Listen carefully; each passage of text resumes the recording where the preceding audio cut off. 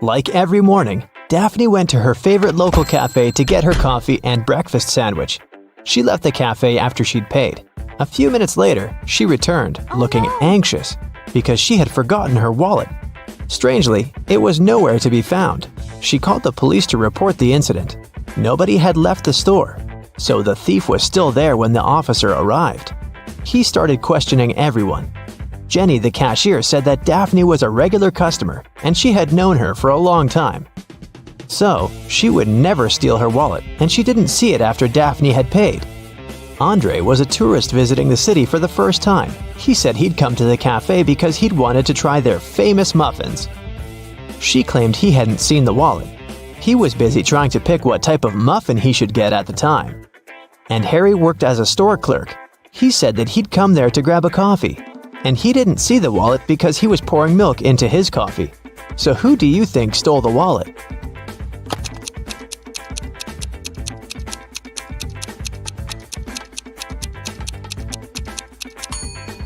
It was Harry, the store clerk, or should I say Harold.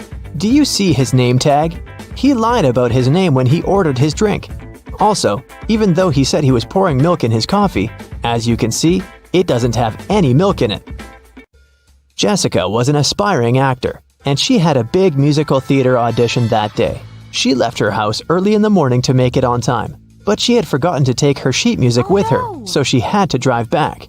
When she walked in, though, she saw her roommate lying on the floor unconscious.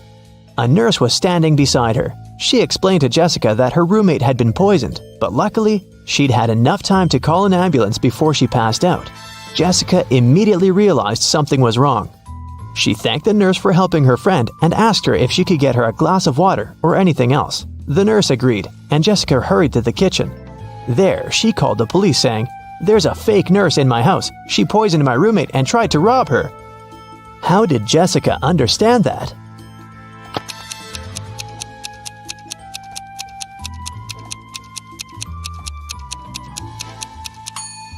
When she arrived at the house, there was no ambulance car in the driveway or in the street.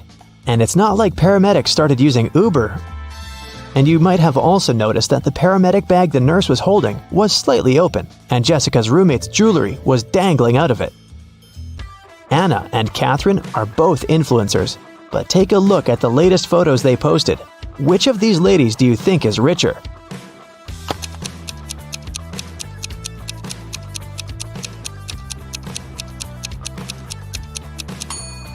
Catherine is richer, of course. Just look at the number of likes on her photo. She has 27,907 likes. Anna, on the other hand, has 9,837, which means that Catherine has way more followers and must be earning millions. Annie managed to buy presents for everyone except her dad. She knew what everyone wanted, but her dad was kind of secretive and not the talking type. He was also not great with technology and never bought anything online, so there was no way she could sneak into her dad's computer and check the saved items in his shopping cart. But he always liked to make lists in his little notebook, and Annie was sure she might be able to find a wish list there. So she sneaked into her father's office one day to look for the notebook. It was nowhere to be found, but his study table had a locked drawer. She looked for the key around the room but couldn't find it anywhere. That's when 2 different sticky notes attached to 2 different books inside the bookcase caught her eye. The first note was attached to a psychology book and had P5487TH written on it. The second note was attached to a detective novel and said P21320TH. Annie immediately knew what the notes meant. Can you guess what she had to do?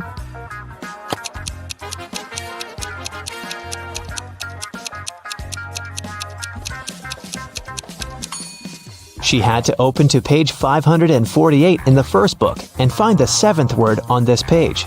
Then, she had to open page 213 in the second book and find the 20th word on that page. The words she found were under and desk. The girl immediately looked under the desk and found the drawer key taped to it. James was walking back to his apartment from work late at night.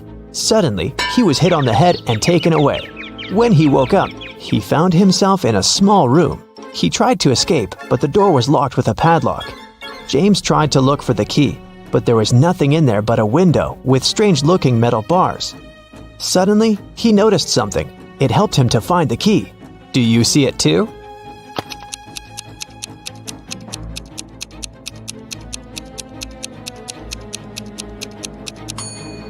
One of the metal bars is different from the others. That one is the key.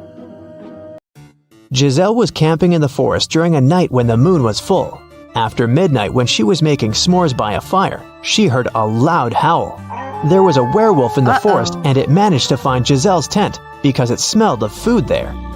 Thankfully, Giselle was not in her tent anymore when the werewolf arrived because she had already run away.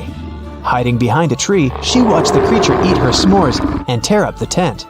When the werewolf left before sunrise, the girl returned to her tent, but everything was ruined. There was no more food or water left. Her cell phone had run out of battery, so she couldn't call anyone. She started wandering through the forest, and soon she came upon a witch's house. When she walked in, she saw the witch and another lady. Giselle asked the witch if she could send her home. The witch agreed to help her on one condition. She would only send Giselle home if she guessed her sister's name. If not, she would turn her into a frog. Giselle knew the answer, but how?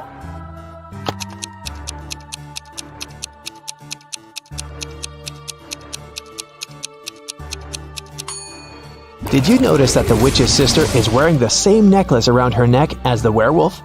Well, Giselle did, and there's a name written on the necklace: Abigail. Zoe went to a security guard and reported that her gym bag was missing. She said she'd gone to the ladies' restroom after her dance cardio class. She was fixing her hair when someone came up from behind and pushed her. So she didn't see the person who had taken her bag. The security guard refused to check the footage from the security camera that was outside the restroom. Neither did he file a report. Why?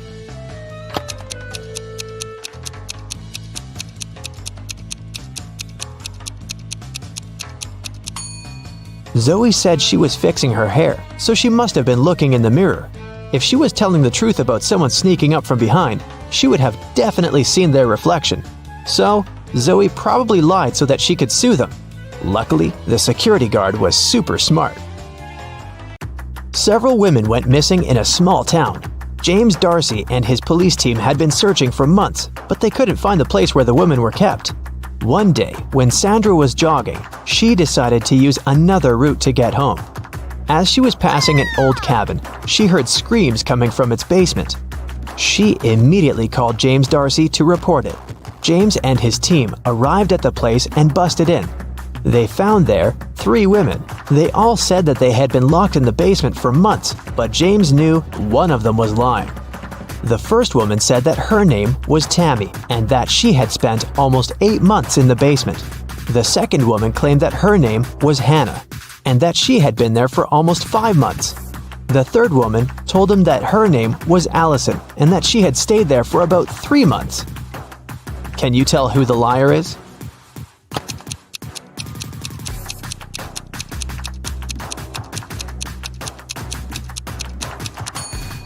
Allison is telling the truth. Look at her.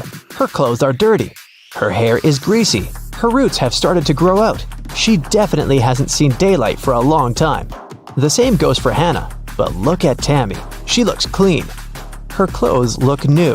Her hair and makeup look fresh, so it must be her who is lying. David spent his summer break at a science camp that was at a big space facility. When the summer break ended and school started, he told his friends from the science club all about his camp adventures. He said that at the facility, he had found a secret room. And in there was a time machine. He stepped into it and pressed some buttons to test if it really worked, and it did. He traveled through time and was able to talk to Nikola Tesla, Chuck Berry, and King Aragorn. But one of his friends immediately called him out for lying. How did he know that David made up this whole thing?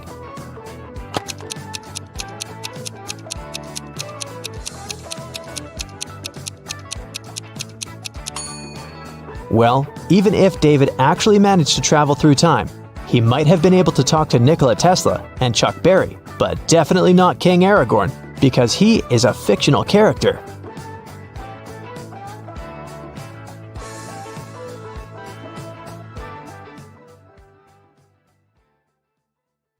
It's a cold night. Dark city streets, lights of driving cars, sounds of sirens, loud voices, chilly air, wet asphalt. Are you ready to get rid of the crime in this city? Then remember to count your correct answers. November 4th, 2021. It's been raining for 3 days, but even this is not enough to wash away all the dirt of the city. For several hours, Detective Sadfist had been sitting in his car near the house of a Hollywood star. The detective is sure that someone is going to rob her house. The actress doesn't believe in this. In the distance, he sees a tall man in a hat. He approaches the door and knocks. The actress opens the door and greets the stranger. "Oh, I'm sorry, I thought it was my house," he says. It has a very similar design. The actress closes the door and the stranger leaves. The detective gets out of the car and arrests him because the man is a thief. Why is the detective so sure about this?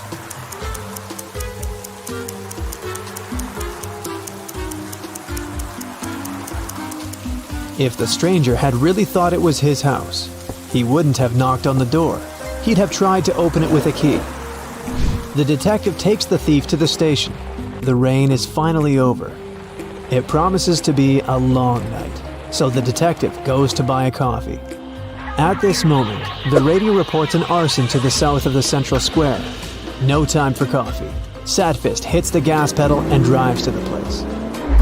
He notices the flames from afar. 2 houses are burning. The detective notices several more police cars. A police officer tells him that one house belongs to a rich businessman. There's a lot of money inside. The owner of the second house is a poor artist. His paintings are burning now. Which house will the detective go to first to put out the fire?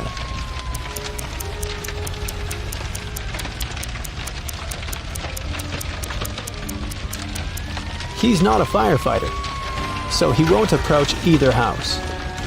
After watching the flames for a while, Detective Sadfist gets into his car and realizes he can't take it anymore. He needs some sleep. He doesn't want to go home because his house reminds him of her, and he doesn't need those memories at the moment. He decides to rent a hotel room. The detective asks the hotel administrator to wake him up at 7 a.m. "Of course," the man says, "but don't forget to call me first. Then I'll come to wake you up. One call will be enough." What does the detective need to do to make the lazy guy wake him up?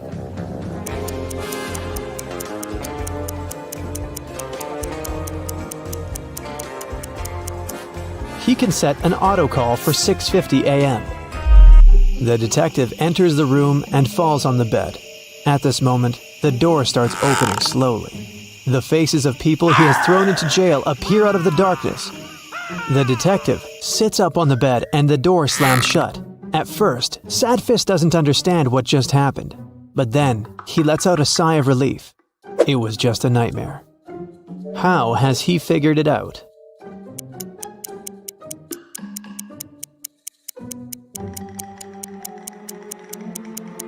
It's already light outside. It was dark when the detective checked into the hotel. That means he was asleep. A new day, a new case. The detective is going to the countryside. A girl has disappeared there. Sadfist intends to find her. He stops his car near 3 houses. They're located on the ocean beach. 3 roads lead to the houses. Sharp rocks and shards of glass cover the first road. The second road is swarming with snakes. Lava is boiling on the third road. Which path should the detective choose?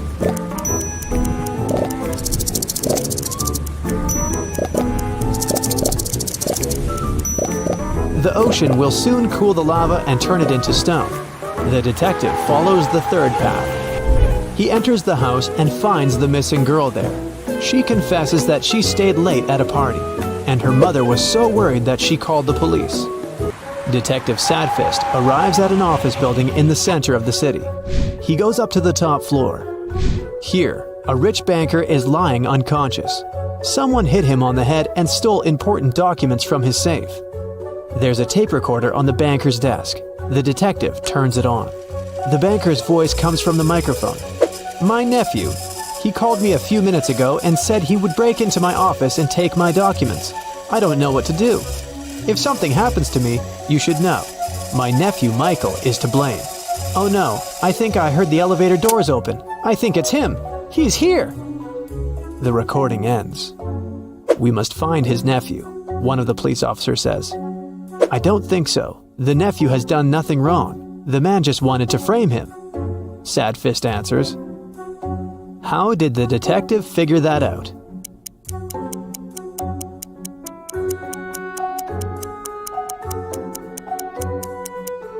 Someone rewound the tape in the recorder to the very beginning. It's unlikely that the nephew did it. He'd get rid of the recorder. The detective leaves the office, gets into the elevator, and meets an old concierge. They go down very slowly. The concierge looks attentively at the buttons. The detective asks him what's the matter. The concierge answers that 5 people live on the 35th floor, 3 live on the 20th floor, 4 people live on the 7th floor, and 7 people live on all other floors. The building has 40 floors in total. The concierge asks, which elevator button is pressed most often? What do you think?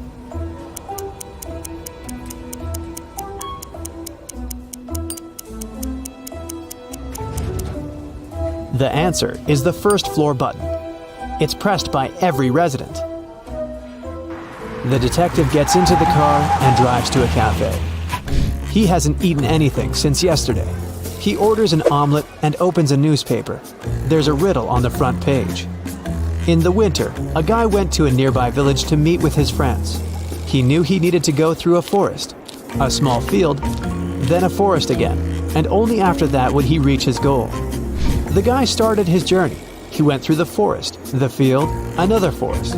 But then, he saw a big river. How can he cross it? The detective grins because he knows the answer. And what about you?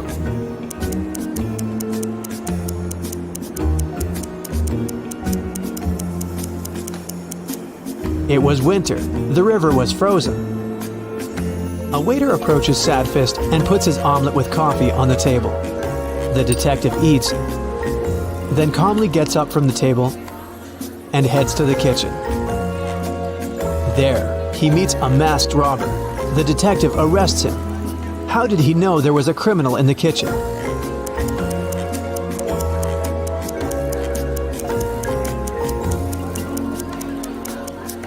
Rob in kitchen was written on the coffee mug.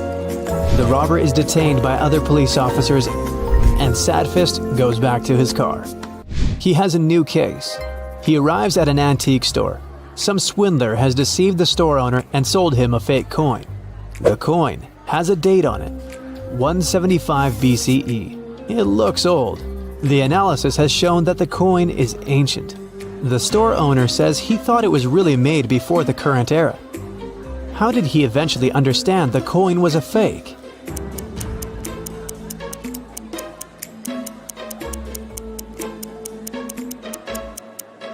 People who lived before our era couldn't write BCE on their coins. Sadfist leaves the store. Oh no, his shoes are torn. The detective gets into his car and goes to a shoe store. He parks, gets out of his car, and he sees 3 stores. The best shoes in the city, the sign on the first building claims. The best shoes in the world is written on the second building. But the inscription on the 3rd store is the best. Detective Sadfist smiles and goes there. What's written on the 3rd store?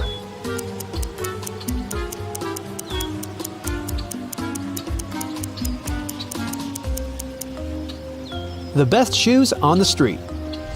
After doing some shopping, Sadfist drives down the street and sees a group of suspicious people standing next to a building under construction.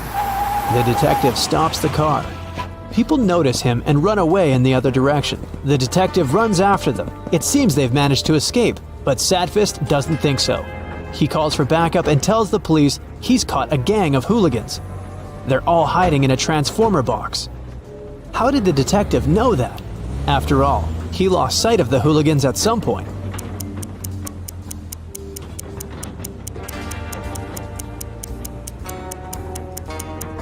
The hooligans ran on uncured concrete and left footprints leading to the transformer box. Oh no! Now, Sadfist's new shoes are stained with wet concrete. The detective gets into the car and goes to the laundry. There he meets the owner, who finds out about another crime. The owner claims that someone has taken a huge amount of money from his safe. But the detective realizes that there was no thief.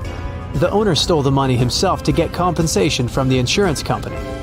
Sadfist has noticed this laundry gets robbed too often, but the owner hasn't changed the locks or strengthened security yet. But how can the detective prove the money hasn't been stolen?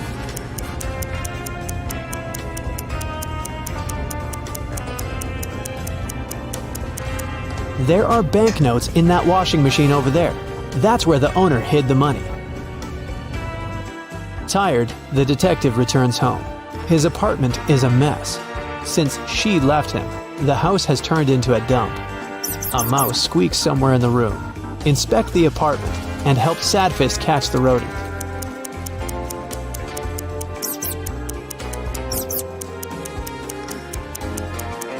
See that box with a hole? It looks like the mouse has chewed through it. Sadfist catches the tiny animal, but does nothing to it. He decides it will be his pet. The detective's mood is as bad as it always is. But maybe checking your score will cheer him up. 0 to 3 points. Detective Sadfist has only gotten sadder because you haven't helped him much in his investigation. 4 to 7 points. Not bad for an ordinary private detective, but it's unsatisfactory for Sadfist, the best detective in the city. Next time, try to be more attentive. 8 to 10 points. Well, it's better, but still not good enough. It's like having eaten a burger and still feeling a little hungry. 11 to 14 points. Today, the city can sleep peacefully. You've helped the detective in almost all cases. He deserves his long-awaited rest. And you do too. Amy's elder sister, Vicky, gave her this shopping list and asked her to get some groceries. Amy took the list without even looking at it. But when she arrived at the supermarket, she realized that her sister had pranked her. Vicky has encoded the names of the products she needed. Can you help Amy figure out what she's supposed to buy?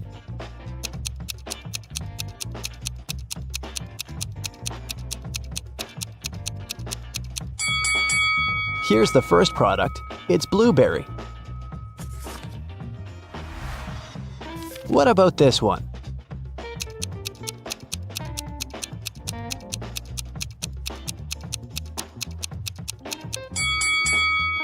Watermelon. Can you recognize this food?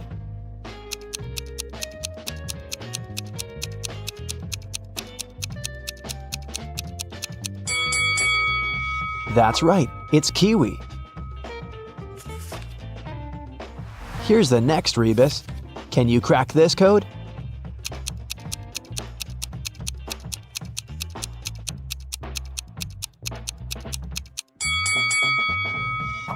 Grape.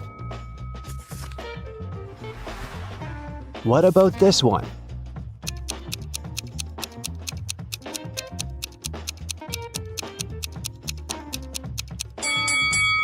Pineapple. Great job.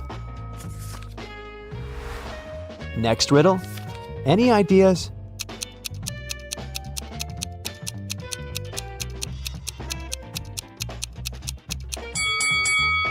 Vicky needs some bananas.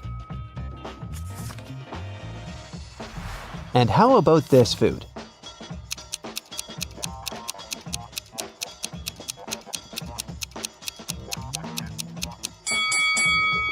That's right, Amy should buy some oranges.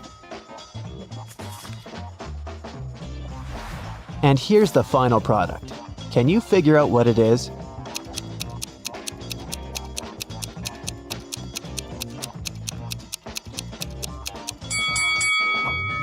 Lemon. Amy took everything she needed and headed to the cashier. He said, "I'll give you a 90% discount if you manage to solve my riddle." Amy agreed. Here's the riddle. If you had 3 apples and 4 oranges in one hand, and 4 apples and 3 oranges in the other hand, what would you have? Can you help Amy crack this riddle to save some money? Try to think outside the box.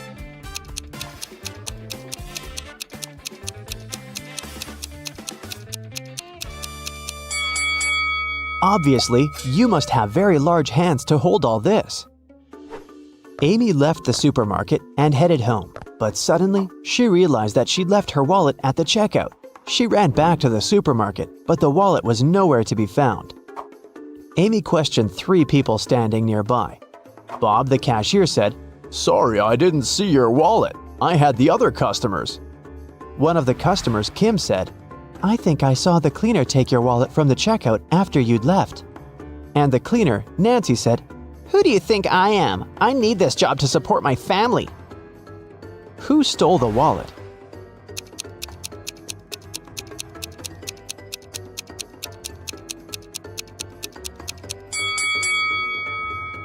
It was Kim.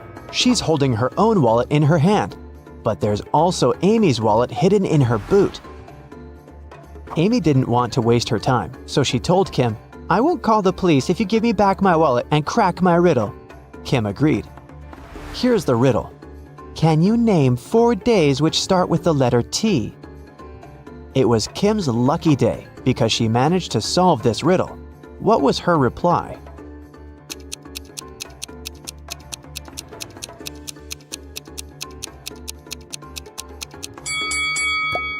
Tuesday, Thursday, today, and tomorrow. Amy, Vicky, and their boyfriends Josh and Greg went hiking and got lost. They wandered around the forest for a few hours and found this sign. There were 3 paths through the forest. The first one would take them to a toxic swamp. No one has ever returned from that swamp alive. Hungry tigers were blocking the second road, and to use the third path, the guys had to cross an ice-cold mountain river. Which way is the safest?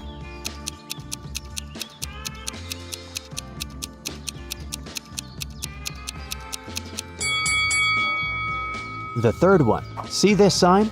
It says the river is only 20 inches deep. They can easily cross it. It got dark very fast. While the friends were still trying to find a way to cross the river, their phones had run out of battery, and they only had 1 torch. The river is too risky to cross without any lighting. If all 4 people started crossing the river at the same time, the torchlight wouldn't be enough.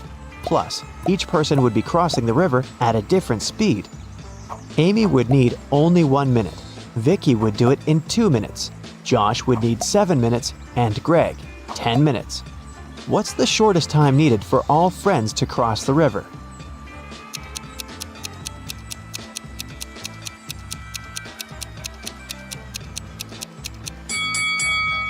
Usually, people jump to the conclusion that the fastest person should guide everyone. In this case, Amy would have to accompany Greg. It'd take 10 minutes. Then she would need 1 minute to come back. She'd guide Josh across the river. It'd take 7 minutes. Then Amy would spend 1 minute to return for Vicky and make the final 2-minute walk across the river. In this case, the entire process would take 21 minutes. But our task is to minimize the time. That's why we should find a way for the slowest people to walk together. So here's the correct order. Amy and Vicky cross the river, which takes them 2 minutes. Then Vicky comes back. That's another 2 minutes. Greg and Josh take the torch from Vicky and go across the river. It takes them 10 minutes. Then Amy comes back with the torch, takes Vicky, and they cross the river together. That's 3 minutes. In this case, the total time will be 17 minutes. After crossing the river, the guys meet a woodsman. He promises to guide them out of the forest if they solved his riddle. What do an island and the letter T have in common? After the friends answered, the woodsman explained to them how to find the bus stop and disappeared. What did they say?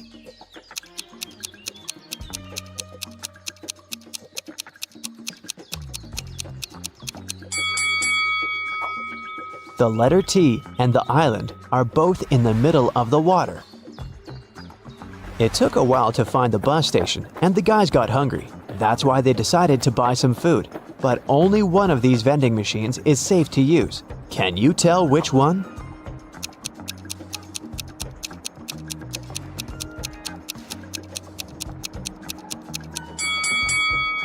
someone scribbled "cash eater" on this vending machine, so it's probably not working.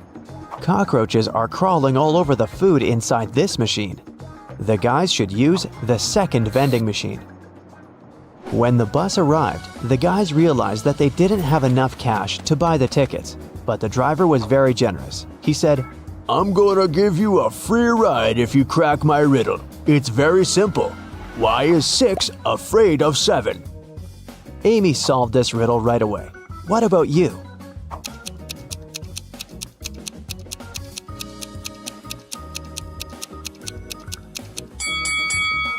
Because when it was hungry, 7 ate 9. The guys took their seats on the bus. Can you find anything weird here?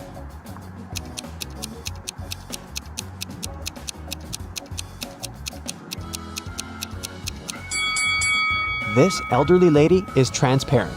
She's a ghost. When Amy and Vicky returned home, they discovered that someone had robbed their house.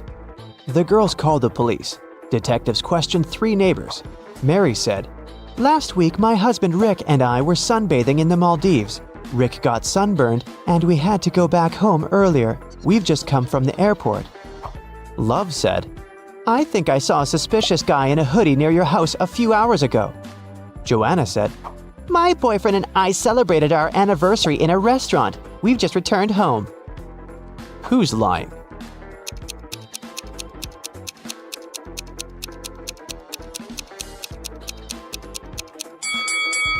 Mary. She said that Rick had gotten sunburned, but now he looks perfectly fine, and he doesn't look tanned either. Amy decided to get a new job to save some money for college.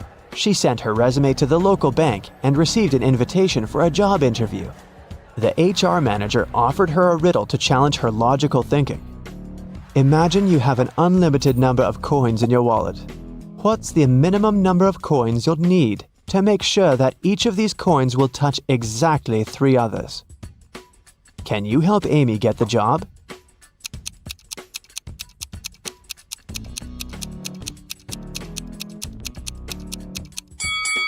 The correct answer is 4. She should place 3 coins flat on the table so that they form a triangle and their edges touch each other. And then she can put the 4th coin in the middle on top of the rest. Amy got the job in the bank. After her first day at work was over, she went home. But on her way home, she realized she'd forgotten her phone in the bank. So she went back and took her phone. Suddenly, the girl heard some weird noise coming from the bank vault. She went there and saw these 3 men inside the room. She noticed that one of them was an imposter right away. What about you? Can you spot him?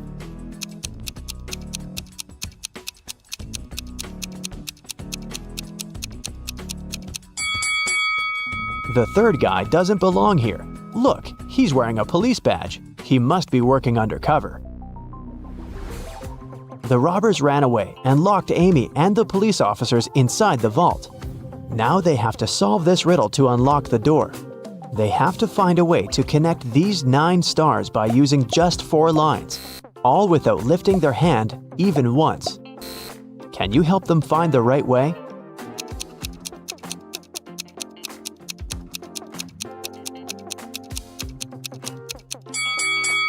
Such a task requires creativity, and this shape meets all requirements.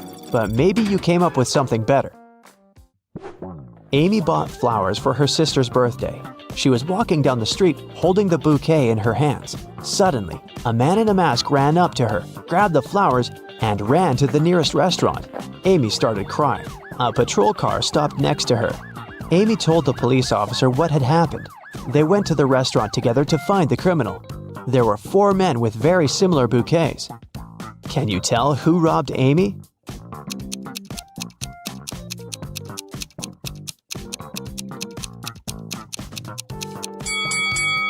This guy. Amy's bouquet was tied with purple ribbon. Vicky organized a birthday party. To avoid uninvited guests, she asked the security guard to set a special password, but her boyfriend Harry, who was most definitely not invited, developed a plan that could help him enter the party. He hid near the door and started to listen attentively. When the first guest arrived, the guard said 12. The guest answered with 6. Then the second guest arrived, and the guard said 6. The guest replied with 3. Harry thought he'd heard enough and walked up to the guard. The man said 8, and Harry replied with 4. After hearing this answer, the guard asked Harry to leave. Why?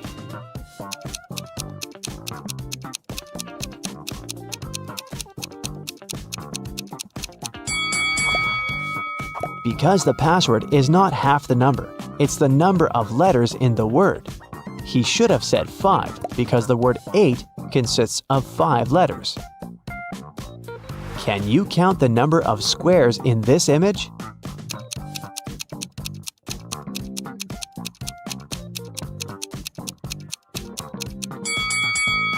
The correct answer is 40.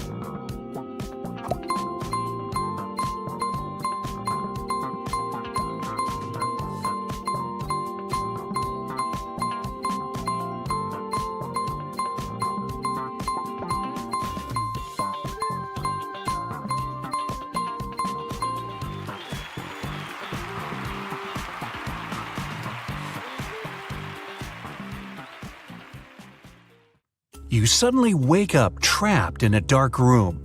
Your only source of light is a candle. There are 2 doors in front of you.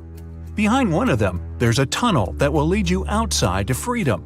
Behind the other, just a cold brick wall. You have a key that will open only one of the doors, and you can try it just once. So how do you know which door to try?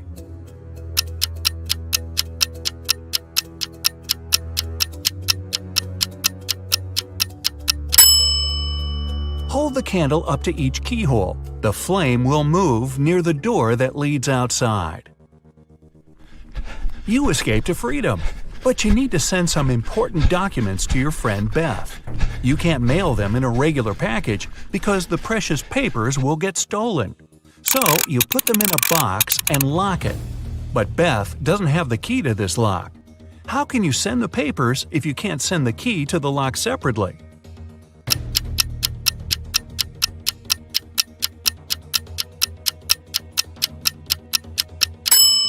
First, send the locked box to Beth. She'll attach her own lock and send the box back to you. Then remove your own lock and send the package again. Beth can then remove her lock and finally open the package. Bad news. You get a call one morning from Beth.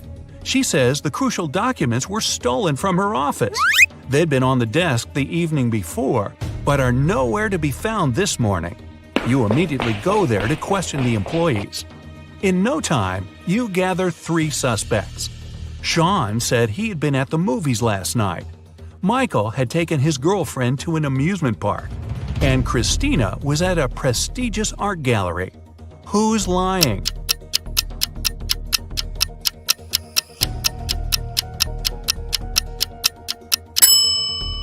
Sean. His movie ticket isn't torn. Having been caught red-handed, Sean makes a break for it. He hops in his car and drives away. Law enforcement are on the lookout. Sean sees a police car right ahead of him and starts driving toward it. Why would he do that?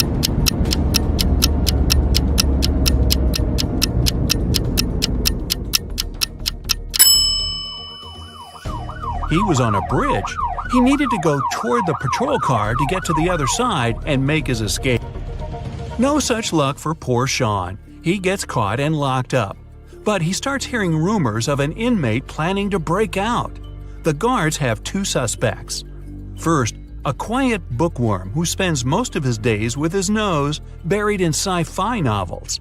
The second, a big burly tattooed guy who's always working out. Who should Sean become friends with if he wants to get out of here?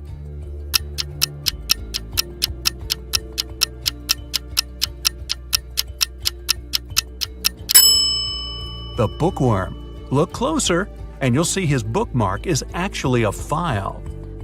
On Friday afternoon, the owner of that same prestigious art gallery discovered that 4 of the most famous artists' self-portraits had been stolen during an exhibition. The police show up to do an investigation, and now they have 3 suspects. Sarah, the artist, said she disappeared into one of the studios to paint. John, the security guard, explained he was just waiting outside and had no idea the portraits were gone. Daniel, the caterer, stated he was at a nearby store picking up extra napkins when the robbery took place. So, who's the thief?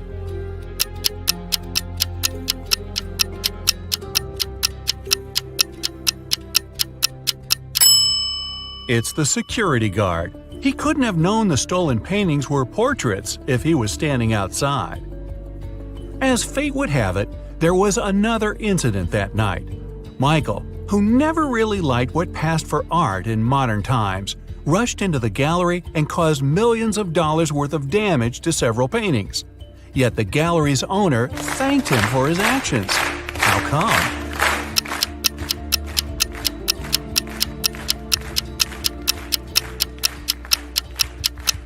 Michael is a firefighter. The water from his hose damaged several masterpieces, but he still managed to extinguish the fire and save many more works. They awarded Michael a big check in gratitude. He heads home just in time to get his 5 kids all packed up for a camping trip that weekend. Mike and his wife are really looking forward to having the weekend for themselves to relax. But when they woke up on Saturday, they discovered the check was missing from their safe. Once the officers showed up, they interviewed the 3 people who were in the house that morning. The chef said he was in the kitchen getting school lunches packed. The cleaner said he finished cleaning quickly that day and left early. The butler had just gotten back after taking the kids to camp 3 hours away. Who's lying?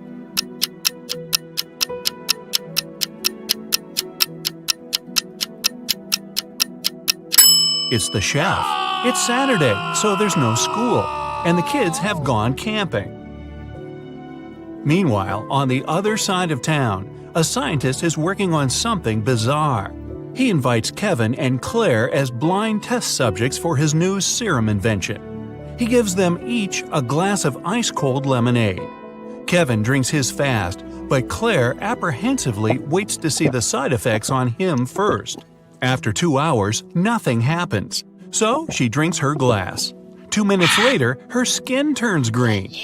If both the drinks had the serum, why was only Claire affected?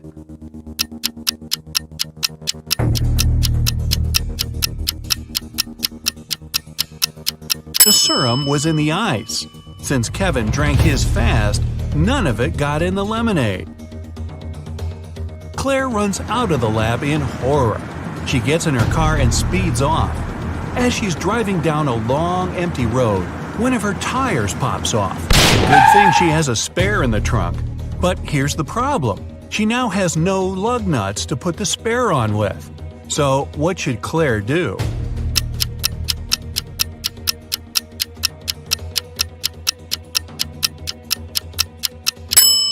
Unscrew one lug nut from each of the other 3 wheels and use them to attach the spare tire. It'll be enough to get to the nearest garage safely. As Claire is putting on her spare tire, the scientist catches up to her. He hands her 4 pills and tells her it's a complex cure to the green face serum. 2 of the pills are an antidote, and the other 2 are a catalyst that activates it. Claire must take 1 of each type together. If she takes 2 of the same, her face will stay green forever. Just as the scientist is handing her the pills, he trips and they get all mixed up. They look identical. What should Claire do?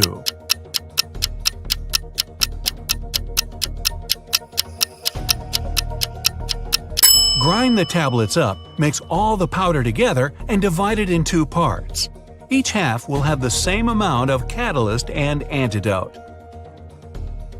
It worked, and just in time. Whew! The next day, Claire has a big calculus exam. But funny enough, all the students in the class refuse to take it. Professor Miller can expel only 1 student for skipping the test. All of them know each other's names. If a student knows they'll be expelled, they agree to take the test. How can the professor make all the students take it?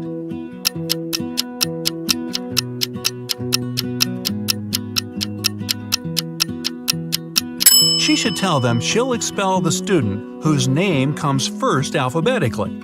Then this person won't skip the test. The next person on the list won't skip either, and so on until the end of the list.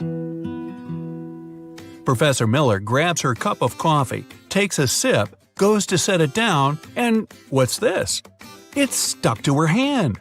Somebody put glue on the cup, and she's got 3 suspects. Look carefully to find out which student is playing tricks on the professor.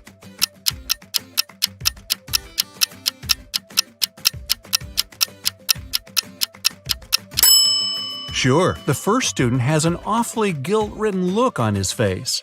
And the second student's smile looks just like pride for a job well done. But look closer at the third student's pocket. Yep, it's the tip of a glue bottle. Professor Miller is so annoyed by her class's shenanigans, she decides to change her career. Wow. She opens a shoe factory. She's so successful that she builds a second one in another city. But despite her success, the problems don't end. Her employees keep secretly taking shoes from the plant. What can she do to resolve the issue?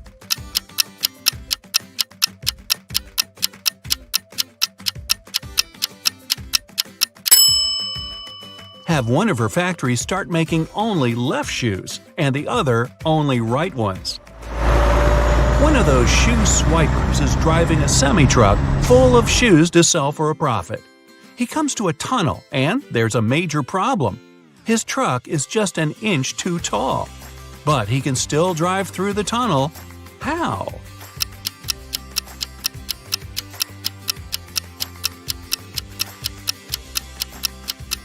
Let some of the air out of the tires. It'll lower the truck just enough. When the shoe swiper gets through the tunnel, he comes to a fork in the road. One goes to the town, the other to never-ending wilderness. There are guides standing at each. The catch?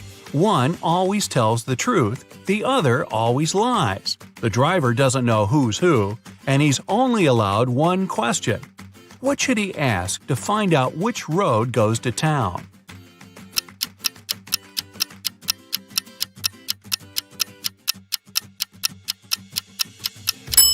Ask either one of the guides which road the other would say is the right way. Then he must choose the opposite. The truth teller knows the other will lie, so they'll point the driver toward the road to nowhere. If he asks the liar, they'll know the other guard would honestly point him toward the town, so they'll again recommend the road to nowhere. The shoe thief takes the road to town, but he has another puzzle to answer before he's allowed to enter. The guard at the gate asks him one simple question. What's the logic in the order of the following words? Fun, blue, bee, more, and dive.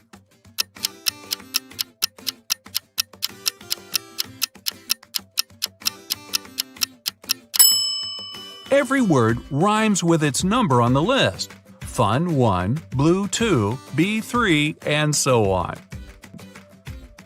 The shoe swiper finally settles down in this new town. Too bad for him, he can only use a payphone to make calls. One day, the phone breaks. He informs the phone company, but they do nothing. He tries again the next day. Same result. The third time, he finally gets them to come out and fix the phone. So, what did he say?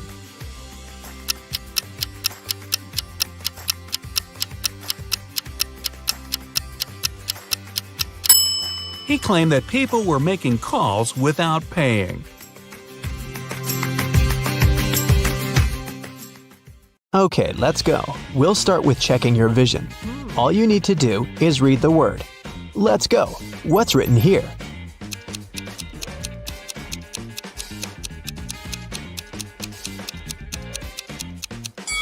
It says vampire. Next one. Can you read it?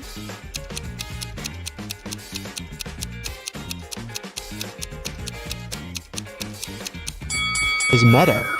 Another one for you. Look closely.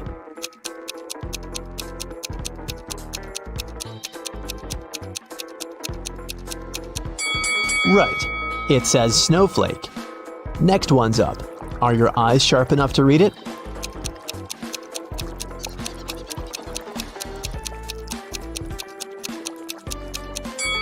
This is meadow. Another one for you. Look closely.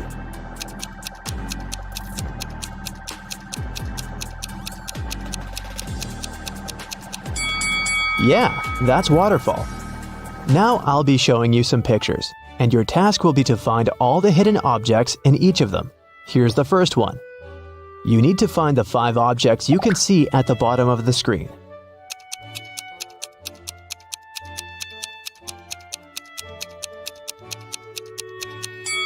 Okay, here's where they are. Did you manage to find all of them?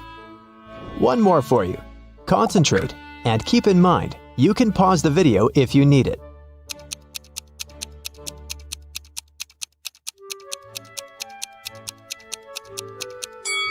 Great. 1, 2, 3, 4, and 5. I hope you spotted them all. Emma Lynn is an archaeologist working in Africa. She has accidentally gotten stuck in a cave, and there are just 3 ways out. Her map shows that if she goes left, she'll come to a pond that pulls everything in. If she goes straight ahead, she'll run into dangerous dinosaurs that eat everything they see.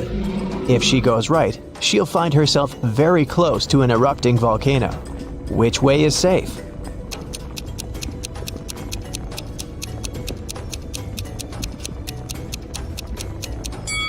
The road leading ahead. Dinosaurs went extinct millions of years ago. It was Dana's birthday, and her best friends had prepared a gift for her. But first, the girl had to find it. They gave her a note with a hint. Do you know how Dana can read it?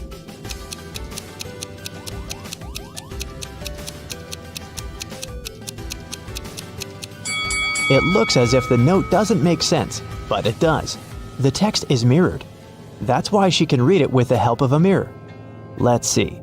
So it says, "Your present is in the laundry basket in the basement." Cheryl had to sneak into her dad's computer to delete some emails she had accidentally forwarded him.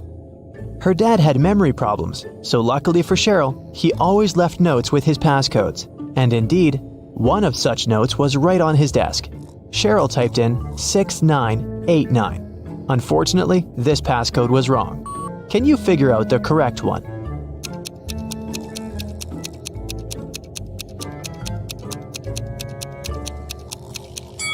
The note was simply turned upside down. Cheryl should try 6869. Reese was on vacation in Cyprus. One day, he saw a beautiful woman and asked her out on a date. The woman said that she would go out with him, but only if he guessed her name. He said it was impossible, and she gave him a hint. The capital of Spain, the capital of Austria, the capital of Romania, and the capital of Australia. Can you help Reese figure out what the woman's name is?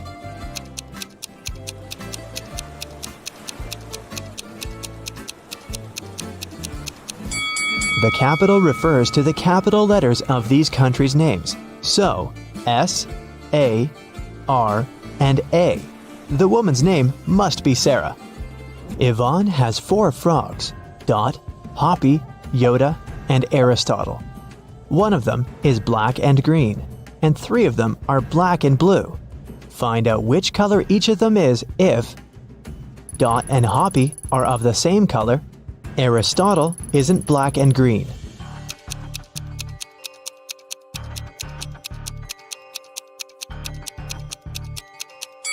If Dot and Hoppy are of the same color, then they must both be black and blue, since there's only one black and one green frog.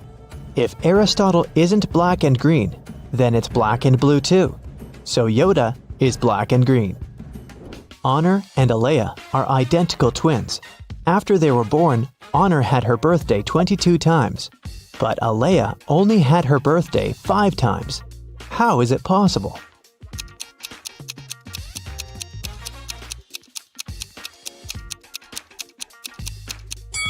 They were born on a leap year. Honor was born late at night on February 28th, let's say at 11:59 p.m. And Alea was born a bit later, at 12:01 a.m.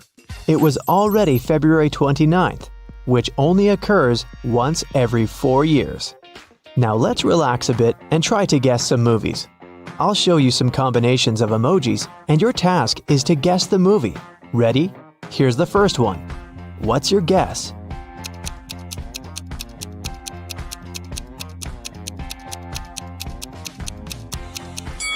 Of course, it's everyone's favorite, Edward Scissorhands. Okay, here's the next one. You must know it.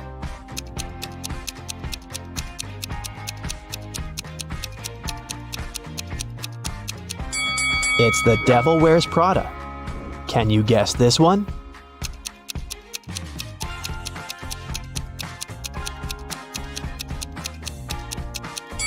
It's Million Dollar Baby. Moving on.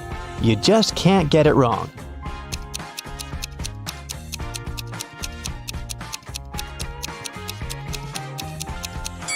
Obviously, it's Home Alone. There's no other story like this one. Can you guess this movie?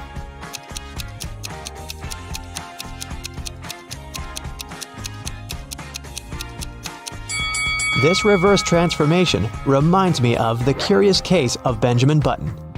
I have a couple more for you. I love this movie. Do you know it?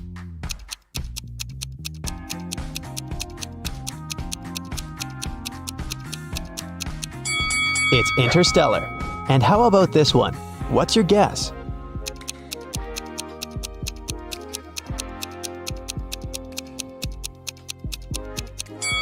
This one is I Am Legend. In the afternoon, Detective Callum went to a little restaurant for lunch. He was waiting for his order. He overheard a waiter and a client arguing. The waiter claimed that the woman had ordered a special breakfast set and was now refusing to pay. The woman said she'd only ordered a coffee. Detective Callum knew who was lying. Do you?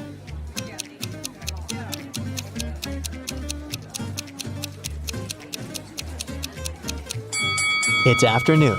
No one serves breakfast specials at this time, so the waiter was lying. Miss Vidges called the police and reported that someone had broken into her house, tied her up, and robbed her.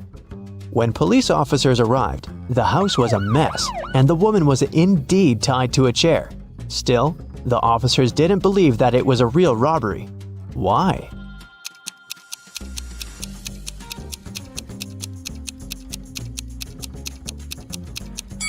If Miss Vidges was tied up and couldn't move, how did she manage to call the police?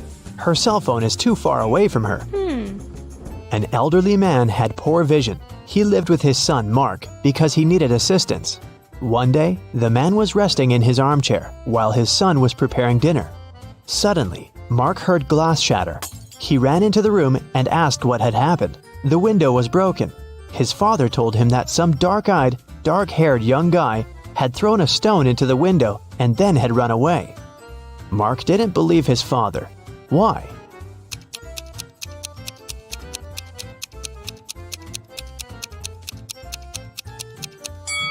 The man had poor vision.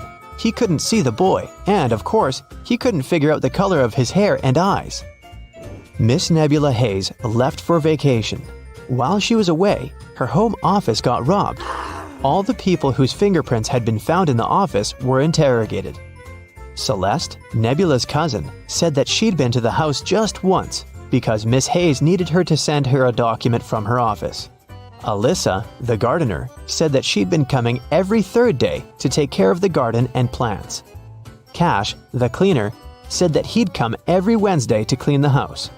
Who robbed the office?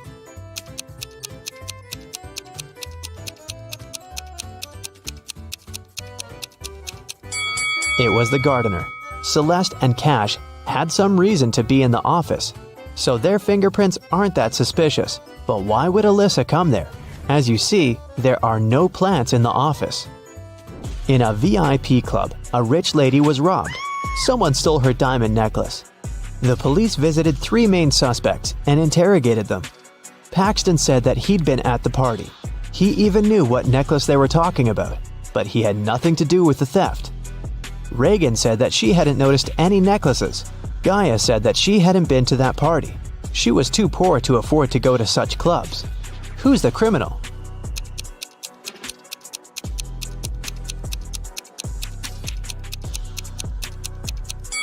It must be Gaia. She said that she was poor, but look at her huge house and her fancy car. How can she afford all this if she's poor? Let's take a little break and check how attentive you are. Look, here's a ball and 3 cups. I'll put the ball here, in this cup in the middle. Your task is to watch the cups and then tell me where the ball is. Ready? Go! So where is the ball?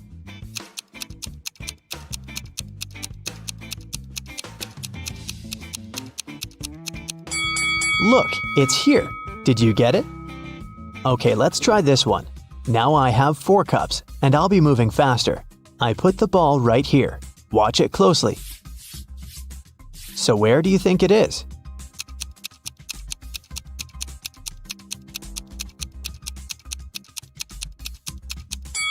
It's in this cup. Let's make it super hard and see if you can get it now. 5 cups, and I'll move them even faster than before. Ready? So where's the ball?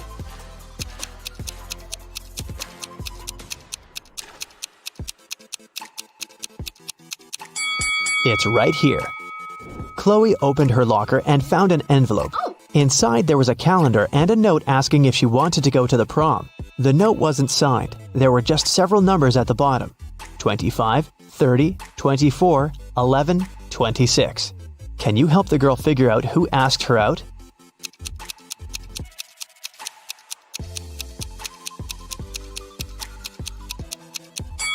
The calendar is the key.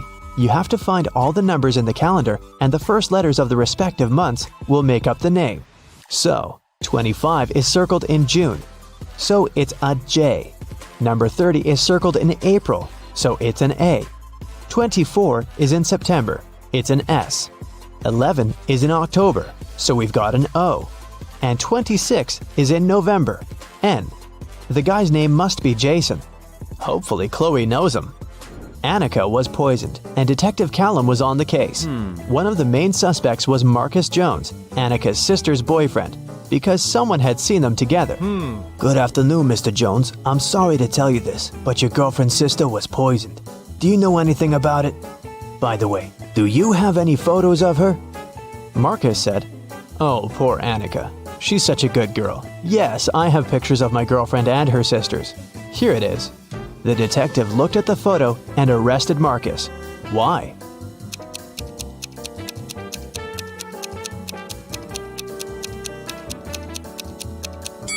In the picture, there are 4 girls. This means that Marcus's girlfriend has 3 sisters. Still, Marcus somehow knows exactly which one of them was poisoned.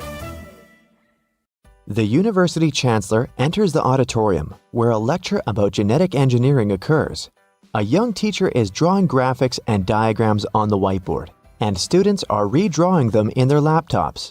The chancellor knows that some of these students are not listening to the teacher. He walks around the audience and stands behind all the people.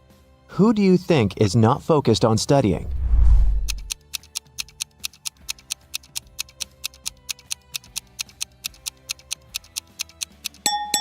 All students are typing the formulas on their laptops. That girl over there is solving a crossword puzzle on her computer.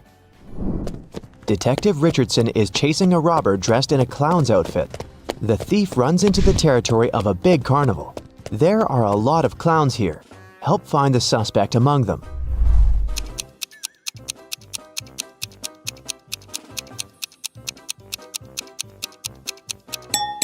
Catch that guy! His makeup is leaking since he's sweating after running. Also, he is the only one among all the clowns who took off the red nose, since he needs to take a deep breath. Angelica gets out of the elevator and goes to her room. She puts a magnetic card to the lock to open the door. Then, she turns on a kettle and a TV. At this moment, the phone rings. Angelica picks it up. Hello, it's your neighbor from the opposite apartment. I'm looking at someone trying to break into your house right now. A voice on the other end of the line says, He's trying to pick your lock with a lockpick. "I'm sorry, it seems you've called the wrong number," Angelica tells him and hangs up. Why did she think that?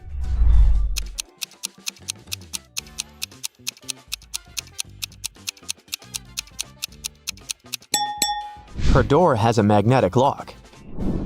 Howard got stuck on a deserted island after an emergency landing on his biplane. He had no fuel and no means of communication. He spent the last few nights building a raft from bamboo. He also sewed sails from the parachute. And now, Howard is sailing away from the shore. At this moment, a storm begins.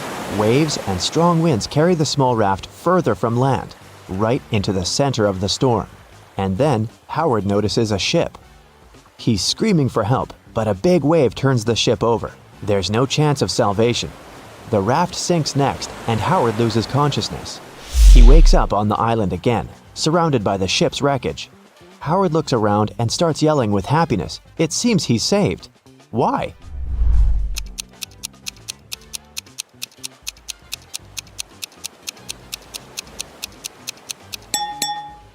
There are fuel cans among the wreckage. Howard can refuel his biplane and fly away from this place. There's a secret helicopter hangar hidden among trees at the edge of the forest. A squirrel got stuck on the ceiling between the beams. Johnny, the woodcutter, comes inside and notices the poor animal. He's going to rescue it, but he doesn't know how to get there. There are no stairs or anything that can be used to climb so high.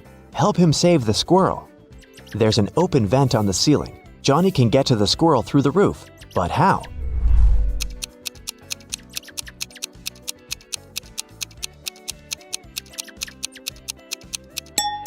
The hangar is located among the trees. Johnny can climb a tree and jump on the roof.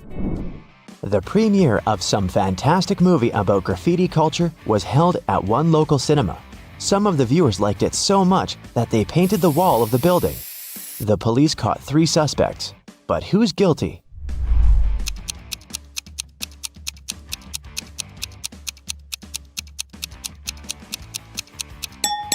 Look at this girl with blue hair. She has paint on her fingers.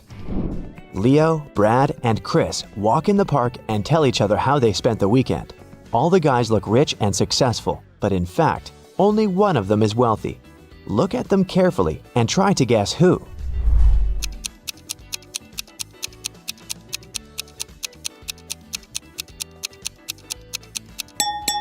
It's Brad.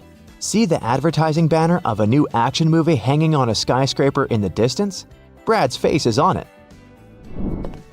Linda comes out of the library. She doesn't notice the curb ahead, stumbles over it, and breaks the heel of her shoe. She calls a taxi and goes to the city center. There's a street with many fashionable boutiques. Linda doesn't know which store to go to. The best shoes in town, the sign on the first building says. The best shoes in the country is written on the second boutique. The best shoes on the continent, the sign on a fashion house lights up. The best shoes on the planet is written on the next one. Linda moves on. The best shoes in the solar system. The best shoes in the galaxy. The best shoes in the universe. Then she notices a small shop at the end of the street. Linda chooses that one without hesitation. What was written there?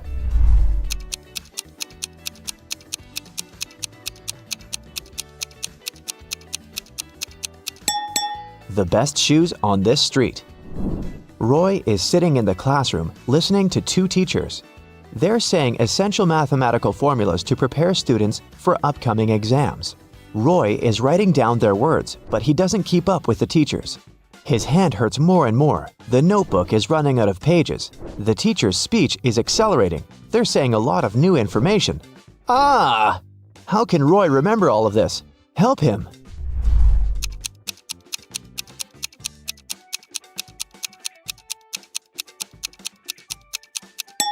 He needs to use the voice recorder on his phone. The plane takes off from the airport. A flight attendant walks through the cabin and sees 2 passengers arguing. The crew member asks what happened. Jay says that Courtney took his place. Courtney claims that this is her seat. They showed their tickets to the flight attendant. She tells them that the program couldn't sell 2 identical seats. She takes their boarding passes and immediately understands what the mistake is. Look at the tickets and tell who's right here.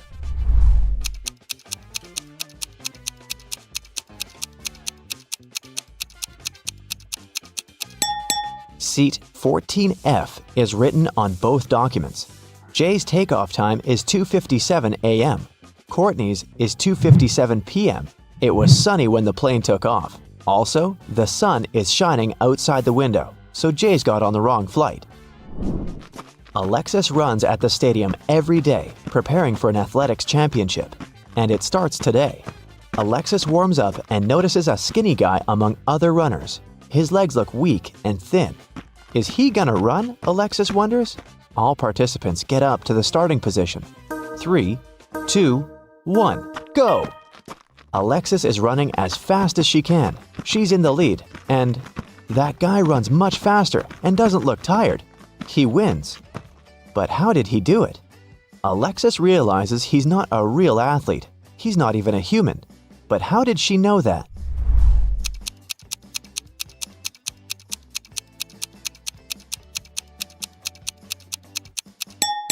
The guy doesn't sweat, he doesn't blink, and he has 2 left hands. It's raining. Mike tries to walk fast so as not to freeze. His 3 goats are following him. He comes out to the river and notices a raft on the shore, but it can only withstand 1 goat and 1 human at a time. A tiger is sitting on the other side of the river. Mike can't sail with 1 goat and leave it with the tiger. What should he do to cross the river?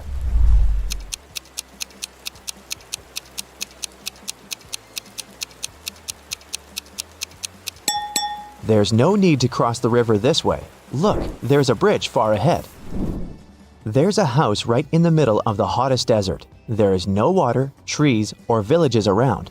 4 people live inside the building: the owner and his friends, an archaeologist, an oil worker, and a surveyor. The owner comes to the backyard and sees an empty jug.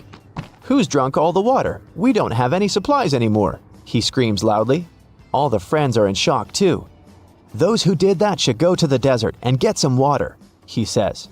I was excavating in front of the house. I didn't touch the jug. The archaeologist replies. "I extracted oil under the house. I didn't touch the water," the oil worker says.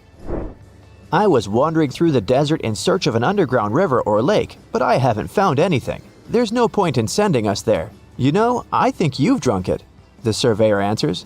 "What do you think? Who's guilty?"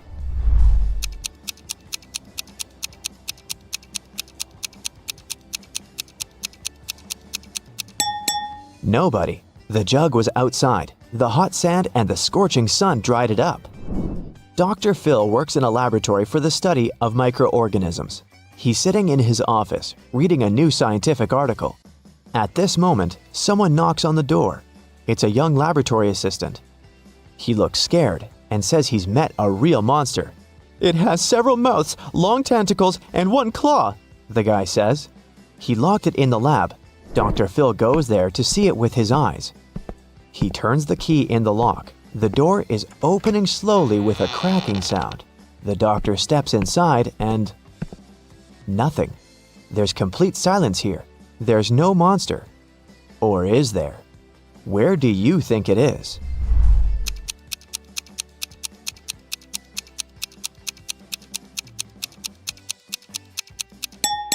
The monster is microscopic, sitting in the test tube. This is a laboratory for the study of microorganisms, remember? One old head of a large financial company is going to retire, but who will be his heir? Who will be able to manage such a huge corporation? He's calling an emergency meeting. All employees gather in the conference room. The boss gives $100 to each of them. That's all I had when I arrived in this city for the first time. But I used this money wisely and became rich, he says. Who can use this banknote best of all will get the head position in the company. You have 2 weeks. At the appointed time, all the employees return to the conference room. Someone invested the money in startups. Someone bought shares from other companies. One guy just spent the $100 in a restaurant. Some smart people earned thousands of dollars. There were many worthy candidates, but none of them became the head of the company. Why? The reason is not related to money.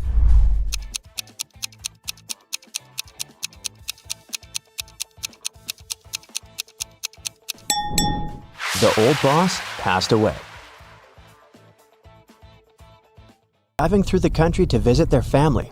One day, late at night, they were on a lonely country road. That's when a powerful storm broke, and their car tire burst. They had to leave the vehicle to find help, but there was nothing, and no one around. Sometime later, they came across an old and spooky mansion that seemed abandoned, but the guys decided to try and see if anyone lived there and could help them. They arrived at the mansion gate. On a metal address plaque, it was written, "The House of Riddles." Gemma and Andy got suspicious, but they desperately needed shelter from the storm and some help with their car. So they decided to enter. But the gate was locked. There was a digital security keypad on it and nothing else. Suddenly, they heard a sound coming from the gate intercom. A voice said, The answer to this riddle of mine is the password you need to unlock the gate. I sleep by day and fly at night, but I have no feathers to aid my flight. What am I?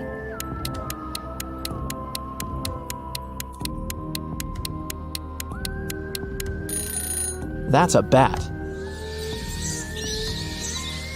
When the guys arrived at the door, they saw there was something engraved on it. "Stop right there, wanderer. Don't knock on the door just yet. For if you knock more or fewer times than you should, that you're gonna regret. Here's your second riddle. I am an odd number, but I become even if you take away a letter. What am I?" Gemma and Andy realized that the number equaled the number of times they had to knock on the door for it to open. Can you help them figure out the correct number?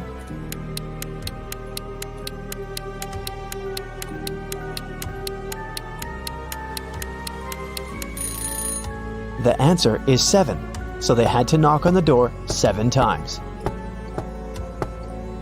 A scary old butler opened the door and let the guys in. The door suddenly closed behind their backs and then just vanished into thin air. There were no doors in the room they had entered. The butler said, "Welcome, mortals, to your doom. To make it out of this house, you have to solve every riddle in every room. If you can't, you'll stay in this place forever. Here's your riddle for this room. Which bride is marrying this groom?" If they managed to figure out the answer, a door would appear. If they could not, well, too bad.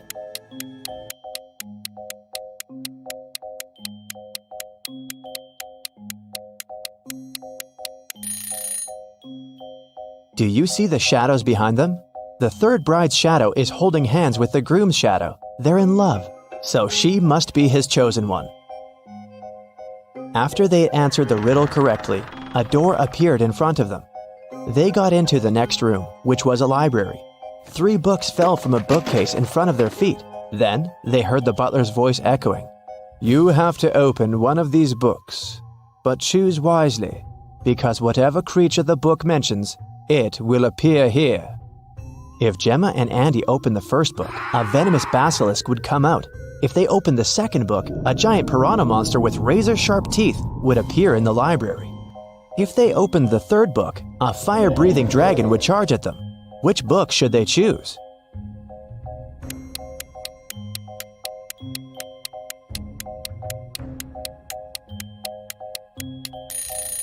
Since the giant piranha is a water creature, it can't survive on land, so the guys should choose the second book. The library door opened, and they walked into the next room. It turned out to be a dining room. A large mirror covered one of its walls, yet the reflection of the room in the mirror had some differences from the real room. Can you spot them?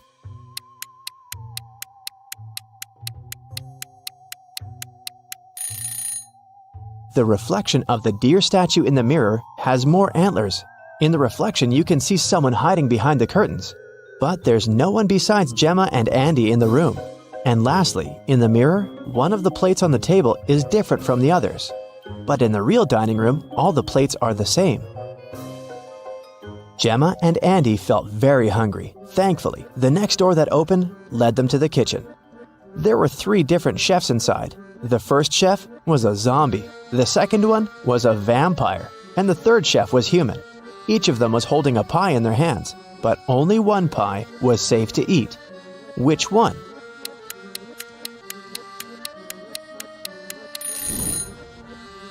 Do you see the bugs coming out of the zombie chef's pie? Yikes!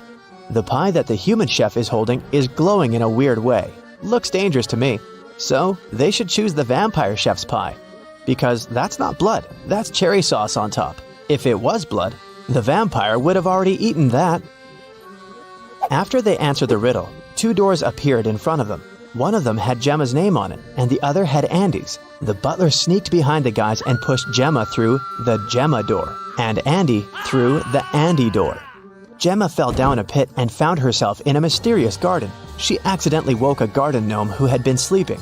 He got very angry with her, and still, he agreed to let Gemma go if she answered his question correctly. He showed Gemma 3 tiny mushroom houses and asked which one was his home. Can you figure it out?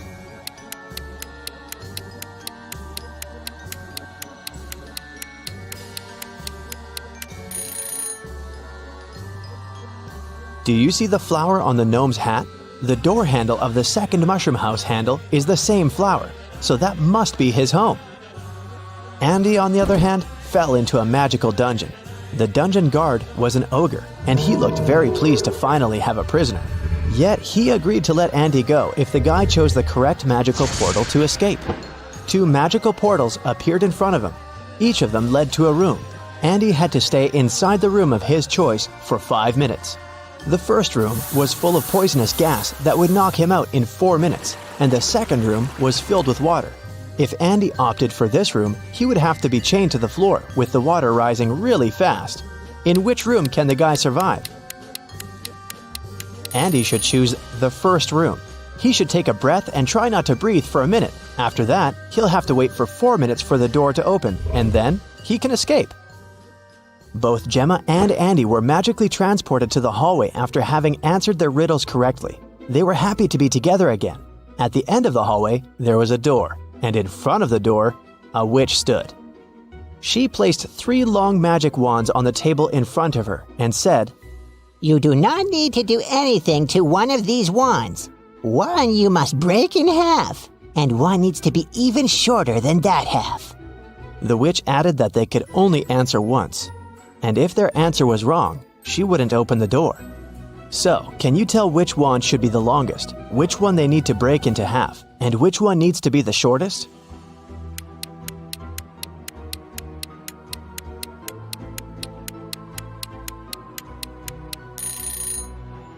Do you see those spiders hanging from the ceiling? Since the door is shaped like a spider, they must be giving Gemma and Andy a hint. The silk thread that the first spider is hanging on is the shortest, so the first wand needs to be the shortest. The silk thread that the second spider is hanging on is the longest, which means that the second wand needs to remain as it is. And the silk thread that the third spider is hanging on is of a medium length, which means that the guys need to break the third wand in half. The witch opened the door and Gemma and Andy entered a bedroom. 3 spirits were floating inside. Each of them claimed to be the owner of the mansion. Gemma knew only one of them was telling the truth. Who is it?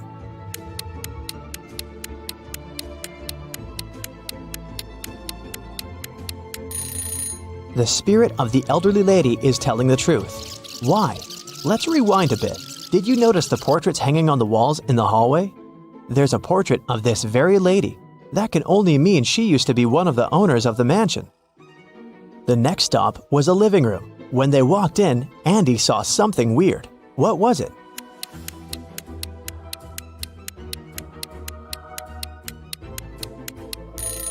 A face appears and disappears in the fireplace. The guys entered a study next. What's so weird here?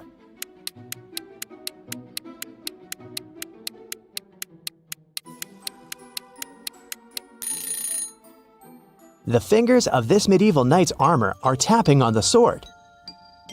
The next room was a guest bedroom. What's weird here?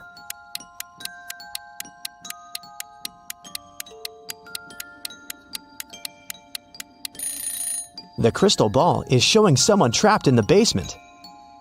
Gemma and Andy decided to take a look at the basement in case someone really needed help. Yet they had to crack another riddle to enter. There was a password panel, and they needed to type in 7 digits to unlock the door. They had no idea what the passcode could be. Luckily, there was a note on the wall, and this word was written on it. What does it even mean?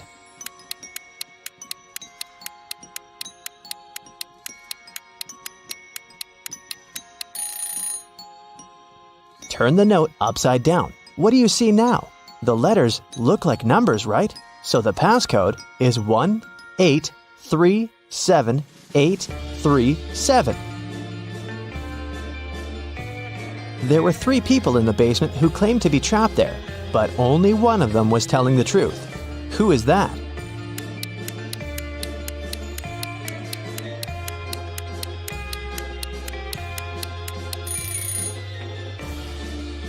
Do you see the stitches on the elbows of this lady? She's a creepy rag doll, so she's lying. And this man has claws instead of fingers. He must be a shapeshifter or something. Then it must be this guy who's telling the truth, so Gemma and Andy took him with them. After the guys answered every riddle in every room correctly, the butler appeared again. Thank you, travelers. Now you're free to go, but this you must know. All of us in this house are cursed.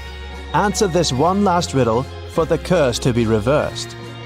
Once we are finally free, we'll help you with your car too. You'll see. There are 9 people in front of you. One of them is a monster who cursed us. Tell us who. This guy has 2 horns that are hiding in his hair. He is not a human. He's a monster. Lucy and her best friends, Lily, Joy, and Rhonda, were having a pajama party. They decided to watch a movie in the living room. Lucy went to the kitchen to get some snacks. When she returned, she saw that Lily was lying on the floor unconscious. Rhonda said, "I was on the phone talking to my boyfriend.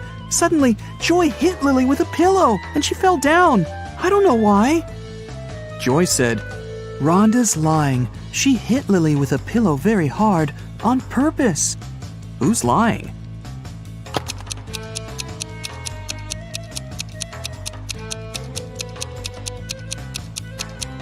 Both of them. There are no pillows in this room. After the movie, the girls decided to play with a Ouija board. They called the ghost of a famous singer. Suddenly, the pointer on the board started moving by itself and wrote this: "Evil lots yad 3 Eva hoy." Can you help Lucy and her friends decode this message?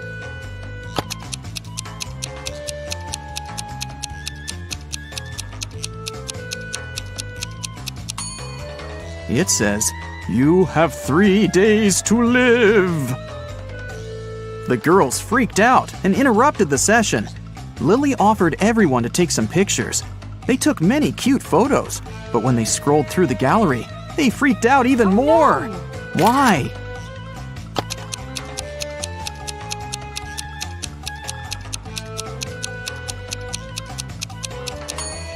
All 4 friends are in this picture. But then, who took it? Lucy told her friends it was time to get some sleep. But as soon as they entered the room, they ran out screaming. Why?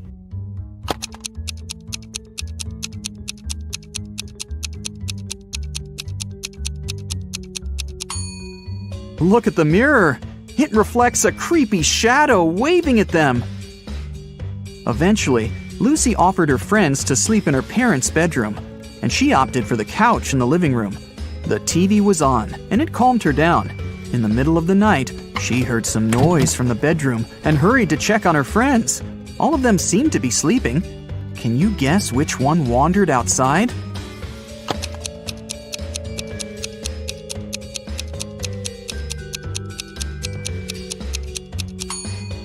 Lily. She has leaves in her hair. The next day, Lucy, Rhonda, and Lily met in the classroom. They were very concerned. Why?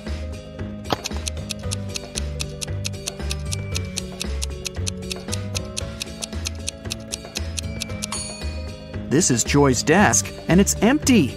She didn't come to school. Neither did she warn anybody.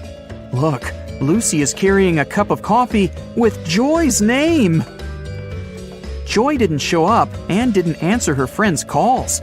Lucy, Rhonda, and Lily went to visit her. They found the girl in bed, under a blanket. The friends got very scared. Can you tell why?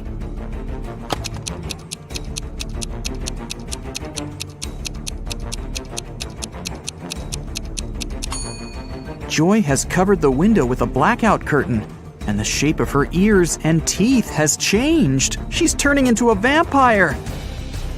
Lily decided to stay and take care of Joy. Meanwhile, Rhonda offered Lucy to visit her Aunt Vera. She ran a magic shop with different potions. When Vera heard about what happened to Joy, she said, Okay, I need 3 ingredients to cook a healing drink. Here's the first one. When it comes to me, you go when you see red and stop at green. Can you guess the ingredient?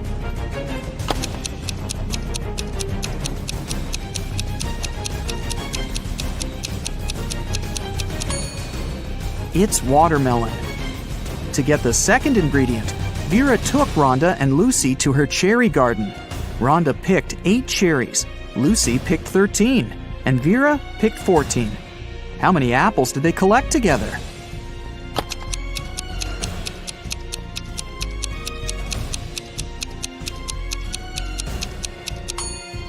Zero. Apples don't grow in cherry gardens.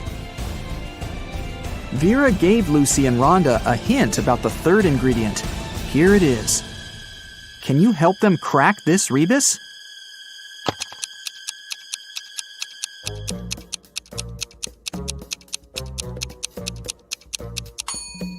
It's mandragora.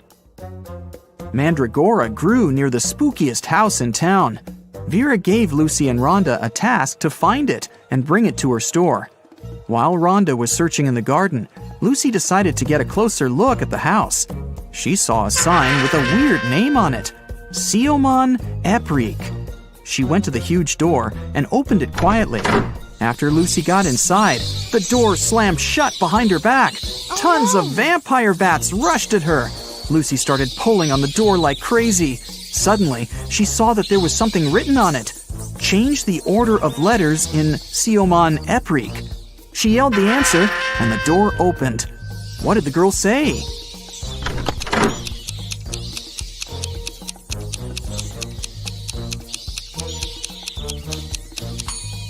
The real name of that place was Creepy Mansion. Rhonda found 3 root vegetables in the garden, but only one of them was mandragora. Can you figure out which veggie Rhonda should pick?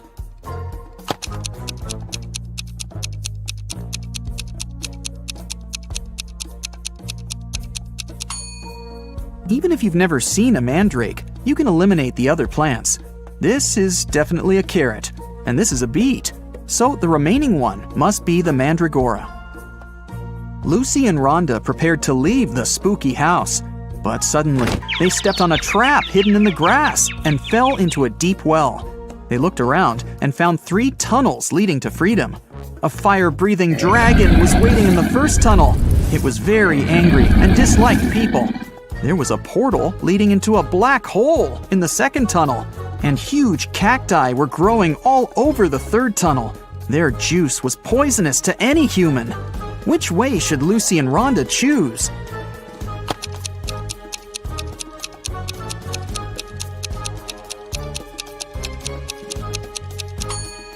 The third one. Look, those cacti don't have any spines, and no one's gonna force the girls to drink cactus juice. Vera cooked the potion for Joy. Lucy and Rhonda took it to the girl's house, but when they entered her room, it was empty. Joy's parents said that Lily and Joy had left together. They were both acting very weird. Rhonda said, "Oh no, they've both turned into vampires. We've got to find them before it's too late." Can you help them find any clues in Joy's room?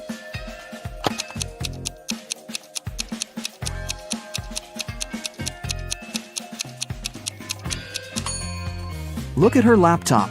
They seem to have bought train tickets to go to Las Vegas to visit Joy's granny. Lucy and Rhonda boarded the train. Besides them, there were 4 other people in the car. One of these passengers didn't have a ticket. Can you figure out who it is?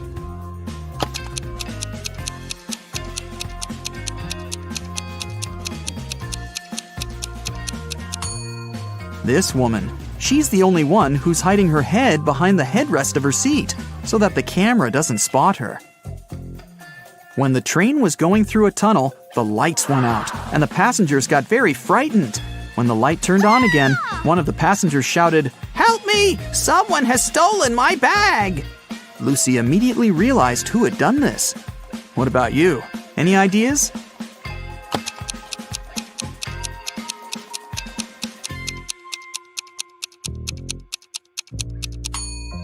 Yeah, this guy.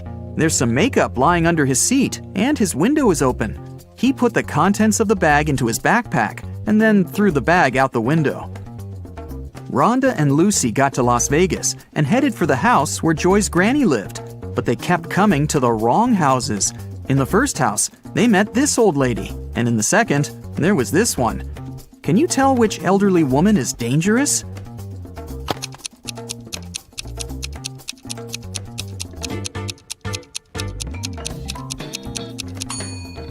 It's the second one. She's up to something, while the first one is just getting ready for a Halloween party. Finally, Lucy and Rhonda found the right house. The door was open. When they entered, they saw Joy's granny unconscious on the floor. She had a vampire bite on her neck. Suddenly, Joy and Lily popped out of nowhere. They had pale faces, sharp teeth, and pointy ears. They came closer and closer, ready to bite their friends. Suddenly, Rhonda began laughing and exclaimed, "Stop fooling around, it's just a prank." How did she know?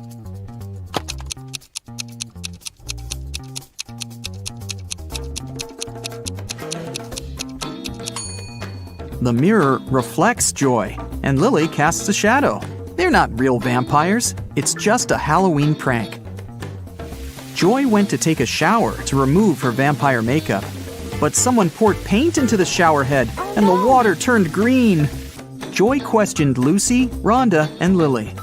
Lucy said, "I did my laundry and then went to cook some kiwi jam. Sorry, I gotta go, it might burn." Lily said, "I took a shower and washed my hair right before you went in. What happened? Why are you so green?" And Rhonda said, "I'm studying for my geometry test. Can you keep it down, please?" Who pranked Joy?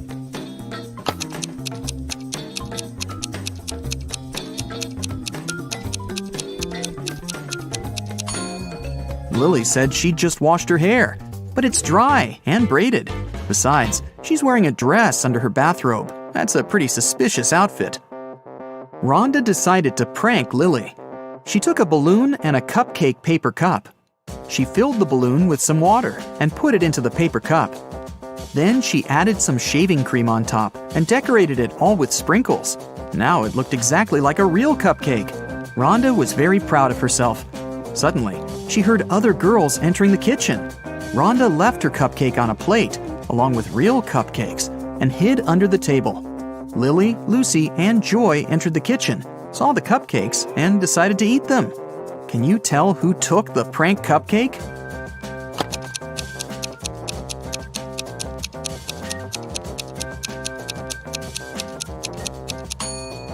Joy. The real cream has already melted, but the shaving cream still looks perfect. Joy, Rhonda, Lily, and Lucy went out to celebrate Halloween. They knocked on the neighbor's door. Mike opened the door. The girls shouted, "Trick or treat!" Mike said, "I'm going to give you diamonds instead of sweets if you crack my riddle. You will always find me in the past. I can be created in the present, but the future can never taint me. What am I?" Each of the four friends got a beautiful diamond. What did they tell Mike?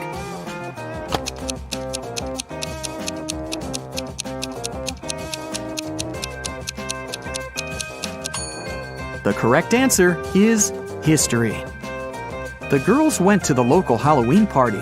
The hostess didn't want to let them in without a password, but they didn't know it. The woman liked their costumes, so she gave them a little hint. "I eat clams. I live in the ocean. I move slowly. I have 5 arms. What am I?" In no time, Joy, Rhonda, Lily, and Lucy were inside. So, what was the password?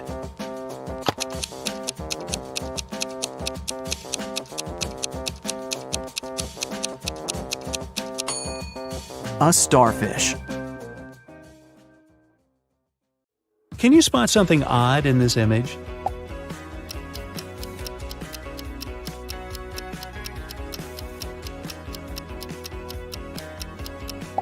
Yep, this little guy is just a wannabe. Will you be able to find the fork that's different from the rest?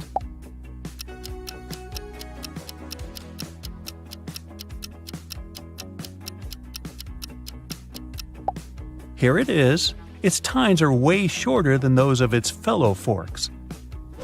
How long will it take you to find the glove that doesn't have a pair?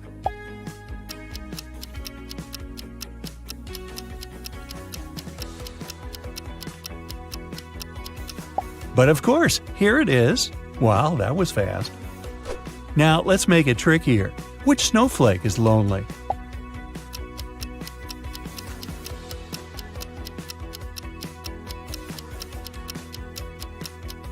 Exactly, this pretty one in the center. Try to spot the rubber boot that doesn't have a pair.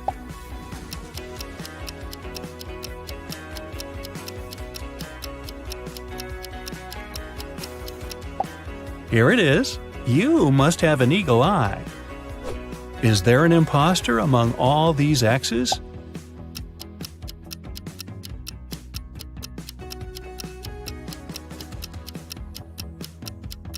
Yup, it's the letter Y.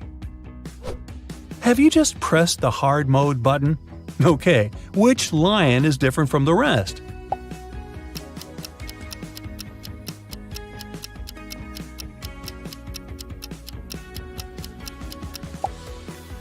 Right, this king of the jungle is missing one ear. Can you spot a sunflower among all these buzzing bees?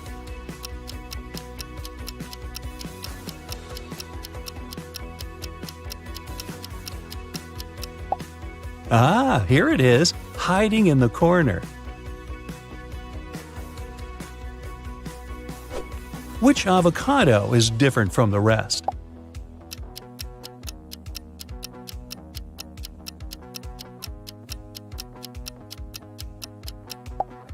This one. Look at its stone. It must be in love. What's your bet? Is it ava or cado? And now the real game starts. You see most of these logos every day, but how well do you really know them? Do you recognize the logo of the world-famous producer of electronics?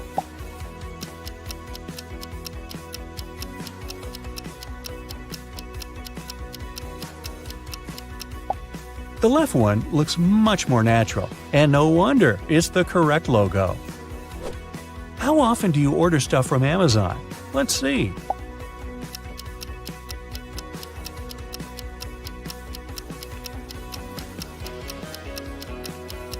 If you pick the right logo, it must be often enough. What a tricky task. These logos look almost the same.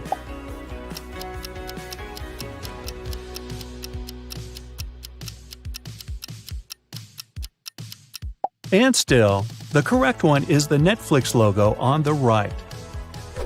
Think hard and tell me, where could you get a yummy sandwich?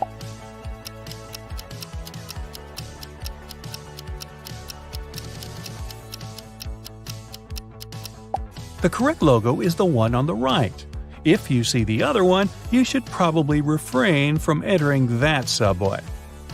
Now, which is the correct YouTube logo? No cheating!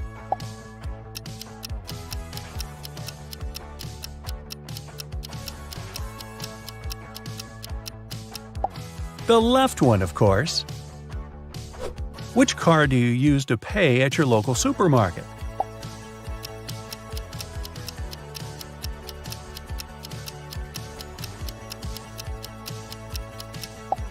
The one on the right, of course. I'm sure this logo is familiar not only to avid coffee fans.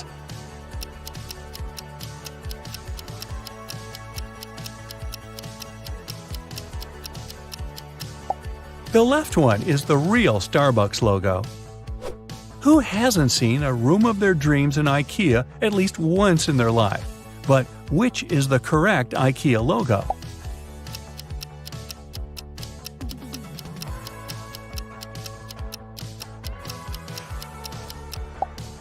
It's the right one. Now tell me, how many hours do you spend watching TikTok videos?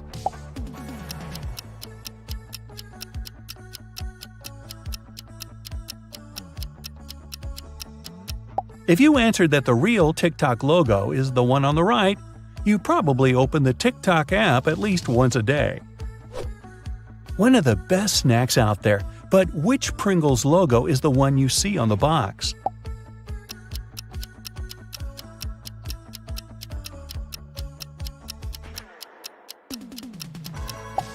The mustache guy doesn't have that much hair. The logo on the left is correct. Level up! Which of these guys do you see when you buy your Pringles?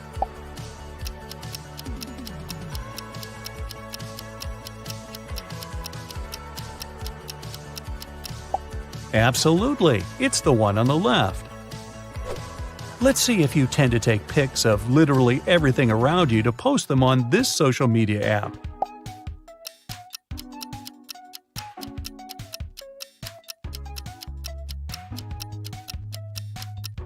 The real Instagram logo is the right one. Heh, you must be a real Insta person if you got that right.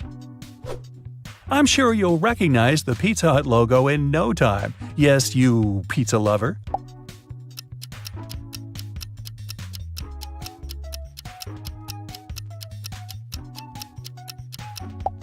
And of course, it's the one on the left. Okay, we've determined that you're a real fan of pizza, but how about sports?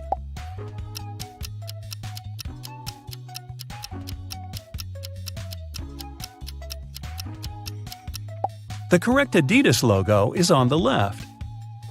And how extreme is your sweet tooth? Will you recognize the real Chupa Chups logo?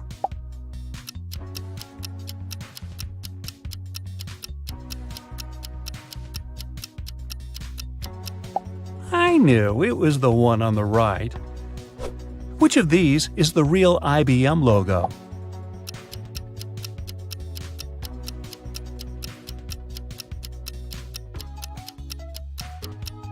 That was a tricky question. I chose the logo on the right, and it was the right choice.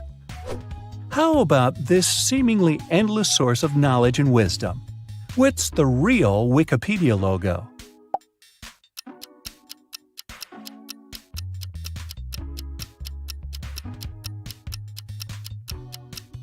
Yup, it's the one on the left. If you watch MTV often enough, it won't take you long to find its real logo.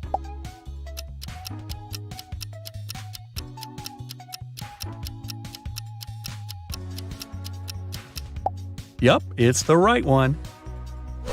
How about these logos? Tricky, huh?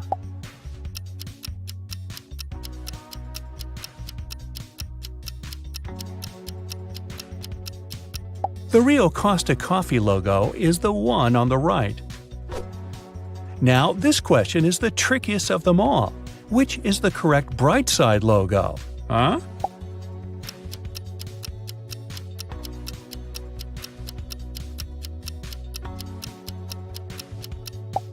I hope you watch our channel often enough to have picked the light bulb on the right. And, always stay on the bright side of life. And level up. Look at the pictures attentively and try to figure out what's wrong with them. Can you find out what's wrong in this picture?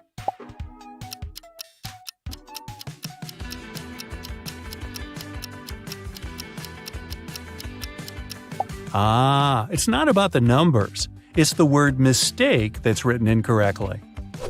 Can you spot something really strange in this image?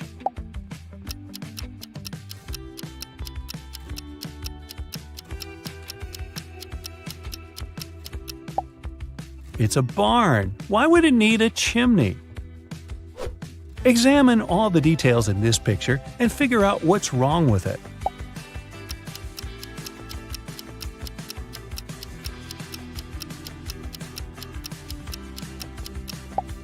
Oh, I see. The car doesn't have any license plate. Something is off in this picture, but what exactly? This one seems tough.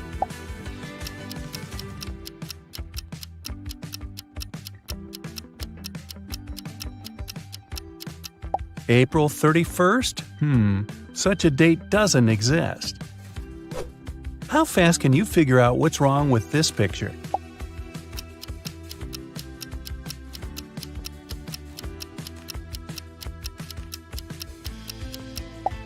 The guy must have been dressing in a hurry. He's wearing one regular skate and one roller skate.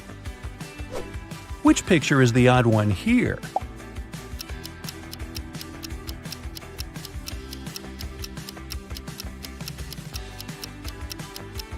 The one with a cat.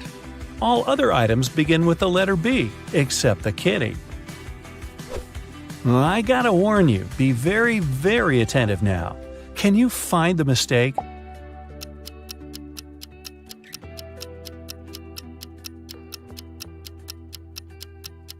Look at this symbol.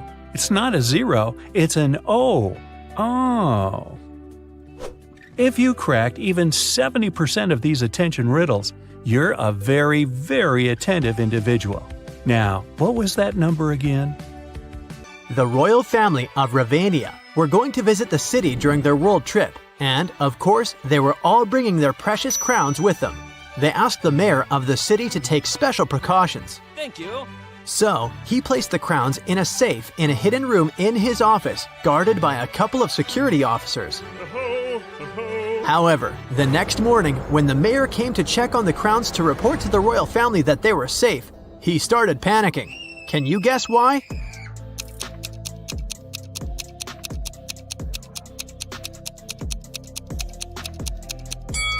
It's because the crowns inside the safe are not the real ones. The first crown has a price tag on it. The second crown is broken, and one of the gemstones on the third crown is missing. Oh no. That wouldn't happen if it was the real thing. The mayor wanted to make sure that whoever had stolen the crowns was caught. He also hoped the police would find them before the media learned about what had happened. And the only person who could help him was Detective Zelda. So, he immediately called her. The detective arrived at his office and inspected the secret room. She noticed something that might help her with her investigation. Can you figure out what it is?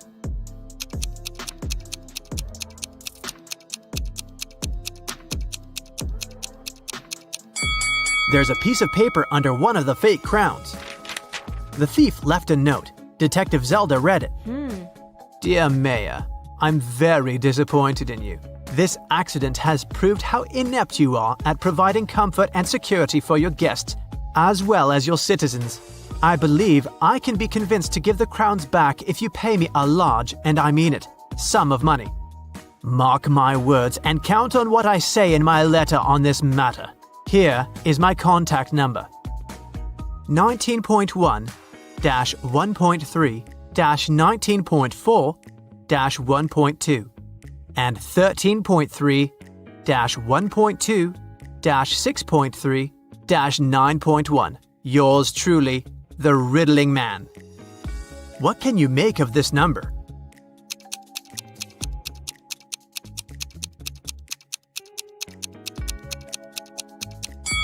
Well, the mayor thought it was a phone number. He immediately took his phone and dialed the number. But, just as Detective Zelda suspected, no one answered.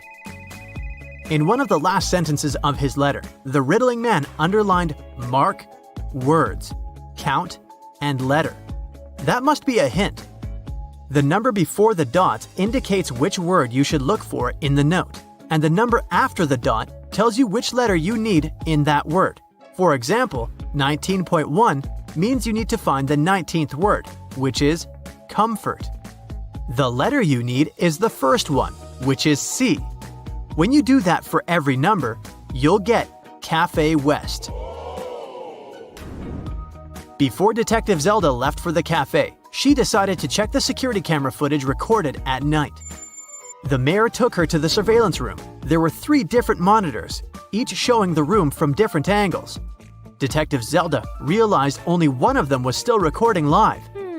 The other 2 were showing fake images. Which recording is real and why?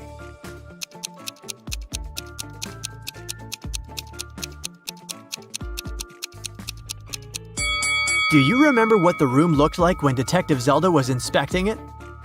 The clock certainly wasn't on this wall.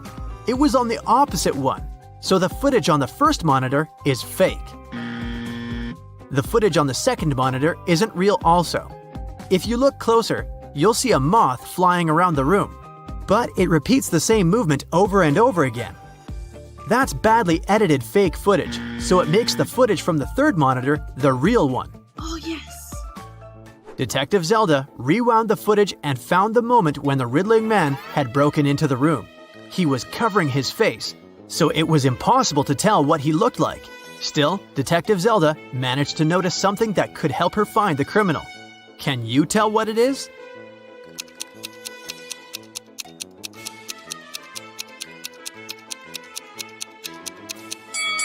If you look at the lower left corner, you'll see someone walk into the room and leave it quickly. while the riddling man is stealing the crowns. Could that mean that the riddling man has a partner? To find that out, Detective Zelda questioned all the security guards who had been working the night shift. The first guard, George, said that he'd been keeping watch in front of the door. The only time he left his place was when he took a short bathroom break. The second guard, Joe, said he'd been standing in front of the door to the mayor's office all night, and the only person who took a break was George. The third guard, Brian, said he'd been right there by the door as well.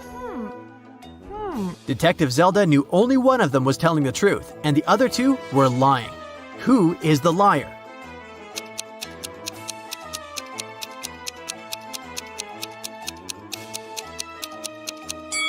Do you remember what the shoes of the man who entered the room looked like? White sneakers, and that's what Brian is wearing. So he's lying.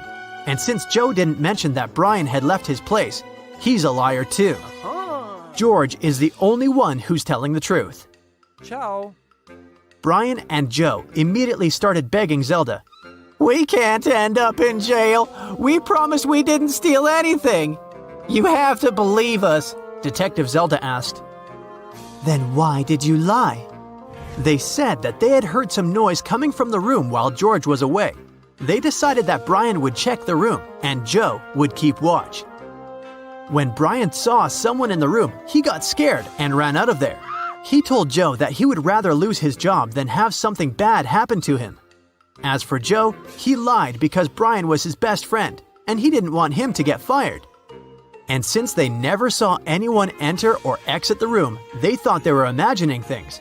After all, they were very tired. What do you think Zelda can do to check if the guards are telling the truth?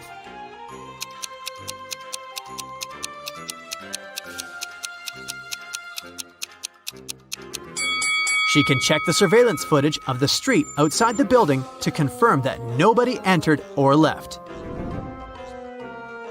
When Zelda couldn't see anyone even walk across the street, she came to the conclusion that Brian and Joe were telling the truth.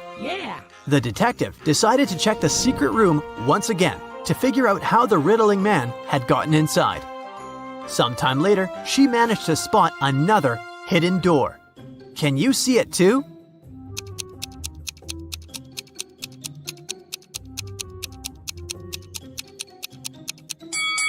The bookcase is actually a door. Oh my god. She examined the door to figure out how to open it. She noticed 3 buttons, but only one could open the door. If Zelda pressed the wrong button, the door would get locked for good, and she would not be able to figure out where it led. Which button should she press?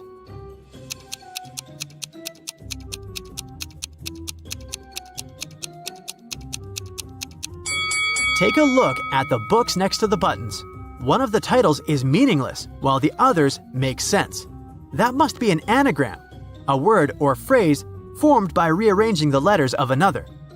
When you rearrange the letters in the title, you'll get the second button. Detective Zelda pressed it, and the bookcase door opened. The woman saw a narrow hallway with stairs leading down. She took a step, and the door closed behind her back. She tried to force it open, but it wouldn't move.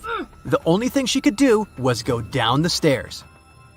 She ended up in an underground pit. Inside, there was nothing but a shovel and a sign that showed her that she was around the pit. In the hole to the left, there were venomous snakes. The pit on the right was filled with poisonous gas. And on the ground right above her head, there was an angry dog with sharp teeth. What should she do?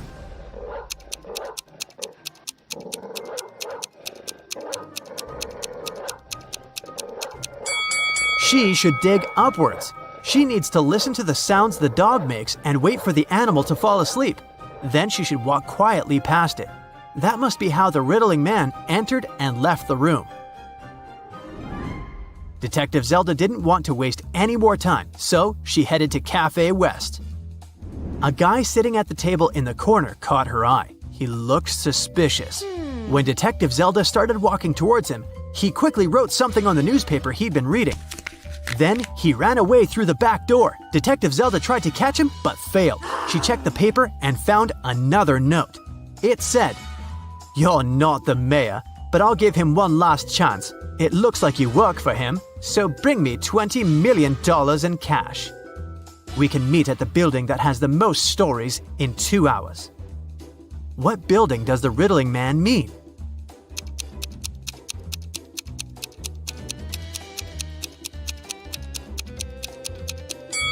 The library. Of course, Detective Zelda was not going to give him any money. She took an empty bag to trick him into believing she had the cash so that he wouldn't run away. She went to the library. When she entered, she saw the riddling man wearing the same sunglasses and coat. He was waiting for her in the riddle and puzzle books section. Then, suddenly, someone accidentally pushed the woman. She dropped her bag. It fell on the floor and opened. The riddling man saw it was empty and understood that this was just a plan to catch him. He ran away. But he dropped something while escaping. It was a library book, and there was a library card inside. It had 3 different addresses of 3 different people who had borrowed the book before. Zelda immediately realized which was the riddling man's address. How did she figure it out?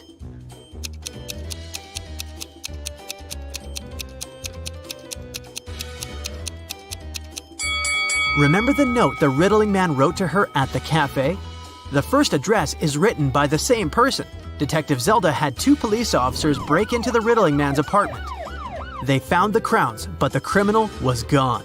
For some reason, Detective Zelda felt that she would see the riddling man again. Henry and Mia lived together in New York.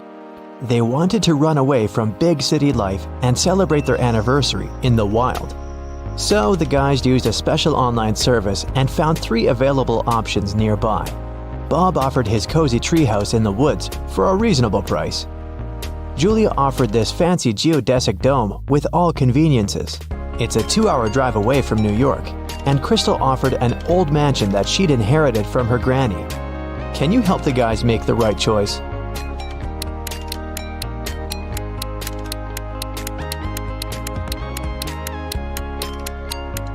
Take a closer look at the picture of the dome. It's located near the Leaning Tower of Pisa, which means this property is in Italy, and it can't be 2 hours away from New York.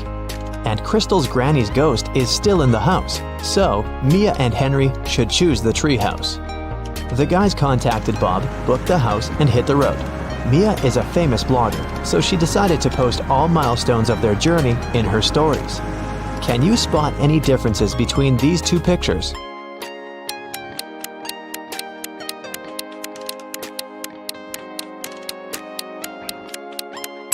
Here they are.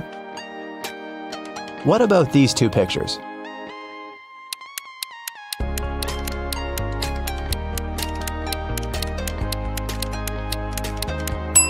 There are 3 differences. What can you say about these 2? Can you see 3 differences?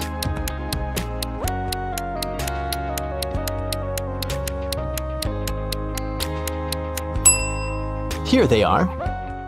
While the guys were driving along a highway, someone threw a can of paint into their car.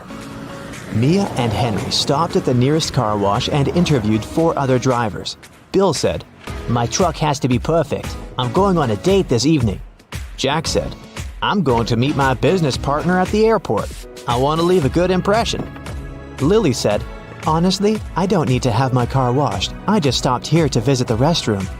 Ryan said, "My boss gave me this coupon so that I could wash my car for free." Who stained Henry and Mia's car?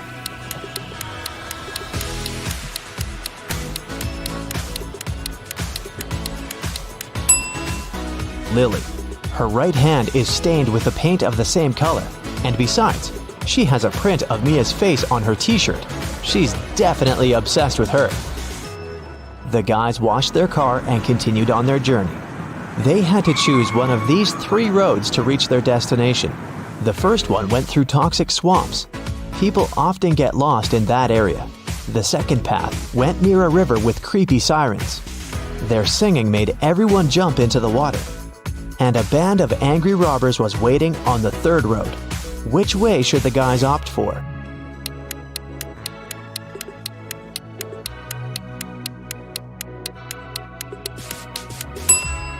The second one. They can close all the windows, turn some music on, and drive past the sirens very fast. Mia suggested visiting the farmer's market to buy some fresh produce for their romantic weekend. When they entered the marketplace, 3 sellers offered them apples, but only one deal was safe enough. Can you help the guys make the right choice?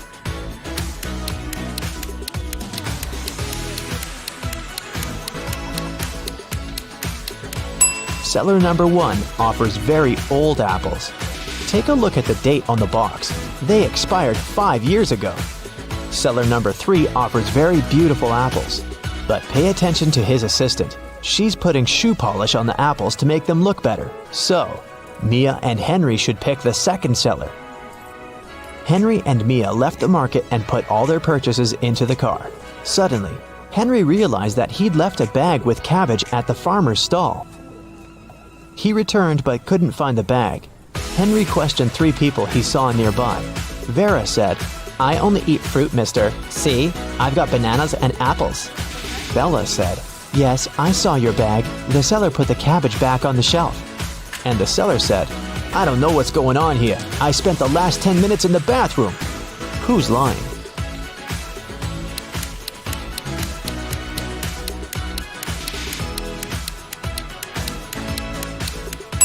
Vera. She hid the cabbage under her elegant hat. Finally, the guys reached their destination. The treehouse is even better than in the photo, but can you spot anything weird in this picture?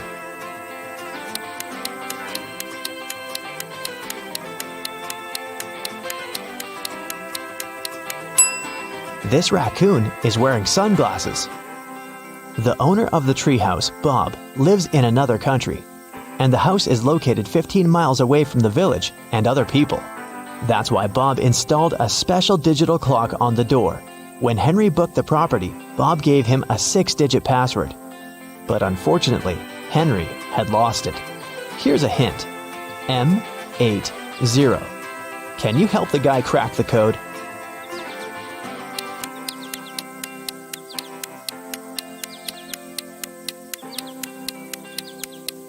These symbols are mirrored digits. Split them apart and you'll get the code 1133CC. The guys unlocked the door. But as soon as Mia entered the living room, she got very scared. She asked Henry to call the police. Why?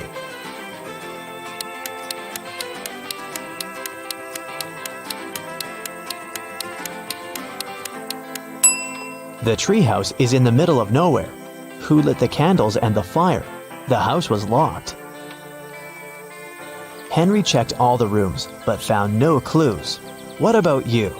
Any ideas who that could be?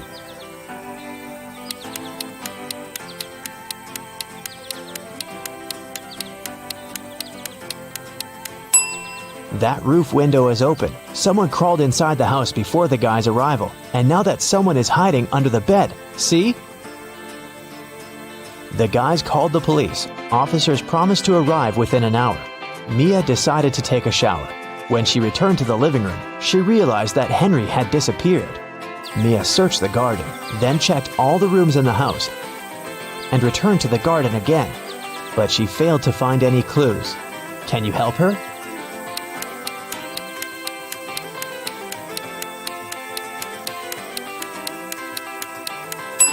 The hot tub was open when Mia began her search, but now it's closed. Pretty suspicious. Mia was walking through the garden. Suddenly, a man in a mask popped out of nowhere and pushed her.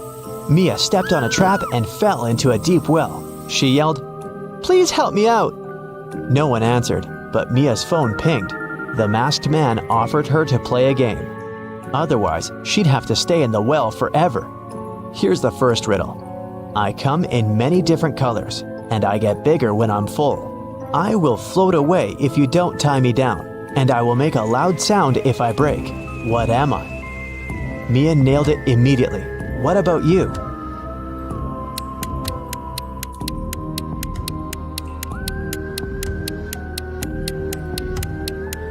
The correct answer is a balloon. Here's the second question. I can jump and I can climb. With many legs, I swing from tree to tree. I can make a house much bigger than me. What am I?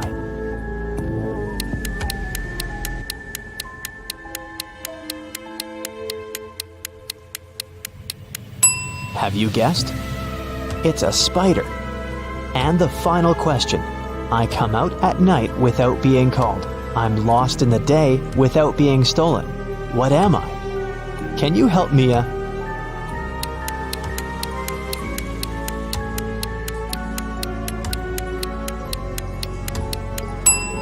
The correct answer is a star. A hatch opened at the bottom of the well. Mia went through it and got into a creepy basement. There, she found 3 ways to freedom, but every door hid some danger. A fire-breathing dragon was sleeping behind the first door. The corridor behind the second door was filled with high-voltage wires. And a vampire was waiting behind the third door. Suddenly, a message appeared on the screen of the girl's phone. Hurry up! Soon the walls will close in and smash you. Which way should Mia choose?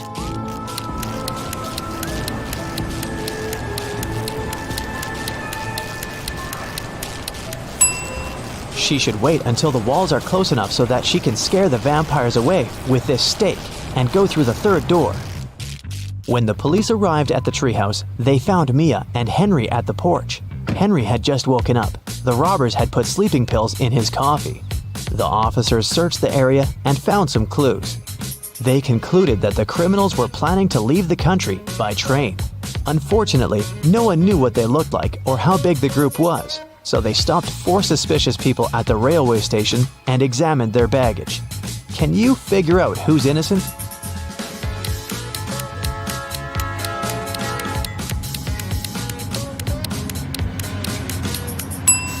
Why would a bald man need shampoo? And this supposedly blind person has a flashlight. This guy is carrying 3 tubes of toothpaste, but no single toothbrush. It seems that only the third guy isn't a criminal. 3 friends lived not far from one another and often met to drink some coffee together. Their names were Mr. Blue, Mr. Red, and Mr. White. One day, they noticed that under their coats, they were wearing t-shirts of different colors: red, blue, and white. Mr. Blue said, "Hey, Mr. White, have you noticed that we're all wearing colors that are different from our actual names?" The man wearing the white shirt answered, "Wow, you're right." Can you figure out the shirt of which color each of them was wearing?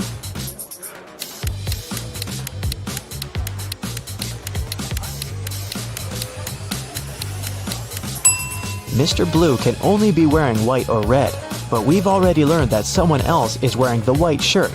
That means that Mr. Blue can only be wearing the red shirt, and Mr. White can only be wearing a blue or red shirt.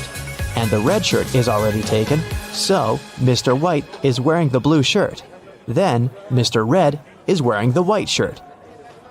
Mia and Henry decided to spend the night in a hotel nearby. The manager said that they only had 3 free rooms. Can you help the guys choose the best option?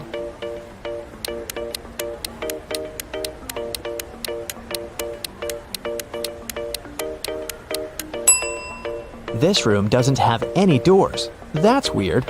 And this room has a cracked mirror on the ceiling. It's too risky. The second option looks pretty safe and nice. The guys checked in, and Henry asked Mia, "Well, where do you want to go now?" She answered with this riddle. "You used to visit me when you needed to know, but I've been lonely since the internet was born. What am I?" Have you guessed?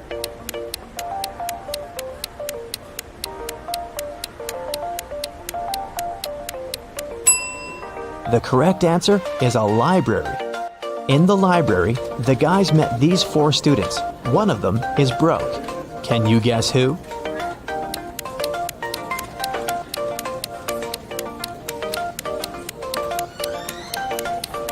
Student number 3. Her uniform is too large for her body. It must have belonged to her sister. Imagine you got into a portal leading to the multiverse. It's like a trip from one world to another. You'll have to solve completely different, random, strange, and psychedelic riddles. Listen carefully, and you'll solve them all. One prisoner has been in a dungeon for many years. His room is small, dirty, and cold. There's a table with delicious food on it in the next room, behind the iron door. Somebody brings new food every week. The door leading to this room is about several inches thick. During all these years, the prisoner somehow manages to get into that room and enjoy delicious food. How does he do it?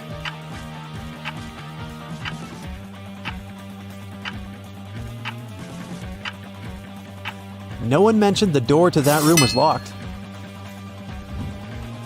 A lonely wanderer passes through the sands of the Sahara. He notices the outlines of an ancient temple in the distance. Food and water are inside this building. He's approaching the building, but a huge sphinx appears in front of the entrance. It tells the wanderer that the way inside the temple is only allowed to those who can solve the riddle.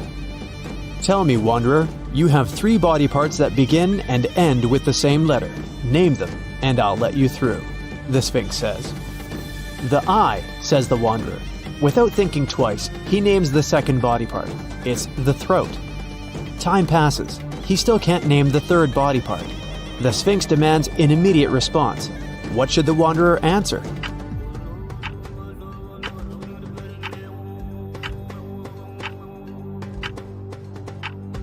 It's the second eye. An old sailor picked up a treasure chest from the seabed. As soon as he takes 1 gold coin from there, a pirate appears in front of him. How dare you touch my treasures? The pirate says. You're doomed to spend half your life at sea and the other half on land. The sailor is old and he doesn't know how much time he has left to live. How can he spend half of his remaining life in the water?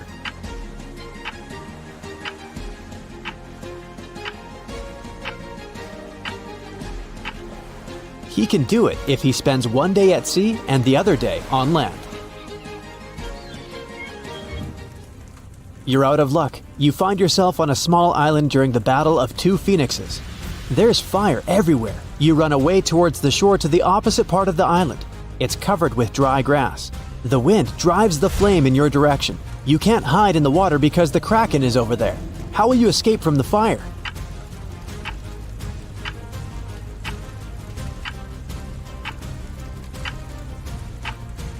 You need to move away from the shore in the direction of the approaching flame and set the grass on fire. The wind will spread the fire you started towards the sea. The main fire has not reached you yet. You're standing on the site between 2 fires going in one direction. As soon as the small fire reaches the sea and goes out, you come to the shore and wait for the main fire. It won't reach you because there's nothing left to burn. You've spent several days in the jungle in search of an ancient artifact. You have a spear, a bottle of water, and a flashlight. You climb a hill and look at the rainforest. You hear the sound of crunching branches from below. You notice a lion. What will you do? Use a spear? Scream to scare away the animal? Or should you give it some water? Make up your mind. Time's running out.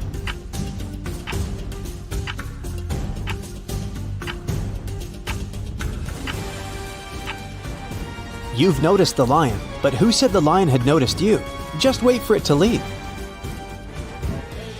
An old man is sitting in the hall among young students. He can hardly see the teacher who entered the hall. The teacher carefully looks at all the students and informs them that there's just 1 question they have to answer to pass the exam. He takes a shiny billiard ball out of his briefcase and puts it on the table. Prove that this ball doesn't exist, the teacher says. The exam ends in a few hours. All students write their answers on a piece of paper, and almost all of them get a bad grade. In the end, the old man with poor eyesight approaches the teacher.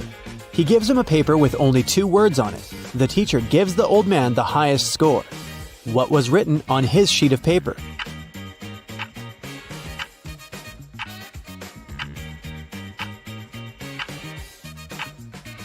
Which ball? The old man wrote. Now you're in a dark dungeon. You're looking for a werewolf to defeat it. At this point, your torch goes out. You hear a growl behind you. It's scared. "I'm sorry, Mr. Werewolf," you say, and rush to the exit as fast as you can. You run out of the dungeon and find yourself in a field. 3 paths are in front of you. A pit with snakes, a road with scorpions, and a poisonous lake. What will you choose?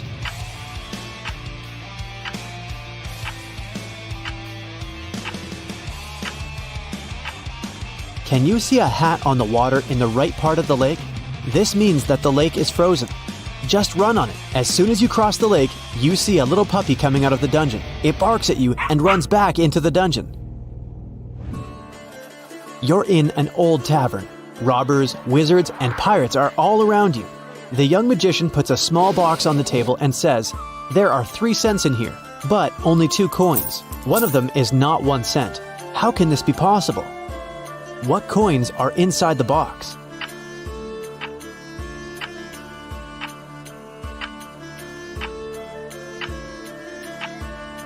One coin is 2 cents and the other one is a 1 cent coin. The magician said that only one of the 2 cents is not a 1 cent coin. You're walking through a dark forest and notice a door.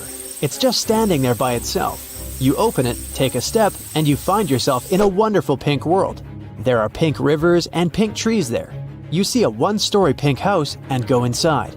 All the furniture is pink. A meowing pink cat is walking around.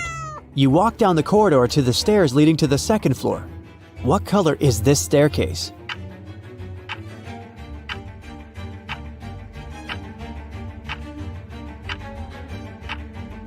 There are no stairs in the house. It's a 1-story building, remember?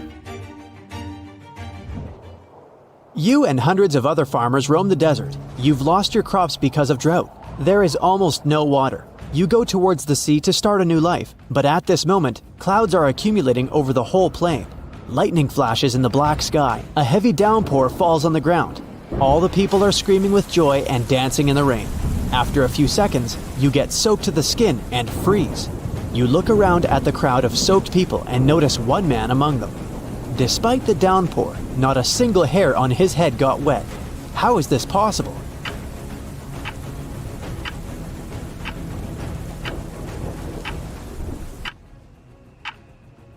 The man is bald. You wake up inside an airplane because of a loud engine. You don't remember how you got here and don't know what's going on. You get up from your chair and find no other people on the plane. You walk forward, look into the cockpit, and oh no, the pilots are not there. You look around in search of a parachute, but don't find anything. You look out the window and decide to take a desperate step. You open the emergency exit and jump out of the plane. You land on the asphalt unharmed. How is this possible?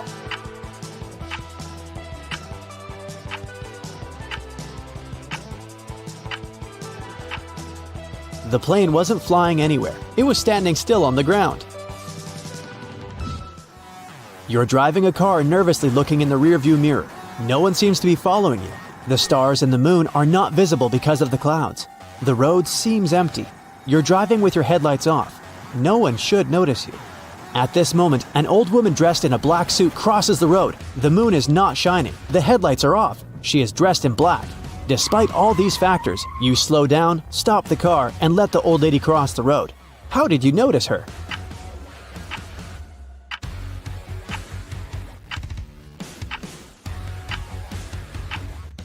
No one said it happened at night. You were driving in the afternoon. You're climbing to the top of the highest mountain on the planet Flycilium. You're the first person in history who manages to do this. Once you reach the top, you will receive a cash prize from the Galactic Tourism Federation. The whole planet is covered with snow and ice. It's very cold, dry, and lifeless here. The only place with green grass and warm air is the peak where you're heading now. Exhausted, you finally reach your goal and fall to the ground. However, the Galactic Tourism Federation refuses to pay you.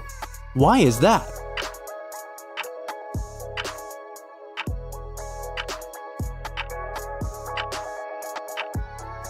Did you notice shoe marks on the grass? It means that someone was here before you. A girl walks into an old antique store. Her mouth is covered with duct tape, but she's okay with it. She approaches the seller and tries to tell them what she needs using gestures. She sticks her finger in her left ear and puts her fist to the right ear. Then she starts rotating her fist. The seller understands the girl wants to buy a pencil sharpener. She pays and leaves. Then a man with a blindfold enters the store. He wants to buy scissors. How should he explain this to the seller?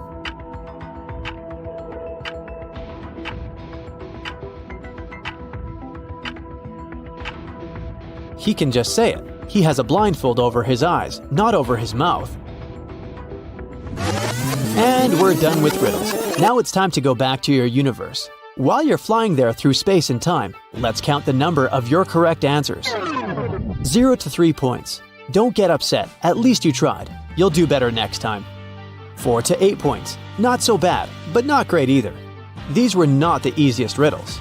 9 to 11 points. It's good, but you could have done better. If you pay more attention to what the riddles say, you'll understand what the catch is. 12 to 14 points. It's difficult to take you by surprise. You can find the right solution in any strange situation. 15 points. You're an absolute winner. If you have managed to solve all 15 riddles, you're a real champion of attentiveness and resourcefulness. Okay, this is a joke. There were only 14 riddles in this video. Hey, let's check if you could make a good detective. How about a warm-up task? Look at the photo of these friends hanging out together. They are 3 couples. Each consists of a girl and a guy.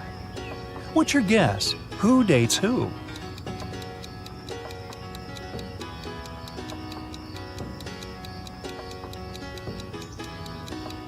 Look, these two on the right are pretty comfortable with each other and don't really care about anyone else. So my bet is that they're a couple. Psychologists say that we tend to turn toward people we like most in a group. The dark-haired girl and the black-haired guy are turned toward one another, so they must be the second couple.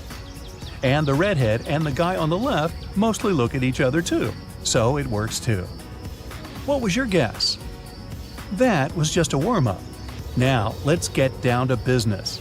I have a couple of cases for you to crack. A young lady, Leslie, went missing. Her best friend, Colette, said that Leslie had been planning to run away with her mysterious boyfriend. He supposedly lived in some other country. Leslie even left this farewell note. What do you think about this case?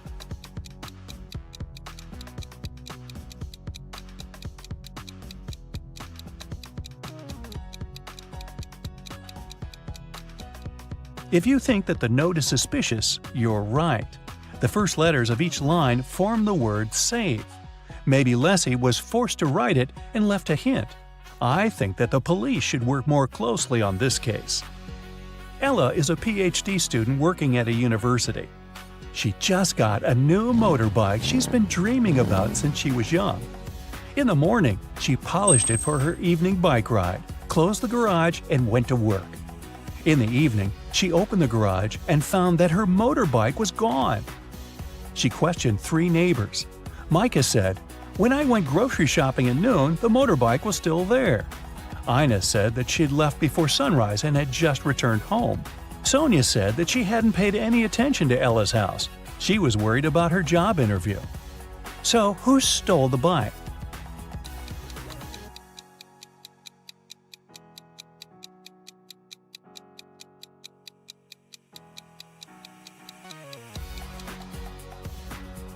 Micah. He said that he had seen the bike in the garage, but it couldn't be true because the garage was closed.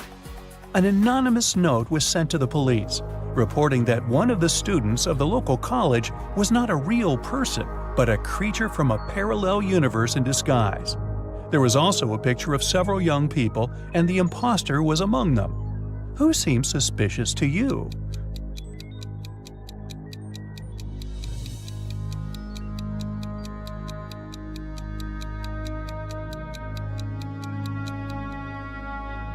Look, there's a mirror in the back of the room reflecting every person. Except for this girl. She's not reflected in the mirror, so something must be off about her. A jewelry store manager started to notice that every month a pair of earrings went missing. The suspicion fell on the cashier. The first time it happened, she was forgiven. The second time, the sum was withdrawn from her salary. The third time, the manager fired her. But the theft happened for a fourth time. When it occurred once again, the manager decided to go through the security camera footage. Here are some of them, made in May, June, July, August, and September. Do you see anything suspicious?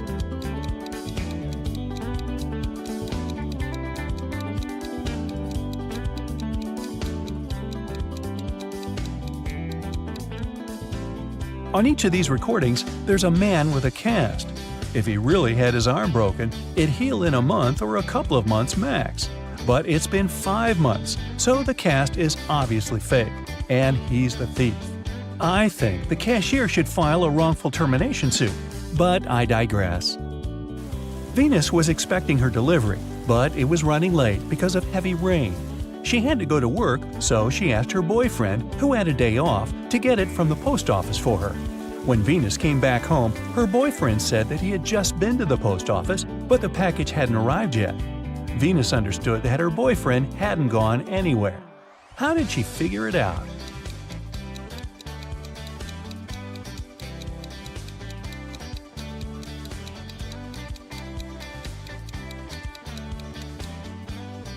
It's been raining all day, but the spot under the car is dry, which means no one's used the vehicle during the day. Dr. Roberts, one of the best surgeons in the country, came to his insurance company and said that he had been robbed right in the street. The assistant asked if Dr. Roberts remembered any specific details about the robber. The surgeon said that he couldn't recollect anything because the robber had been fast. Plus, since Dr. Roberts had extremely poor eyesight, he hadn't seen him clearly. The assistant refused to proceed and said that Dr. Roberts was lying and hadn't been robbed. Why didn't he believe Dr. Roberts?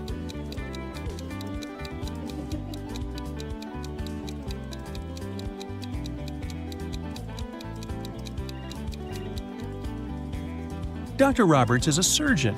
Surgeons usually have excellent eyesight. So why did a highly paid surgeon need the insurance money? There was a grand ball organized in honor of Ms. Dell's birthday, and half of the town was invited. Suddenly, the lights in the entire building went off for a couple of minutes.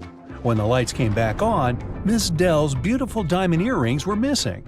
The main suspect was her distant cousin, Sylvia. But the girl said that she had been in the bathroom fixing her makeup. She didn't even notice that the lights had gone out because she'd been busy. Who is lying, Ms. Dell or Sylvia?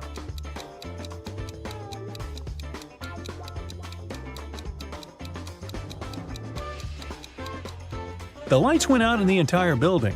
If Sylvia had been fixing her makeup, she would have definitely noticed that something was wrong. Hey, it's dark in here. In a parallel universe, it's only allowed to have fun and eat candies. No one ever reads or studies. Mrs. Relham came back home after a long day at the club. Her 3 daughters had been staying at home. The woman asked them what they had been doing. Hannah said she'd gone shopping for a new board game and then spent the day playing it with her friends. Elle said that she had been partying with her classmates in the pool. Ava said that she had been binge-watching TV shows all day and eating ice cream. Mrs. Relham could tell that one of her daughters lied. Who was it?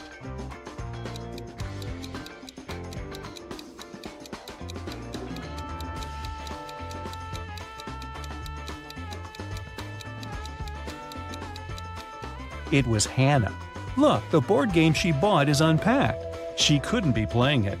4 friends were driving to New York City for the weekend. The music in the car was on and everyone was in a good mood, so the driver got distracted and got in a car crash. A police officer arrived and started an investigation. He asked the guys who had been driving, but no one wanted to take the blame. Then the officer inspected the car.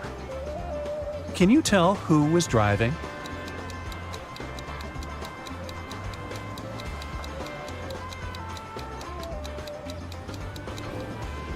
Look, there's a purse hanging on the driver's seat. It must belong to a girl. There's just one girl in the group, so she's likely to be the driver.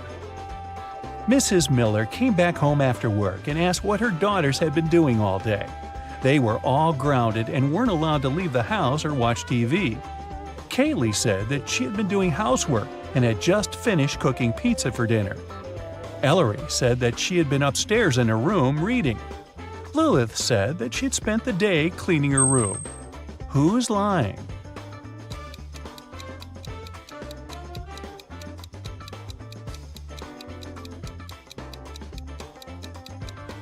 It's Kaylee.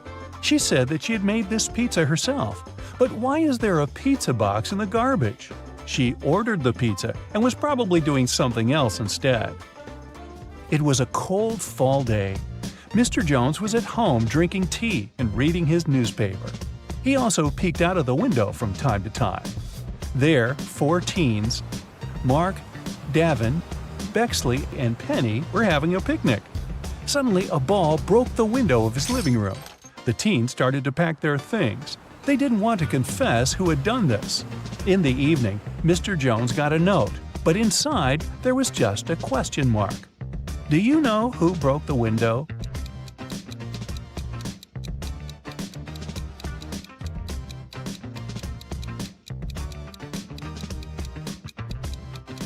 The question mark is a hint. It literally means question mark. So Mark must be the one who did it. Adele found her friend Oliver on the floor of his studio in the attic. She called the police. The officer who came asked the girl to tell him what had happened. Adele said that she had been walking past Oliver's house and noticed that the lights had been on. She came up to the window, peeked inside, and saw him on the floor. She called the police and ran into the house. The police didn't believe her. Do you?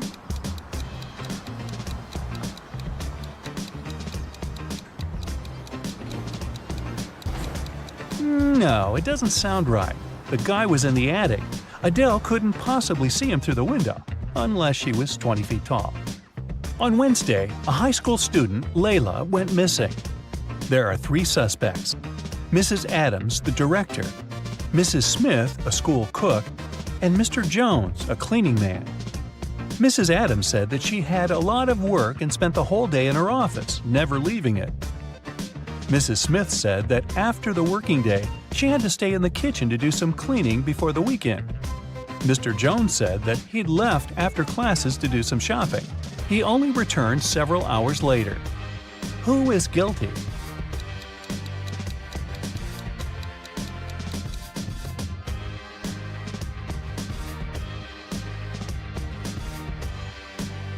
There's something suspicious about Mrs. Smith, the cook.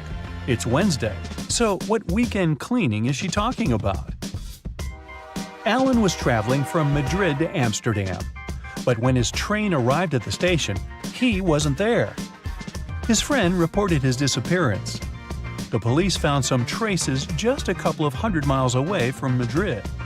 First, they saw Alan's footsteps, and a bit further away from there, his suitcase was found. Then they interrogated the man who was the last to see Alan. He said that Alan hadn't had a train ticket, so when he saw the conductor coming, he threw his suitcase and then jumped from the train himself. Do you believe this man?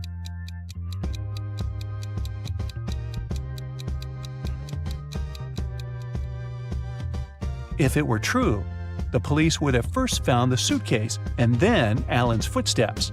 But in this case, we can conclude that the guy didn't jump himself. He was pushed off the train. How rude. Whose wife is a vampire?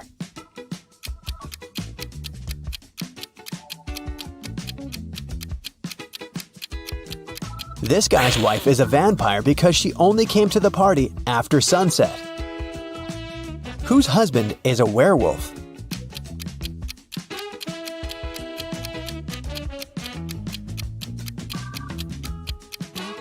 The girl on the left is sweeping up her cat's hair. See?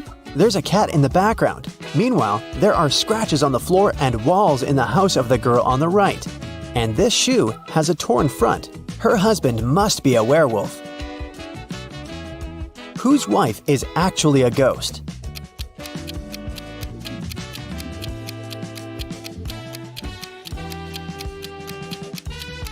The woman on the right is wearing a ghost costume. It's Halloween. But the woman on the left is a real ghost because we can't see her legs under the sheet. Whose husband is actually a zombie?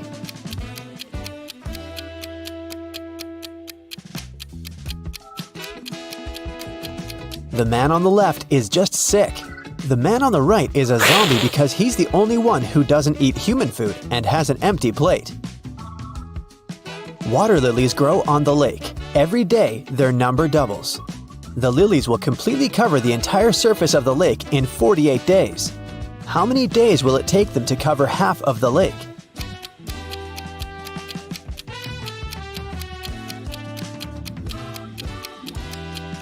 "47 days. You see, every day the number of the water lilies doubles. On day 48, the lake will be completely covered with lilies. It means that on day 47, there will be twice as few lilies as on day 48. Jack noticed that someone regularly ruins his lawn. He decided to install a hidden camera and figure out who approached his house most often. After 4 days, he decided to check the footage and immediately realized who the culprit was. Can you guess who it is?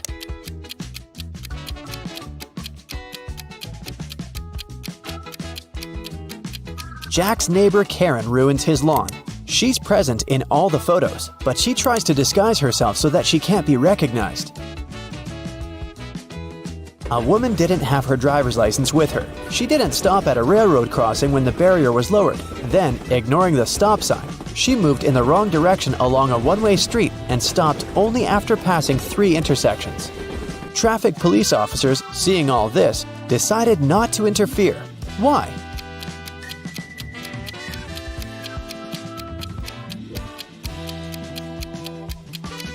The woman first traveled by train and then walked.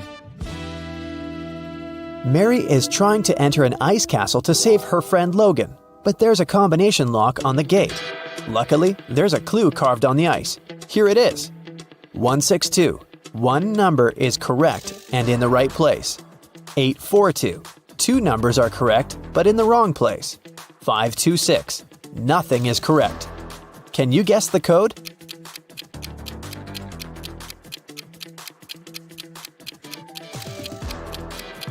The passcode is 184. First, we exclude 2 and 6, since in 526, no number is correct. In 842, 2 numbers are correct, so 2 of the numbers we need are 8 and 4. The last number must be 1, and since 1 is in its place, we can easily figure out where 8 and 4 must go. Mary opens the gate and enters the castle. She walks down an icy corridor and comes across 3 doors. There's a severe snowstorm behind the first door. In the second room, there's a dangerous snow dragon. And behind the third door, there's a lake covered with a layer of dark blue ice. Which door should Mary choose?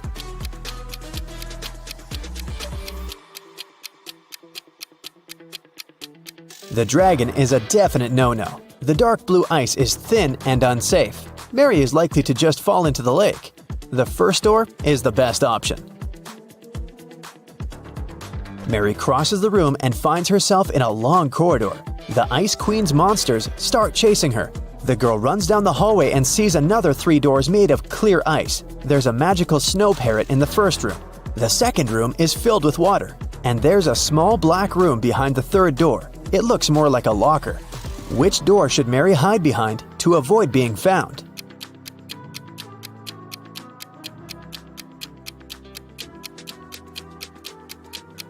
The Ice Queen's parrot behind the first door will scream when it sees Mary. The third door is a bad option because the doors are made of clear ice, so the monsters will spot her immediately.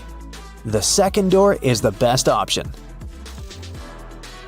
Mary swims away and finds herself in a big hall. She sees Logan, and they're about to run away together when the Ice Queen captures them in a cage. There are 3 levers next to the cage, and the Ice Queen gives Mary these hints. The first lever is going to open the cage, but they'll fall into a freezing cold underground lake. The second lever will open all the cages in the castle and release all the monsters that are inside. The third lever will open the cage, but only 1 person will be able to get out. What should the guys do?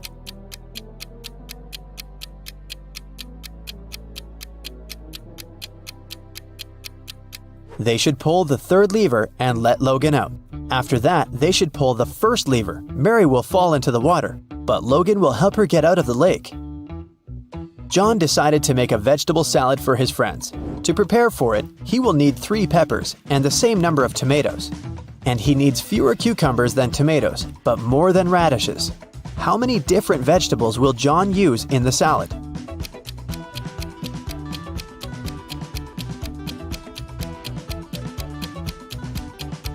.3 peppers, 3 tomatoes, 2 cucumbers, and 1 radish. A professor went to have his lunch break, leaving 3 students in the lecture hall. When he returned, he realized that an answer sheet for an important exam had disappeared from his desk. He questioned the students. Kyle said, 10 minutes after you'd left, my mom called me and asked me to meet with her near the college building. When I returned, the sheet was already gone. Brian said, No one called Kyle. He took something from your desk and left. And Ryan said, Brian is telling the truth. When we realized that it was an answer sheet, we ran after him outside, but he had already left. Who should the professor believe?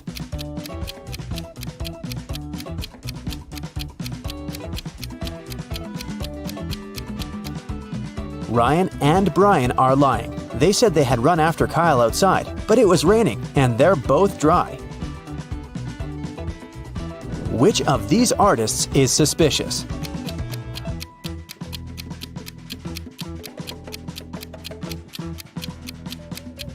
The girl on the right has been using orange paint, not red. Then why do her clothes have red stains? Who is suspicious at this party?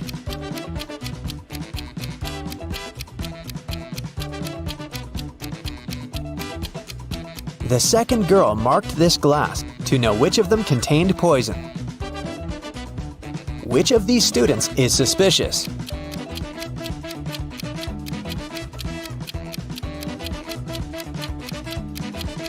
Student 3 only pretends to be writing. He's actually reading a magazine. Which of these women is suspicious?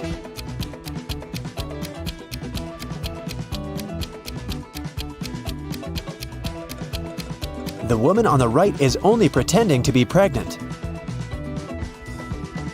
A prince married a simple girl and brought her to the palace. His mother, the queen, didn't like it at all. She started watching the girl and discovered that she secretly took some jewelry out of the palace and hid it in the ground under an oak tree. The queen immediately went to the prince and told him about it. The prince checked under the oak tree and actually found the jewels. His wife started begging him, "My prince, I swear, I didn't steal it for myself. I'm leaving the jewelry here so that my family can pick it up later." But the queen said, "She's lying to you. She hides the jewelry here because she wants to sell it when she runs away from the palace." Who's lying?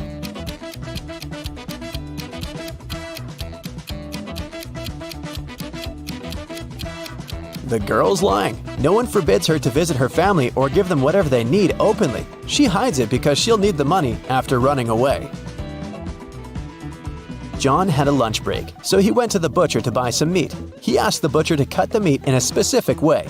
The butcher asked if John was a firefighter. John said yes. How did the butcher guess John's profession?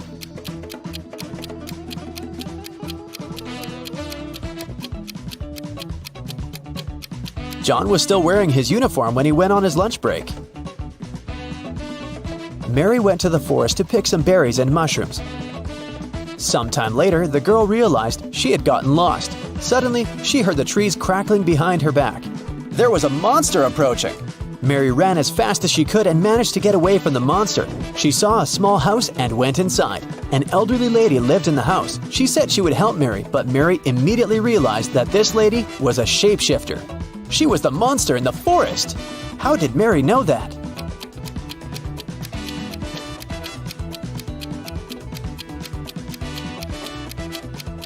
Have you noticed that the elderly woman has the same symbol on her hand as the monster had? Luckily, it turned out that the woman was not actually evil. She helped Mary to get out of the forest. The elderly lady from the forest has 3 cats: Snowball, Bella, and Lisa. They usually sleep on 3 different pillows: yellow, pink, and blue. Bella likes sleeping on the pink pillow. Snowball never chooses either pink or blue. Think about it and try to guess which pillow each of the cats sleeps on.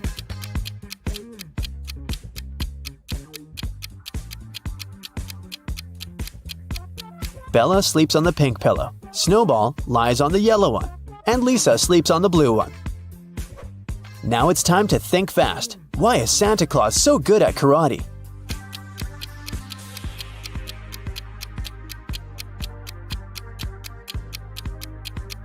Because he has a black belt.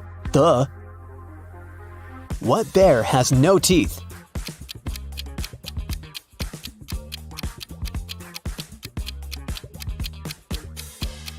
Marmalade bear. How can you make a rattlesnake cry?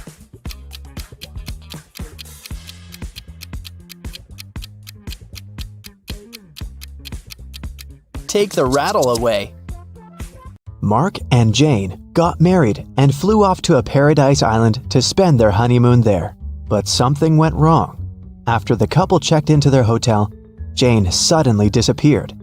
The hotel owner announced that Mark would have to play a game to get his wife back. If he won, they'd get a big cash prize that would cover the cost of their honeymoon. Mark had to agree. The host gave him a special jacket and said, "Tomorrow at sunrise, you'll only have time till sunset to finish all the tasks and save your wife." Mark will need your help to solve all the riddles and get his wife back, so stick around to help him. The next day at sunrise, Mark finds himself near the entrance of a huge labyrinth. Its walls are way taller than the guy, and there's no way to know where to go. Mark is worried that once he walks in, he won't be able to find his way out.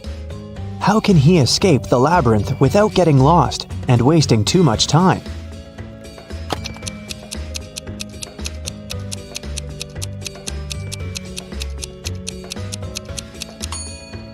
There's one strategy to escape any labyrinth.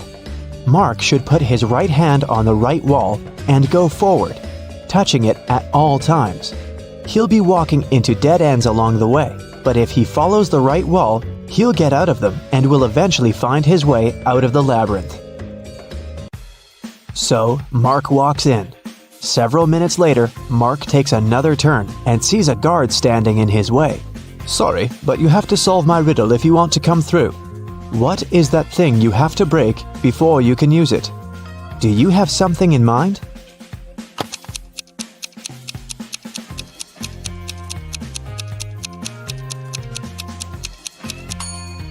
That's an egg.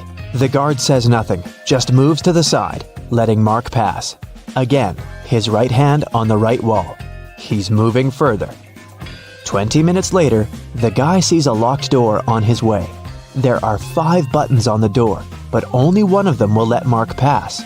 If he chooses the wrong one, the door will get blocked until sunset, and he won't be able to save his wife. So, choose carefully. Which button will let him in?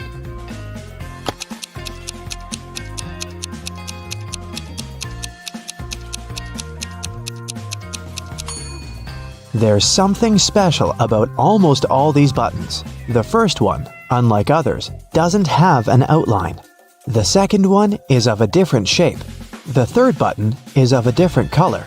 And the last one is smaller than all the others. Only the fourth button doesn't have any distinctions.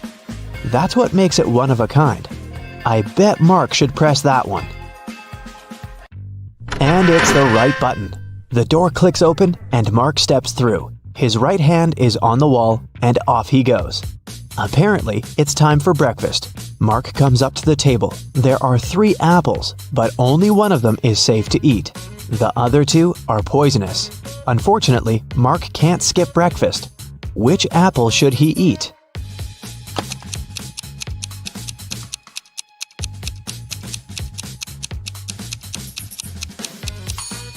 Look, this apple has a caterpillar in it. It means there's no poison in the fruit, and it's safe to eat. 20 minutes later, there are 2 more doors on Mark's way. He has to pick one of them. The first door is the way out, and the second one will take him back to the labyrinth. Which door should he choose?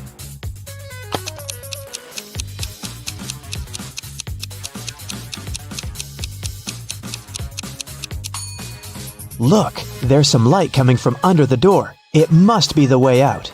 Mark puts his hand on the doorknob, and it's the right choice. He's out, and a thick forest surrounds him.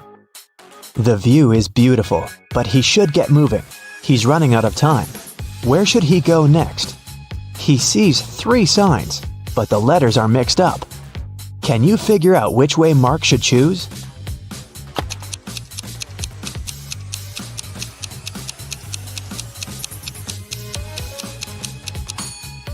These signs are hints. If you put the letters on them in the correct order, the first sign will turn into right way, the second one into wrong way, and the last one will be wronger way, which is grammatically incorrect. Anyways, I guess Mark should opt for the left direction.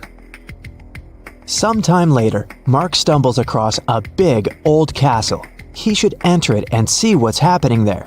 He comes up to the door, but it's locked.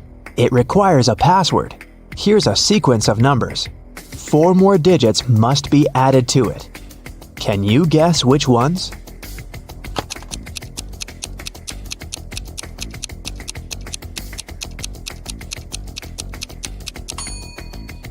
One plus 3 is 4. 3 plus 4 is 7. 4 plus 7 is 11. Then 7 plus 11 is 18. So the next digits are 2 and 9. 29. Because that's 11 plus 18. And 18 plus 29 gives us 47, which is 4 and 7.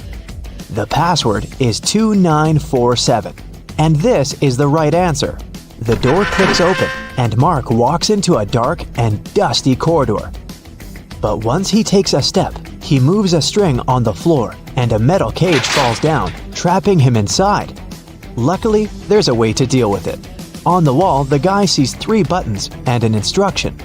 If Mark presses the blue button, the cage will be filled with water and will only open in 10 minutes. Just an FYI, the average person can survive without air for 3 to 4 minutes at most. The green button will open all the cages at the same time. But look around, there's one more cage in the room, and inside that cage, a hungry wolf is pacing. The orange button will make the floor of the cage disappear, and Mark will fall into a hole filled with hungry alligators. What is the guy's best choice?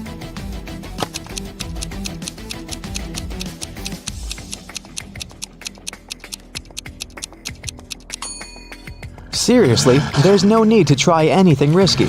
If Mark hits the blue button, the water will just go through the bars of the cage, and in 10 minutes, Mark will be free to go. Soon, the cage opens. Mark sees a long corridor with many turns. Mark's task is to figure out which turn is the one he needs. But it's not that hard. The guy is actually inside an art gallery with paintings on the wall. After every turn, he can see 2 pictures. Mark should just follow the original paintings. He will need your help to tell them apart. Okay, here's the first one. Which one is the original?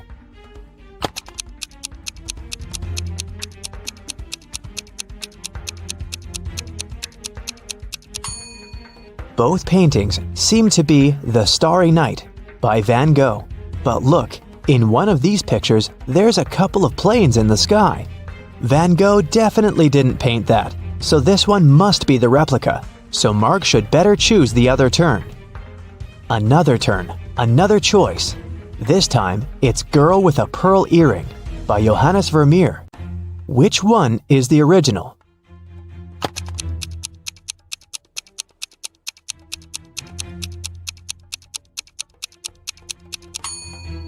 I don't think the girl in the real masterpiece had a nose piercing, so the painting on the right is fake, and Mark should turn left. But surely you know this one, Mona Lisa by Leonardo da Vinci. But one of the paintings is really messed up. Can you spot the difference?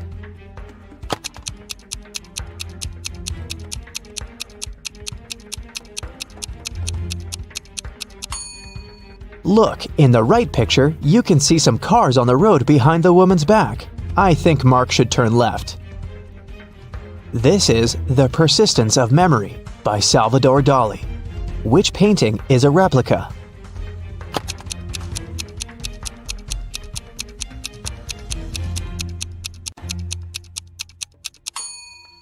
It's the one on the left. I don't think a melted modern smartphone belongs there. Turn right. And one more choice to make. It's American Gothic by Grant Wood. Look closely and help Mark choose.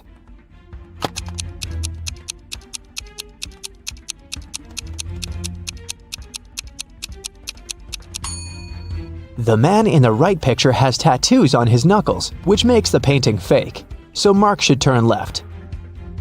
He finds himself in a dark hallway, lit by several torches. There are 3 doors. Each of them can lead Mark to the place he needs, but behind each door, there's something dangerous. The instruction on the wall says that behind the first one, there's an iron block equipped with a movement sensor. It crushes everyone who enters. Behind the second door, there's an electric shocker that never misses. Behind the third door, there's shattered glass all over the floor. Which way should Mark choose?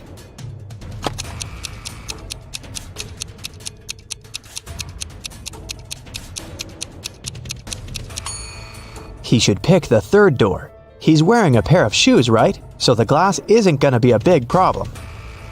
Finally, Mark sees his wife. She's trapped in an aquarium, and soon she's going to run out of oxygen. But the main problem? There are 2 aquariums and 2 women. Both unconscious and absolutely the same. Mark has to figure out who the real Jane is, and he only has one attempt. Which woman is his wife?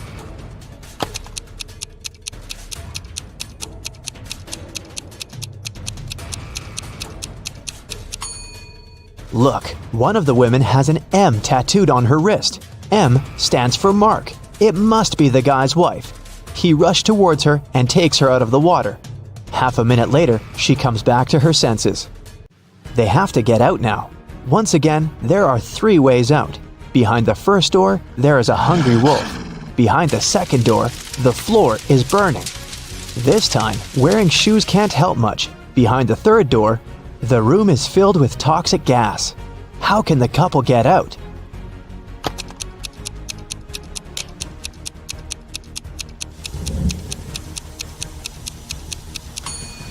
The floor is burning, so they have an aquarium full of water. The fire isn't that huge, so this amount of water should be enough to stop it. It's the right choice. Mark and Jane walk out the second door and run towards the exit they see in front of them. On the way out, there's a guard. Congratulations, you've completed the quest, but I will only let you out if you solve my last riddle. There's something that Saturn, Uranus, Venus, and Mars have that Earth doesn't. What is that?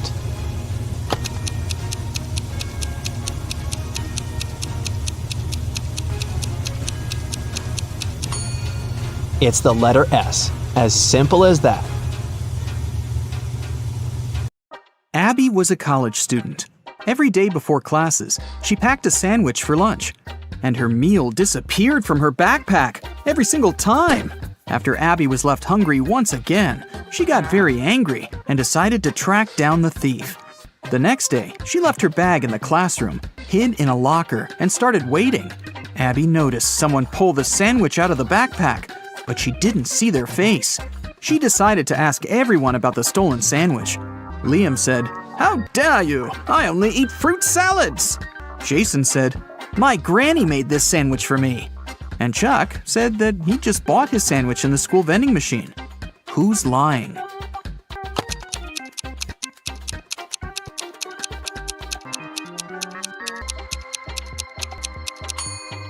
Abby didn't have lettuce in her sandwich, so it must be Jason who stole it. Abby passed her first test in college and decided to throw a party. She invited all of her friends.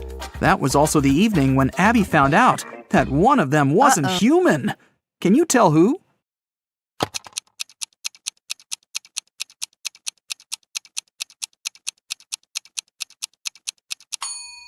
It's Henry. Both of his shoes are for the right foot.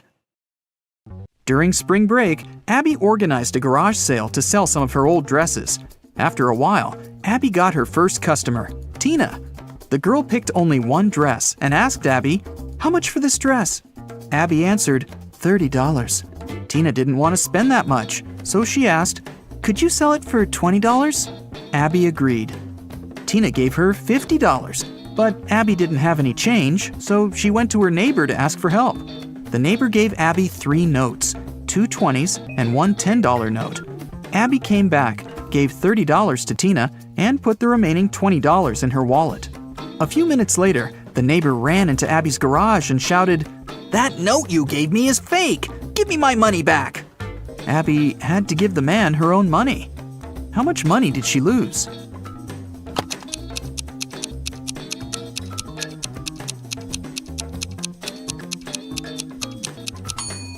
Well, firstly, Abby gave away the dress for free, and its full price was $30 before the discount. Then she had to pay $30 out of her own pocket to her neighbor. So, Abby lost a total of $60. Abby invited her best friend Nina to go skating in the park. Soon, they got really hungry and decided to buy some burgers. They chose similar toppings and added lots of sauces. 10 minutes later, Nina got very sick. Abby had to call 911. Paramedics took the girl to a hospital and diagnosed severe poisoning. Can you tell which sauce was poisoned?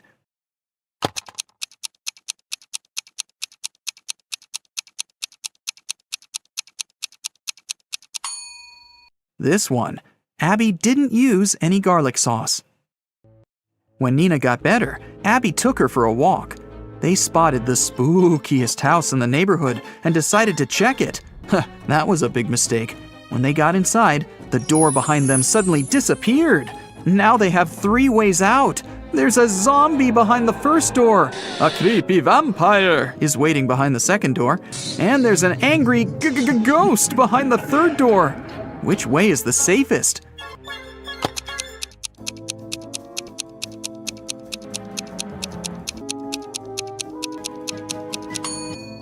They should choose the third door. Ghosts may be spooky, but they can't cause any real harm. Okay, well, maybe you might get slimed, but... Nina and Abby found themselves in the next room. The door leading outside was open, and they ran toward it. But an old witch popped out of nowhere and yelled, Not so fast. You've got to solve my riddle first. Why are these words in such an order? Nina and Abby failed to crack this riddle. What about you?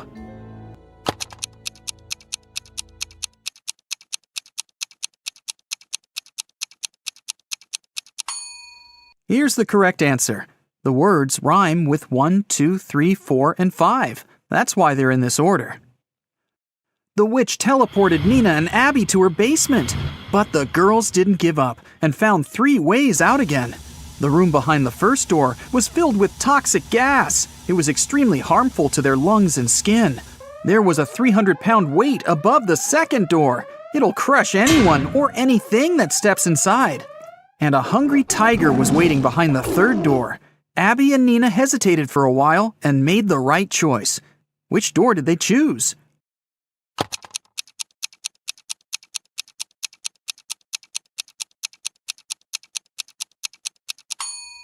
Nina took off her boot and threw it on the floor in the second room. The weight crushed the boot, and the girls ran into the room and closed the door. After that, they escaped through the window. Unfortunately, they got lost in a magical forest. It was cold since it was winter. After wandering around for a while, they saw 3 roads. All of them seemed dangerous. If they picked the road leading to the left, they'd have to go past some hungry wolves. And if they went straight ahead, they'd have to go through a village where werewolves lived. And the third path went over a lake covered with thin ice that could crack at any moment. Which way should they choose?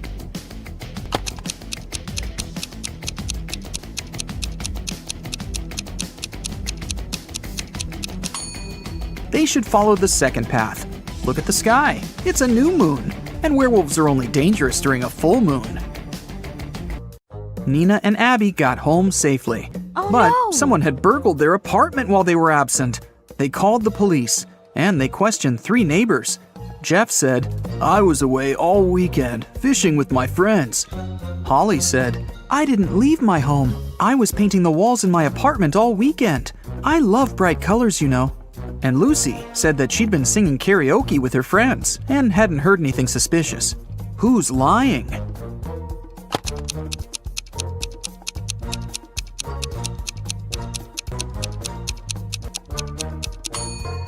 Holly. The walls in her apartment are mostly white, but she said that she'd painted them in some bright colors. Nina got a job in a bookstore. On her first day at work, she found a vintage watch on the floor. 3 people came over to claim it. Kevin said that he'd bought this watch when he got his first salary many years ago. Violet said that she'd inherited the watch from her grandfather. And Dylan said, "This watch is priceless. My wife gave it to me for our 5th anniversary." Can you tell who owns this watch?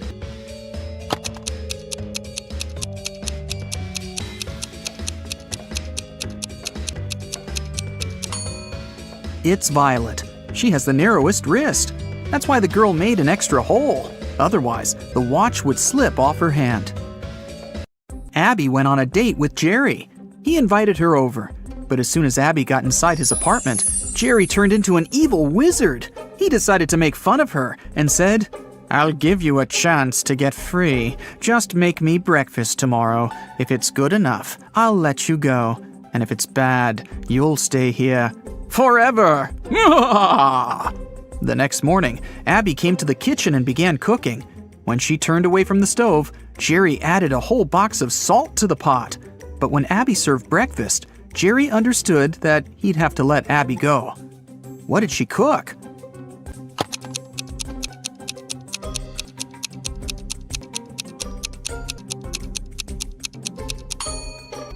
She cooked boiled eggs. Abby got a new job. She had to assist a railroad supervisor. One day, they faced a huge problem. A faster train was approaching a slower one. According to the schedule, the slower train had to let the faster train go first. Abby offered to use an auxiliary railway line, but it was too short for the slower train. Abby didn't know what to do, but finally, she found the solution. What did she realize?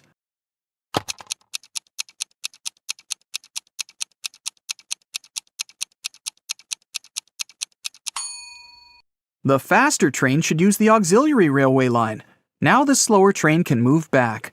When the main railway line is free, the faster train can go first.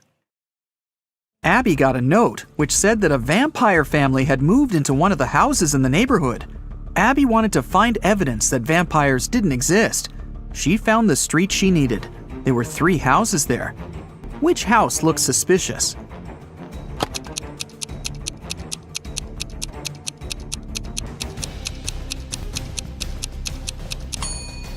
Look at the footprints. They're pretty weird. They lead to and from houses A and C. It means people must come and leave these houses. As for house B, the footprints only lead inside. So this must be the vampire's house. Abby told Nina about her adventures, but her friend didn't believe her. So the next night, Nina decided to go into the house on her own. Once she walked through the door, it got locked behind her back.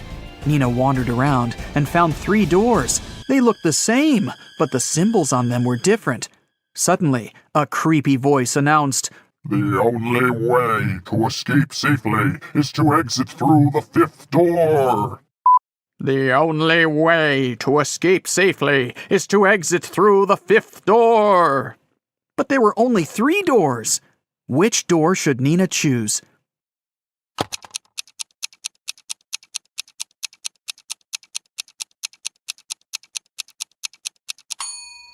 Take a look at the symbols.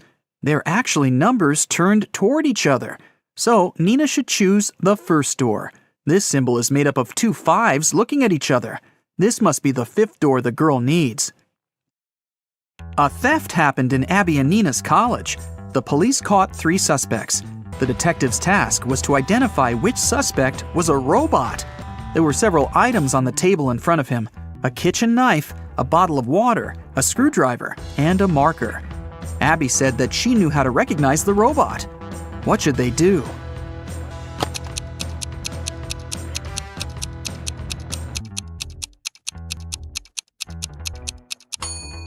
The detective should ask each of them to drink water from the bottle. The robot will either refuse or experience a short circuit. One day, Abby decided to go visit her granny. The woman lived alone in the countryside. There were only a few stores near her house. There was nowhere to go and no one to talk to. Abby was sick and tired of her city life and wanted to breathe some fresh air for a few weeks. Her boyfriend, Chuck, didn't mind. The next day after Abby left, he sent her a message to find out how she was doing. Abby told him that everything was fine and even sent him a selfie. Chuck looked at the picture and understood that Abby was lying. How did he know?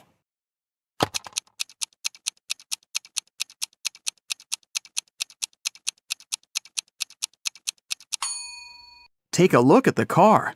There's a movies sign reflected in the windshield. Jessica is walking down a cold street in an abandoned city. The temperature is so low that steam is coming out of her mouth. She turns the corner and notices a cart filled with food and bottles of water. It's a real treasure, especially in a world where the entire civilization is almost completely destroyed. But as soon as the girl touches the cart, 3 zombies come out of the building. They're approaching Jessica, stretching out their hands toward her. She grabs the cart and runs away, but then she stops. She understands that they are not zombies, but people. How has she figured it out?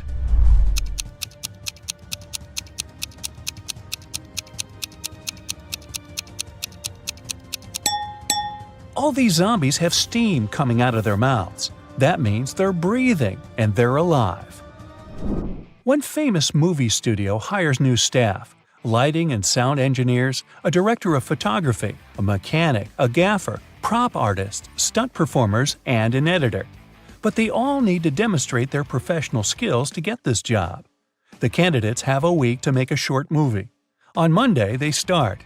Actors and actresses laugh and cry, sound engineers record all their emotions, the DOP captures beautiful pictures, stunt performers are amazing. Prop artists create a small town with incredible decorations. 1 week later, the studio managers are watching the movie. It's terrible. None of the candidates gets the job. Why did this happen? Why couldn't they make a good movie?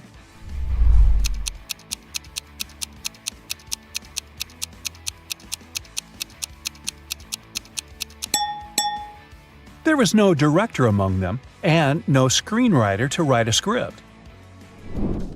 2 friends are sitting at the same table in a cafe. One of them is speaking about the extinction of dinosaurs. He's saying scientists are going to get the genetic code of these ancient creatures. The second friend is talking about his sister's party. There were a lot of cool people, great music, and delicious food. Other people sitting in the cafe are annoyed by the guy's loud voices. But why is this dialogue so strange? Why is one of the guys talking about dinosaurs and the other is telling him about a party? What's going on here?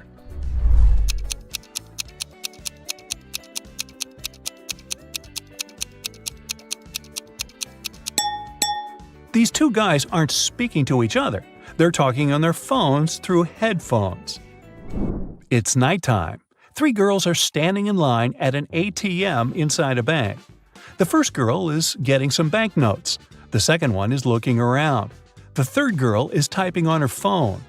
Which one is a thief?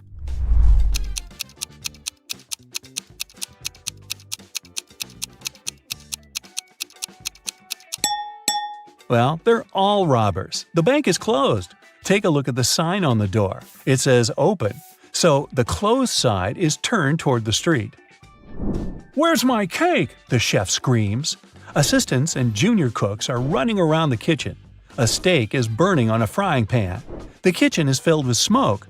A plate falls to the floor and shatters. The chef screams again, "Where's my cake? Who took it?" Everyone says they've been cooking. None of them wants to admit eating the cake. The chef doesn't believe them. Who do you think stole the cake?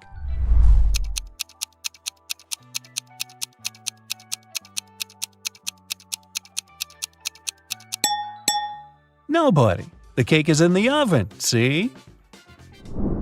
Jack is in a cold cell. There's only bare ground under his feet.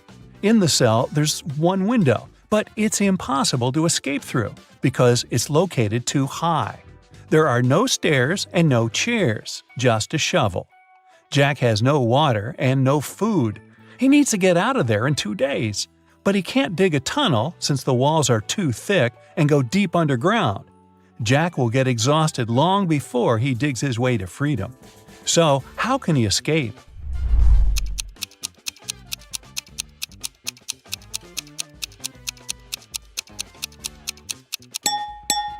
He needs to dig a large hole in the ground and use the dirt to make a small hill. He can then climb it and reach the window. Marty walks around an IT university building. 3 people are following him and discussing something. Marty enters the Hall of Holograms. People walk inside too. Marty sits down on a chair. As for the 3 people, they go on the stage, still talking. Some of them are holograms. But who?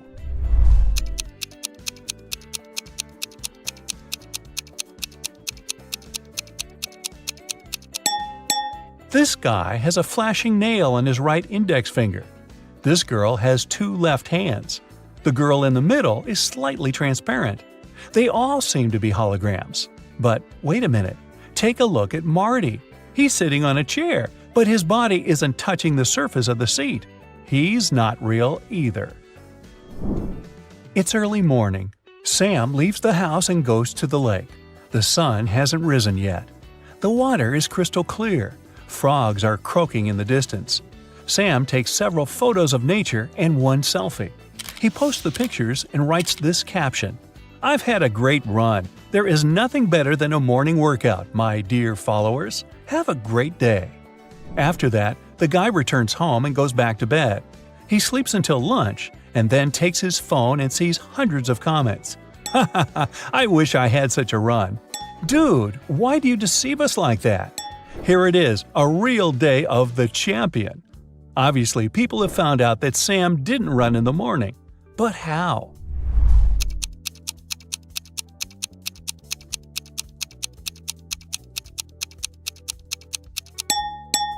He wrote that he had just had a run, but his face isn't red and he isn't sweaty at all.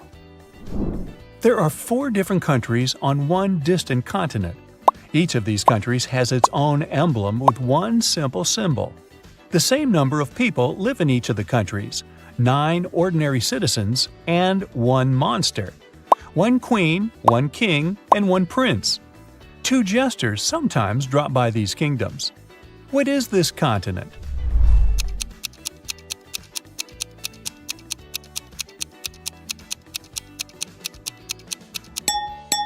It's a deck of cards. It contains 9 regular cards: ace, queen, king, jack, and joker. Once, on a cold winter evening, someone broke into a bakery.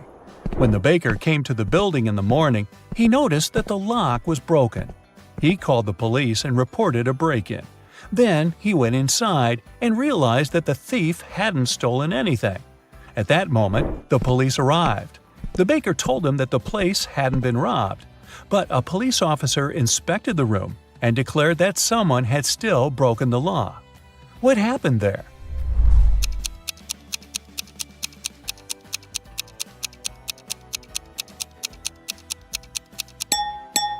There are almost imperceptible footprints leading to the pantry. The thief must have hidden there to wait for the baker to receive the day's earnings. Mickey has been wandering in a desert for several hours. He's tired, thirsty, hungry, and sleepy. He notices a big house standing on the hot sand. Mickey goes inside and sees a massive block of ice in the center. Someone must have put it there for a reason. Mickey licks the ice, but it doesn't quench his thirst. He decides to wait. It takes a couple of seconds for 1 drop of water to evaporate in the desert, so the ice should melt soon. The guy leaves the building and goes for a walk. Several hours later, he returns to the house, but nothing has changed. The ice hasn't melted. How is this possible?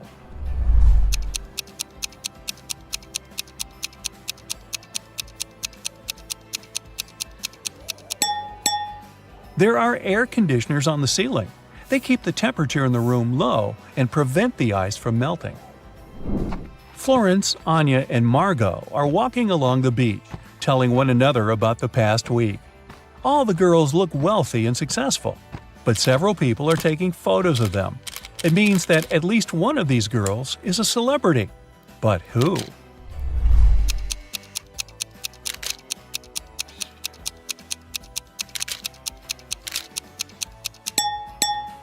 It's Anya.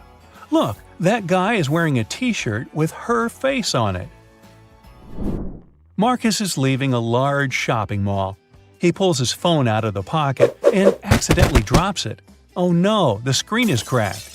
Marcus gets into a taxi and goes to a phone repair service. He sees dozens of shops. Each of them offers its own services.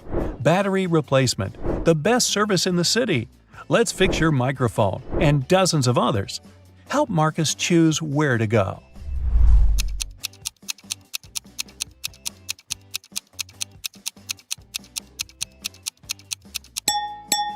Do you see a small store with the "We can change the screen glass" sign? This is what Marcus needs. Somewhere at sea, a huge ship is traveling. People on the deck are having fun, speaking, drinking cocktails, eating delicious food, enjoying beautiful seascapes. This is a passenger liner. It doesn't have any secret mission. The passengers are ordinary people with ordinary jobs. They discuss the weather, new theater plays, music, books, and travel destinations.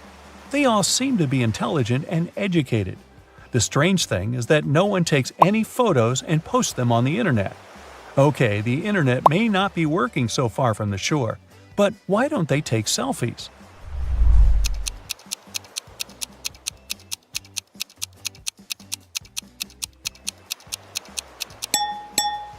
Who said this cruise was taking place nowadays?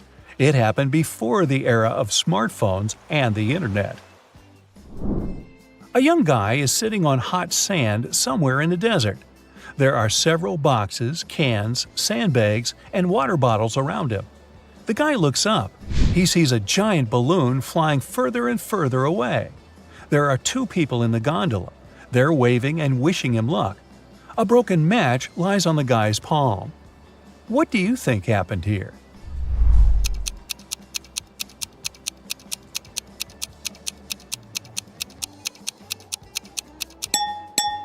Three people were flying in a hot air balloon over a desert. At some point, they began to run out of fuel. To prolong the flight, they decided to drop their cargo. Then they realized it was also necessary to get rid of one person. This way, the balloon's weight would decrease and it would consume less fuel. The travelers decided to cast lots. Whoever got a broken match would have to stay in the desert. This guy lost. Ironically, his name is Sandy. Don't worry, he gets rescued in about an hour by a limousine from the Burj Khalifa Hotel in Dubai. He'll be in luxury, while the other two people are stuck in a hot air balloon over the desert. Who's the loser now? Alrighty, it's math o'clock here, and I have a couple of fun riddles for you to solve. Let's start with a cheesy one. Here's a circle. How many sides does the circle have?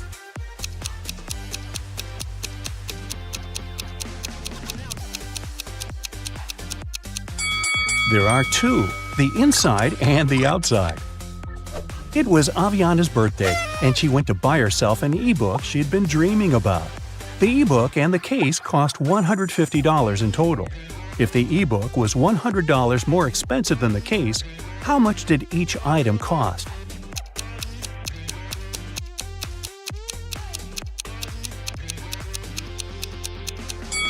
Alright, let's say the case cost X. Then, the ebook cost X plus 100. Together, they cost $150. So X, the case, plus X plus 100, the ebook, are equal to 150. Now, solve the equation. 2x's equal to 150 minus 100, or 50. So 1x is equal to 25. So the case cost $25 and the ebook cost $125. Well, that adds up. Now, to celebrate her birthday, Aviana wants to go to the movies. She has two friends whom she wants to take with her. A movie ticket costs $8. What is cheaper? Go to the movies with each friend separately or with the two of them together?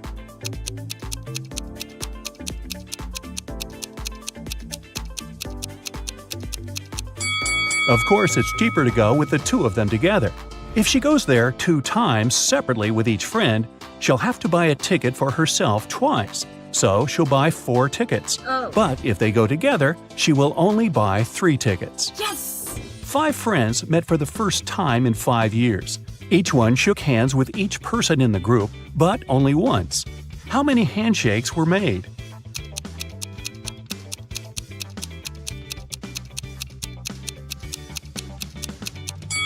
No handshakes were repeated. Let's see it like this.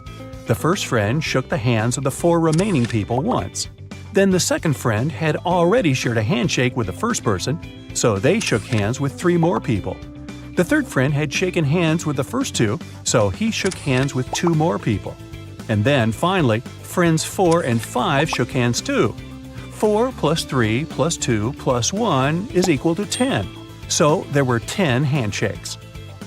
Brinley has to sneak into her mom's computer to delete some emails she had accidentally sent her. Ooh.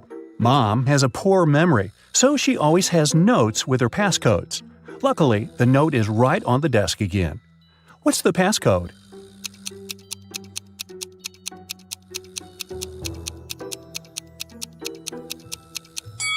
Every number equals the number of circles in it, so the last number is equal to 3. It's a 5-digit number, so try 82193. Danica and Elora are best friends who live in different parts of town but study in the same college. Every morning they leave their houses at the same time and first meet at a cafe to drink some coffee before classes. Danica goes there by car and Elora goes by bike. When they met, which girl was closer to Elora's home?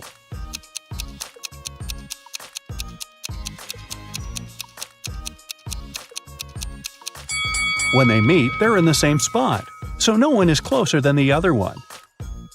Mrs. Marshall owns a factory that produces office desks. 4 workers can build 4 desks in 4 hours. If she hires 4 more people, how many desks will 8 workers produce in 8 hours?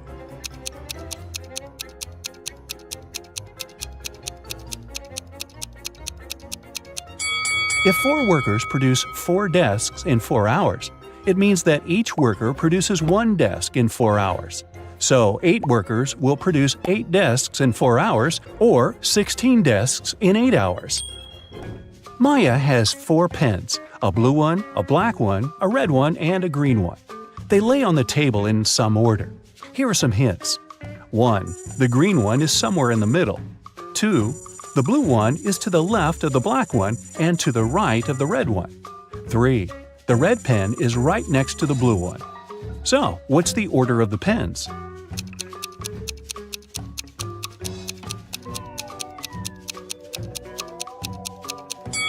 Green is somewhere in the middle. Since blue has some other colors on both sides of it, it means it's in the middle too. Let's decide which one is where. If the green pen is in position 2, then the blue one takes position 3. We know that the blue one is on the left of the black one, so black takes position 4, and red must be in position 1. But it doesn't fit, because the last condition is that the red and blue ones are next to each other. So let's switch the green and blue. Now blue is right next to red, but is still to the left of black. So the right order is red, blue, green, black. Yvonne cuts 1 baguette into 4 pieces in 12 seconds. How much time will she need to cut the same baguette into 8 pieces?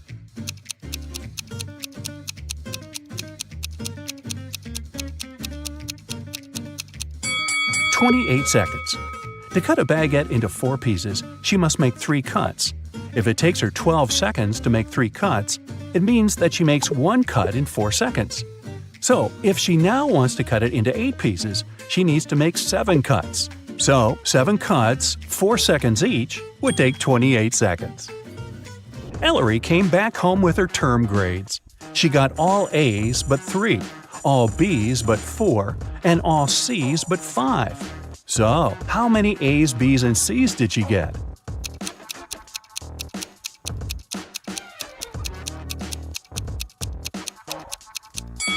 Let's start with A's. They are all but 3, so there are 3 B's and C's together, which is either 2 C's and 1 B or 2 B's and 1 C. Let's start with the first option. If it's the case, there are 4 A's and C's. If there are 2 C's, then she has 2 A's too, also. The condition all C's but 5 tells us that if there's 1 B, there must also be 4 A's, not 2. So it can't be. If there are 2 B's and 1 C, then from all B's but 4 and 1 C, there are 3 A's.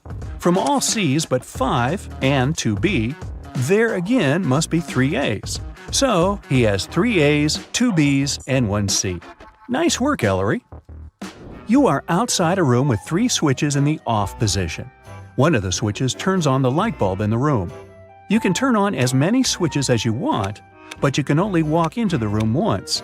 How can you find out which switch turns on the light?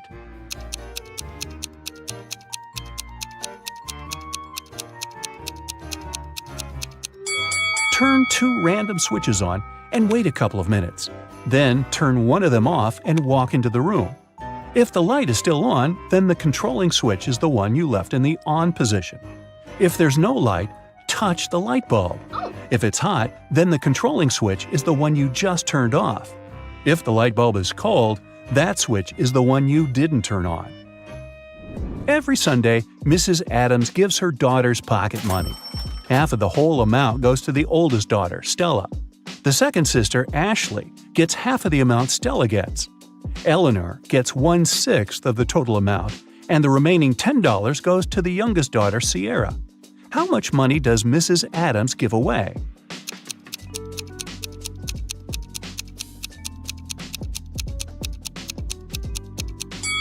Seems like Stella gets 1/2 of the money, Ashley gets half of a half, which is 1/4 of the original sum, and Eleanor gets 1/6.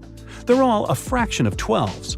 So Ella gets 6 12s, Ashley gets 3 12s, and Eleanor gets 3 12s.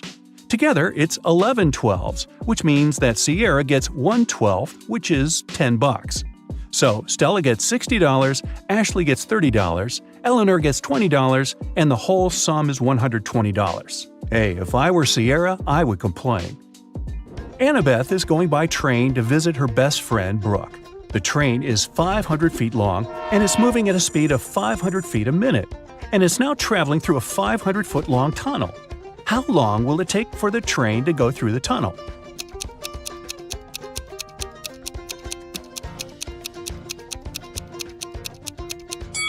When the train goes into the tunnel, it will take exactly 1 minute for its head to reappear on the other side. But the rest of the train should get out of there too. Once the head of the train is out, the back of the train just entered the tunnel, and it'll need another minute to travel through the tunnel. So the train will need 2 minutes in total. An elf hired a fairy to take care of his garden for a week. As a daily payment, the fairy takes 1 inch of a candy cane. The elf has a 7-inch candy cane in one piece, but the fairy wants to be paid every day because fairies don't trust elves. The elf has a knife that can only make 2 cuts.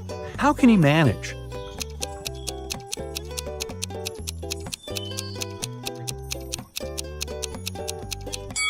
He should make 2 cuts and divide the candy cane into the pieces of 1/7, 2/7, and 4/7. The first day, he'll give her the 1/7 piece. The second day, he'll give her the 2/7 piece, and will take the 1/7 piece back. After the third day, he will give her the 1/7 piece back. After the fourth day, he gets back the 1/7 piece and 2/7 pieces and gives her 1/4/7 piece instead. Then he gives her 1/7. On the sixth day, instead of 1/7, she gets the 2/7 piece, and on the last day, he gives her the final 1/7 piece. Of course, this whole thing goes kablooey if the fairy eats the candy during the week. Well, it's the fairy's grandpa's birthday today. She wants to visit him and bring him birthday candy canes. Her grandpa lives in a different town, and there are 3 gates to cross on the way. At every gate, there is a guard. To cross, the fairy has to pay a fee of half of the candy cane she has, but she gets 1 candy cane back. What's the minimum number of candy canes the fairy should take from home to make sure she arrives at her grandpa's with 2 candy canes for him?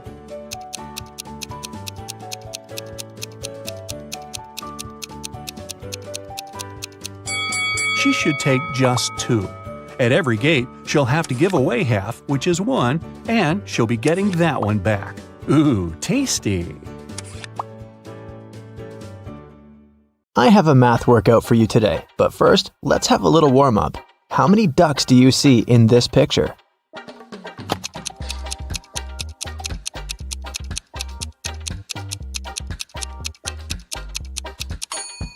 Don't forget about the hidden ones. There are 15 ducks. Did you find them all? Okay, now count all the flowers.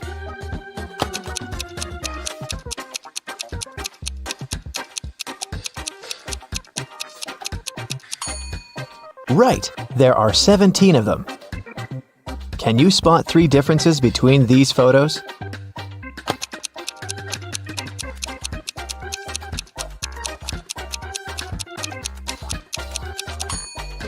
Here they are. And another one. There are 3 differences again. Do you see them?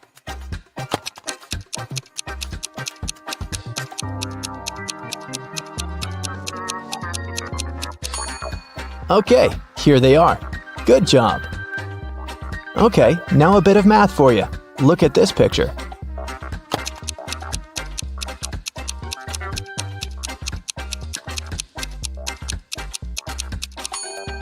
The only number multiplied by itself that gives 25 is 5, so this shape equals 5.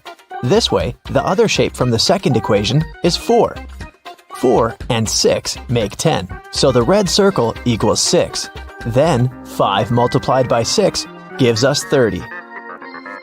This one is similar, but a bit harder, so be very attentive.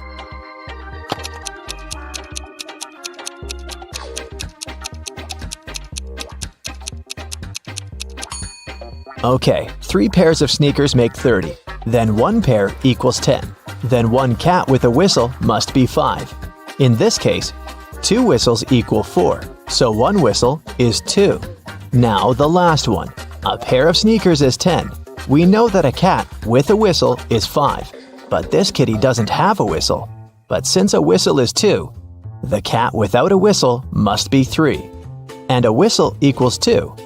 So, it's 10 plus 3 multiplied by 2, which is 16.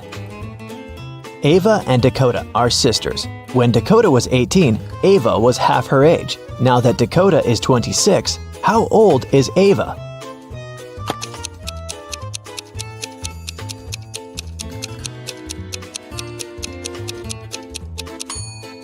When Dakota was 18, Ava was 9, so the age difference between the sisters is 9 years. If Dakota is 26 now, then Ava is 17. When Polaris was 16 years old, her mother was 39. If Polaris's mom is twice her daughter's age, how old is Polaris?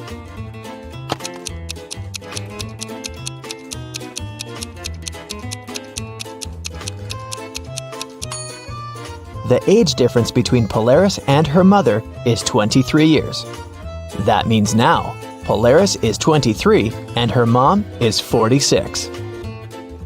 Yvonne had a big collection of CDs. One day, she decided to clean up her house and counted that she had 172 CDs. She sold them all except for 7 CDs of her favorite singer and 5 CDs of her favorite band. How many CDs does Yvonne have now?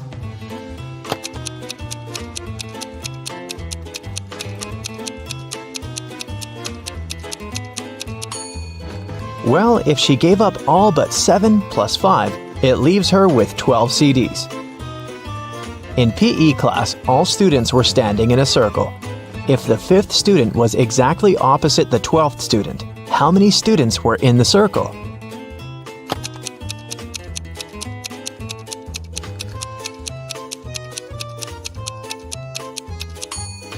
Between student number 5 and student number 12, there are 6 other students. If these two are opposite each other, then on the other side between them, there are also 6 students. This makes 14 students in the circle. Danica owns a candy store. She sells candy for $0.12 a dozen. How many candy pieces can you get if you have $1?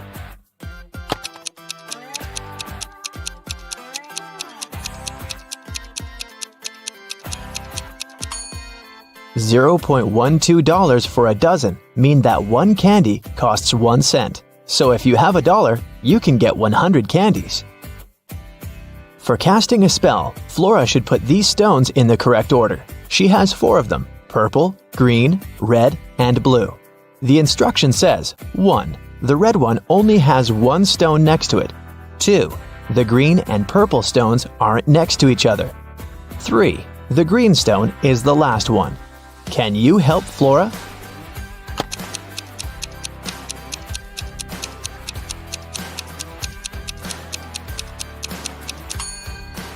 If the red stone only has 1 other stone next to it, then it's either the first one or the last one. But since green is the last one, then red is the first one. If the green and purple stones aren't next to each other, then there's the blue stone between them. So, the correct order is red, purple, blue, and green.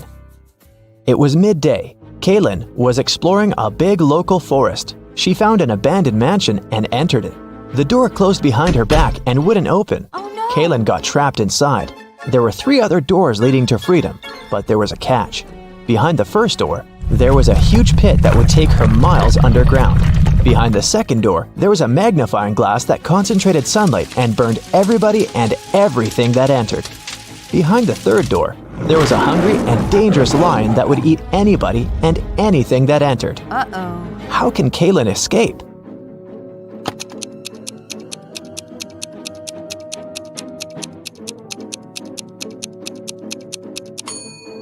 Kaylin should wait until sunset. When the sun goes down, the second door with the magnifying glass won't be dangerous anymore. Amelia, Belle, Chloe, and Della are identical quadruplets who always prank people. One day, one of the girls' teachers had to let Amelia leave the class early. She had a doctor's appointment, but the woman wasn't sure which girl was Amelia. The quadruplets had decided to help her. Here is what they said. Amelia is one of the girls standing in the middle. No, Amelia is one of the girls standing on the sides. I'm Amelia. I'm not Amelia. 3 girls lied and 1 told the truth. Who is Amelia?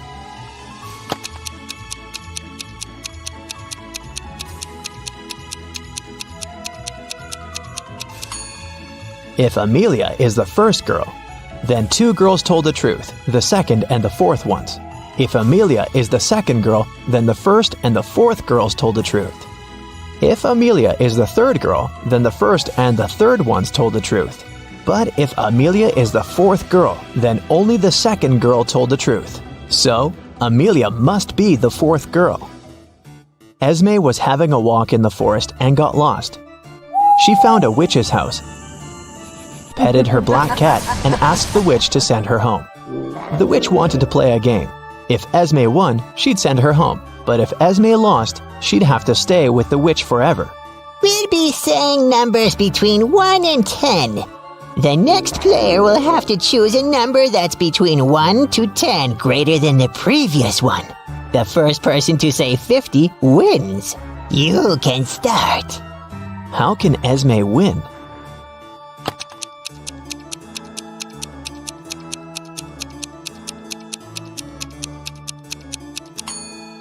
If she wants to say 50, she needs the witch to say a number between 40 and 49. So, before 50, she has to say 39. If she wants to say 39, the witch has to say a number between 29 and 38. So, Esme has to say 28, and before that, 17, and before that, 6. So Esme must start with 6 and then say 17, 28, 39, and 50. Cassidy woke up in a dungeon and couldn't remember what happened to her. She needed to get out, but the door was locked and required a password. Can you guess what the password is?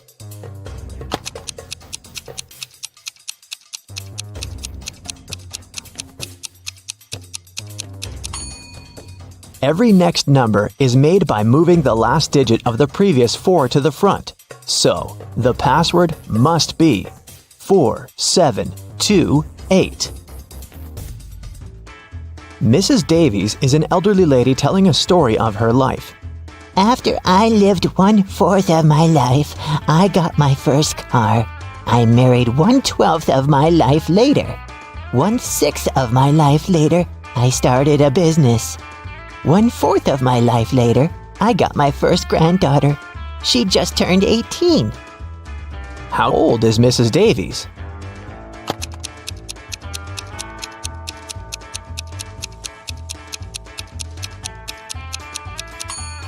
Let's say Mrs. Davies is X years old. 1/4 of her life, till she gets her first car, X is 4. Then we add 12 till her marriage. X till opening her business, 4 till the birth of her granddaughter, and finally 18 years from then till now. It should all be equal to X. If you solve this equation, you'll figure out that X is equal to 72. So, Mrs. Davies must be 72 years old. Esme was walking in the forest, and you know what? She didn't get lost this time. She knew how to get home, but the other road led to the witch's house, and the girl recently came up with a cool riddle for the witch. So, Esme decided to pay her a visit. She offered a deal. If the witch couldn't solve her riddle, Esme would get her cat. The witch agreed, and Esme gave her a square piece of paper, 4 inches by 4 inches, with a total area of 16 square inches. Turn it into a square with a total area of 8 square inches without a ruler. How can the witch do it?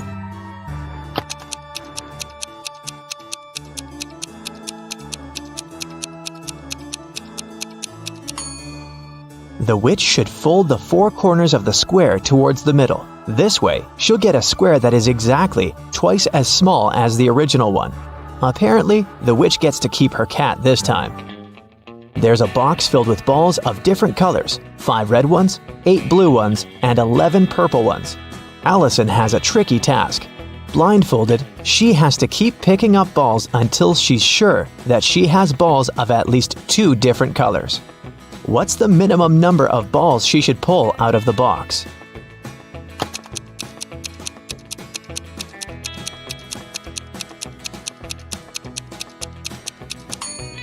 In the worst-case scenario, Allison will be picking up balls of the same color until there are no more of them left in the box. The majority of balls are purple, so if she picks up a purple ball every single time, it'll be 11 balls.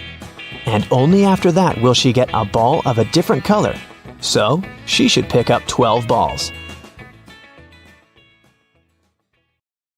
Anna runs a chocolate factory. She offers all her clients a special deal. Anyone can exchange 5 chocolate wrappers for 1 chocolate bar. Robert spent 2 weeks collecting the wrappers and managed to find 77. Yeah. Can you tell what maximum number of chocolates he can get from Anna?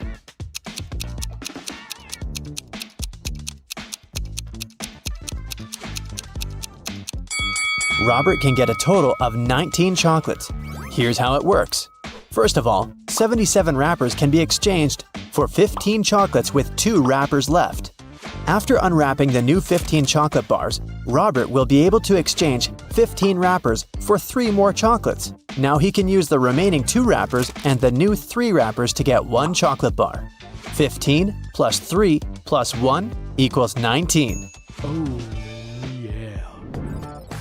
Henry is an astronaut from Earth. He landed his spaceship on another planet in an unknown galaxy and began to explore the city and its citizens. Very soon, Henry felt a desperate need to go to the restroom, but when he saw these 2 doors leading to the ladies' and gentlemen's bathrooms, he got really confused. The problem is that Harry doesn't speak the local language, and he can't ask which door is for men and which is for women.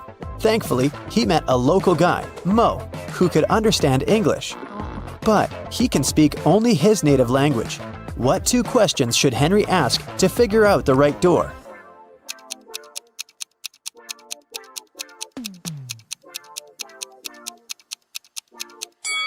He should point at one of the doors and ask, "Is this the men's restroom?" Then he needs to remember Mo's reply and ask, "Am I a man?" If Mo says the same word, then the restroom Henry is pointing at must be for men. And if Mo says a different word, the restroom is for women. There were 9 candies in a box. 9 people took 9 candies, but 1 candy is still in the box. How can it be possible?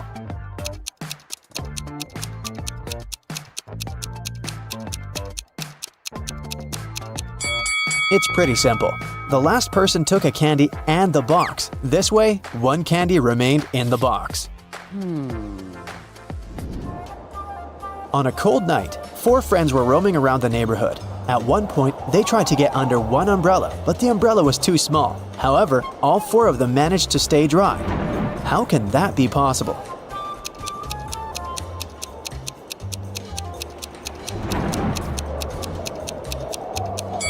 It's possible because it wasn't raining.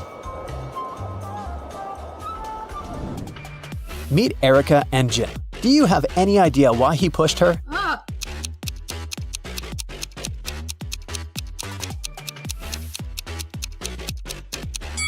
Because they're shooting a movie. Do you see that cameraman reflected in the window? Billy organized a betting game for his friends. According to the rules, he will place 2 candies, one yellow and one red, in a dark box. If the player picks the red candy, they will get $5,000, but if they pick the yellow candy, they will have to pay $500. Unfortunately, Billy's a liar. He put 2 yellow candies in the box instead of 1 yellow and 1 red. Billy's friend Wendy watched the players losing the game one by one, but when it was Wendy's turn, she won $5,000. How did she do it?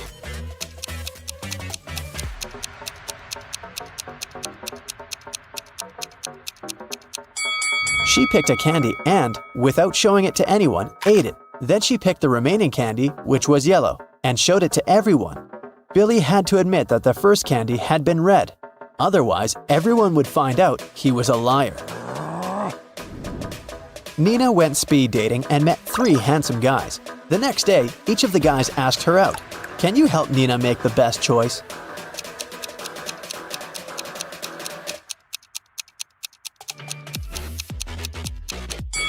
Brad didn't even ask the girl if she wanted to go to the restaurant or not. Besides, he's pretty rude and bossy. She barely knows Rob. It's not safe to go to his place alone, so Nina should choose David. He looks nice and polite. Hello. Amy has 2 strings. The only thing she can say for sure is that when you light one end of either string, it takes exactly 1 hour to burn. Can you help Amy measure 45 minutes with the help of the strings?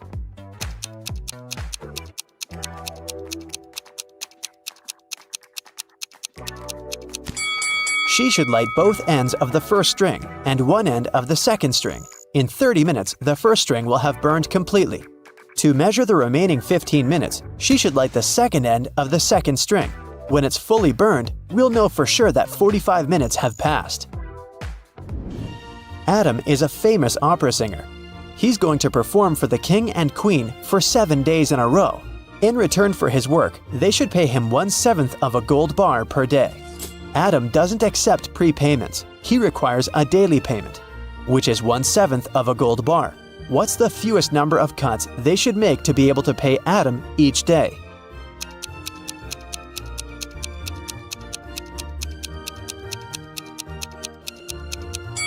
Just 2. Here's how it works.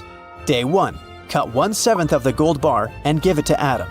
Day 2, cut 2/7 of the gold bar and give this piece to Adam. He'll give you 1/7 of the bar back. Day 3, give the singer the 1/7 piece you received the previous day. Day 4, give Adam 4/7 of the gold bar, and he will give you the 1/7 and 2/7 pieces as change. Day 5, give Adam the 1/7 part of the bar. Day 6, give him the 2/7 piece and get the 1/7 one as change. And finally, Day 7, give Adam his final 1/7 piece of the gold bar. Jenny and Sam arrived at a picturesque campground. They had to set up a tent. There were 3 good spots: in the forest, in the field, and near the lake. Which place should they opt for?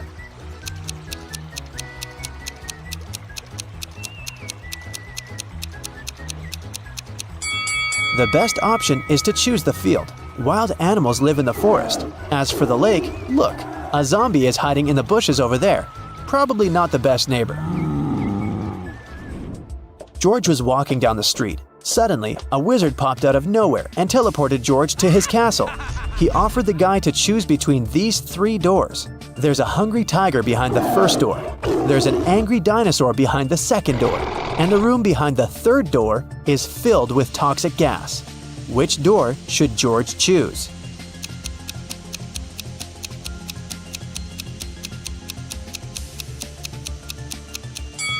The second one. Dinosaurs went extinct millions of years ago. Jerry has an apple tree. The number of apples on his tree doubles every week. After 30 weeks, the tree is completely covered with fruit. Can you guess how many weeks the tree needs to get half covered with oranges?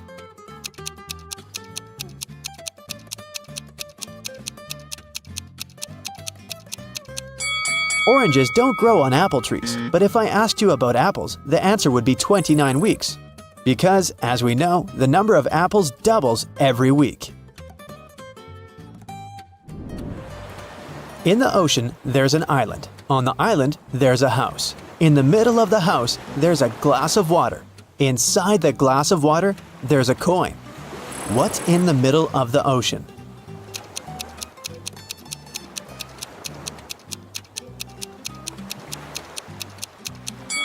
The correct answer is simple, the letter E. Harry went to a party. He liked these 4 ladies. He wanted to talk to one of them. Which one should he choose?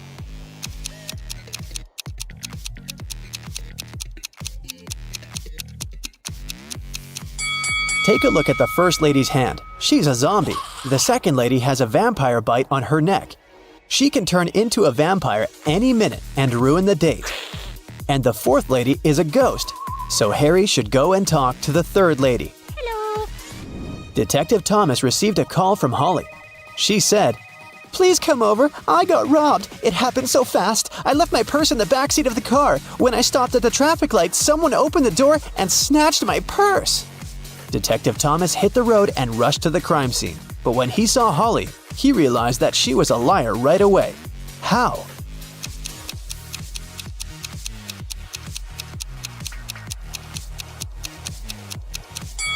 Holly has a 2-door car. How could a thief steal something from the back seat? There are 3 houses. One of the houses seems very weird. Can you tell which one of them looks suspicious?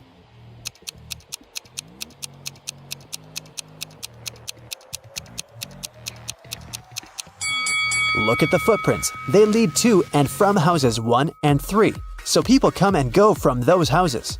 As for the second house, the footprints only lead in one direction, inside. People come in, but they never go out. Take a look at this messy floor.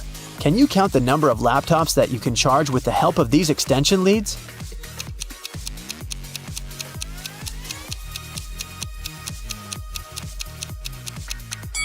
The cord of extension lead 3 is torn. As for the second lead, one of its outlets is broken.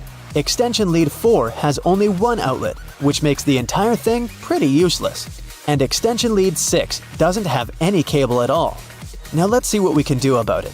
Connect extension lead 1 to the wall outlet. Then connect extension lead 2 to extension lead 1. This way, you can use 2 outlets from the first extension lead to charge 2 laptops. One outlet of extension lead 2 can be used to connect the 5th extension lead, and one of them is useless anyway. Now we can use 2 outlets from extension lead 2 and all 4 outlets of the 5th extension lead to charge 6 laptops. So the total number of outlets in use will be 8. Simple! Danny and Diana are spouses. They jog in the park every morning. To match every 2 steps Danny makes, Diana needs to take 3 steps.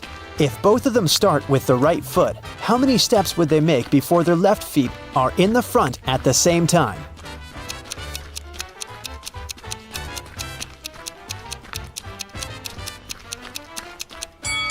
They'll never reach that goal.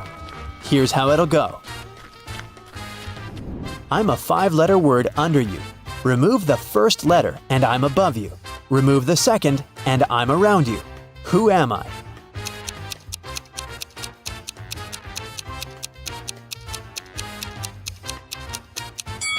Well, have you managed to crack this?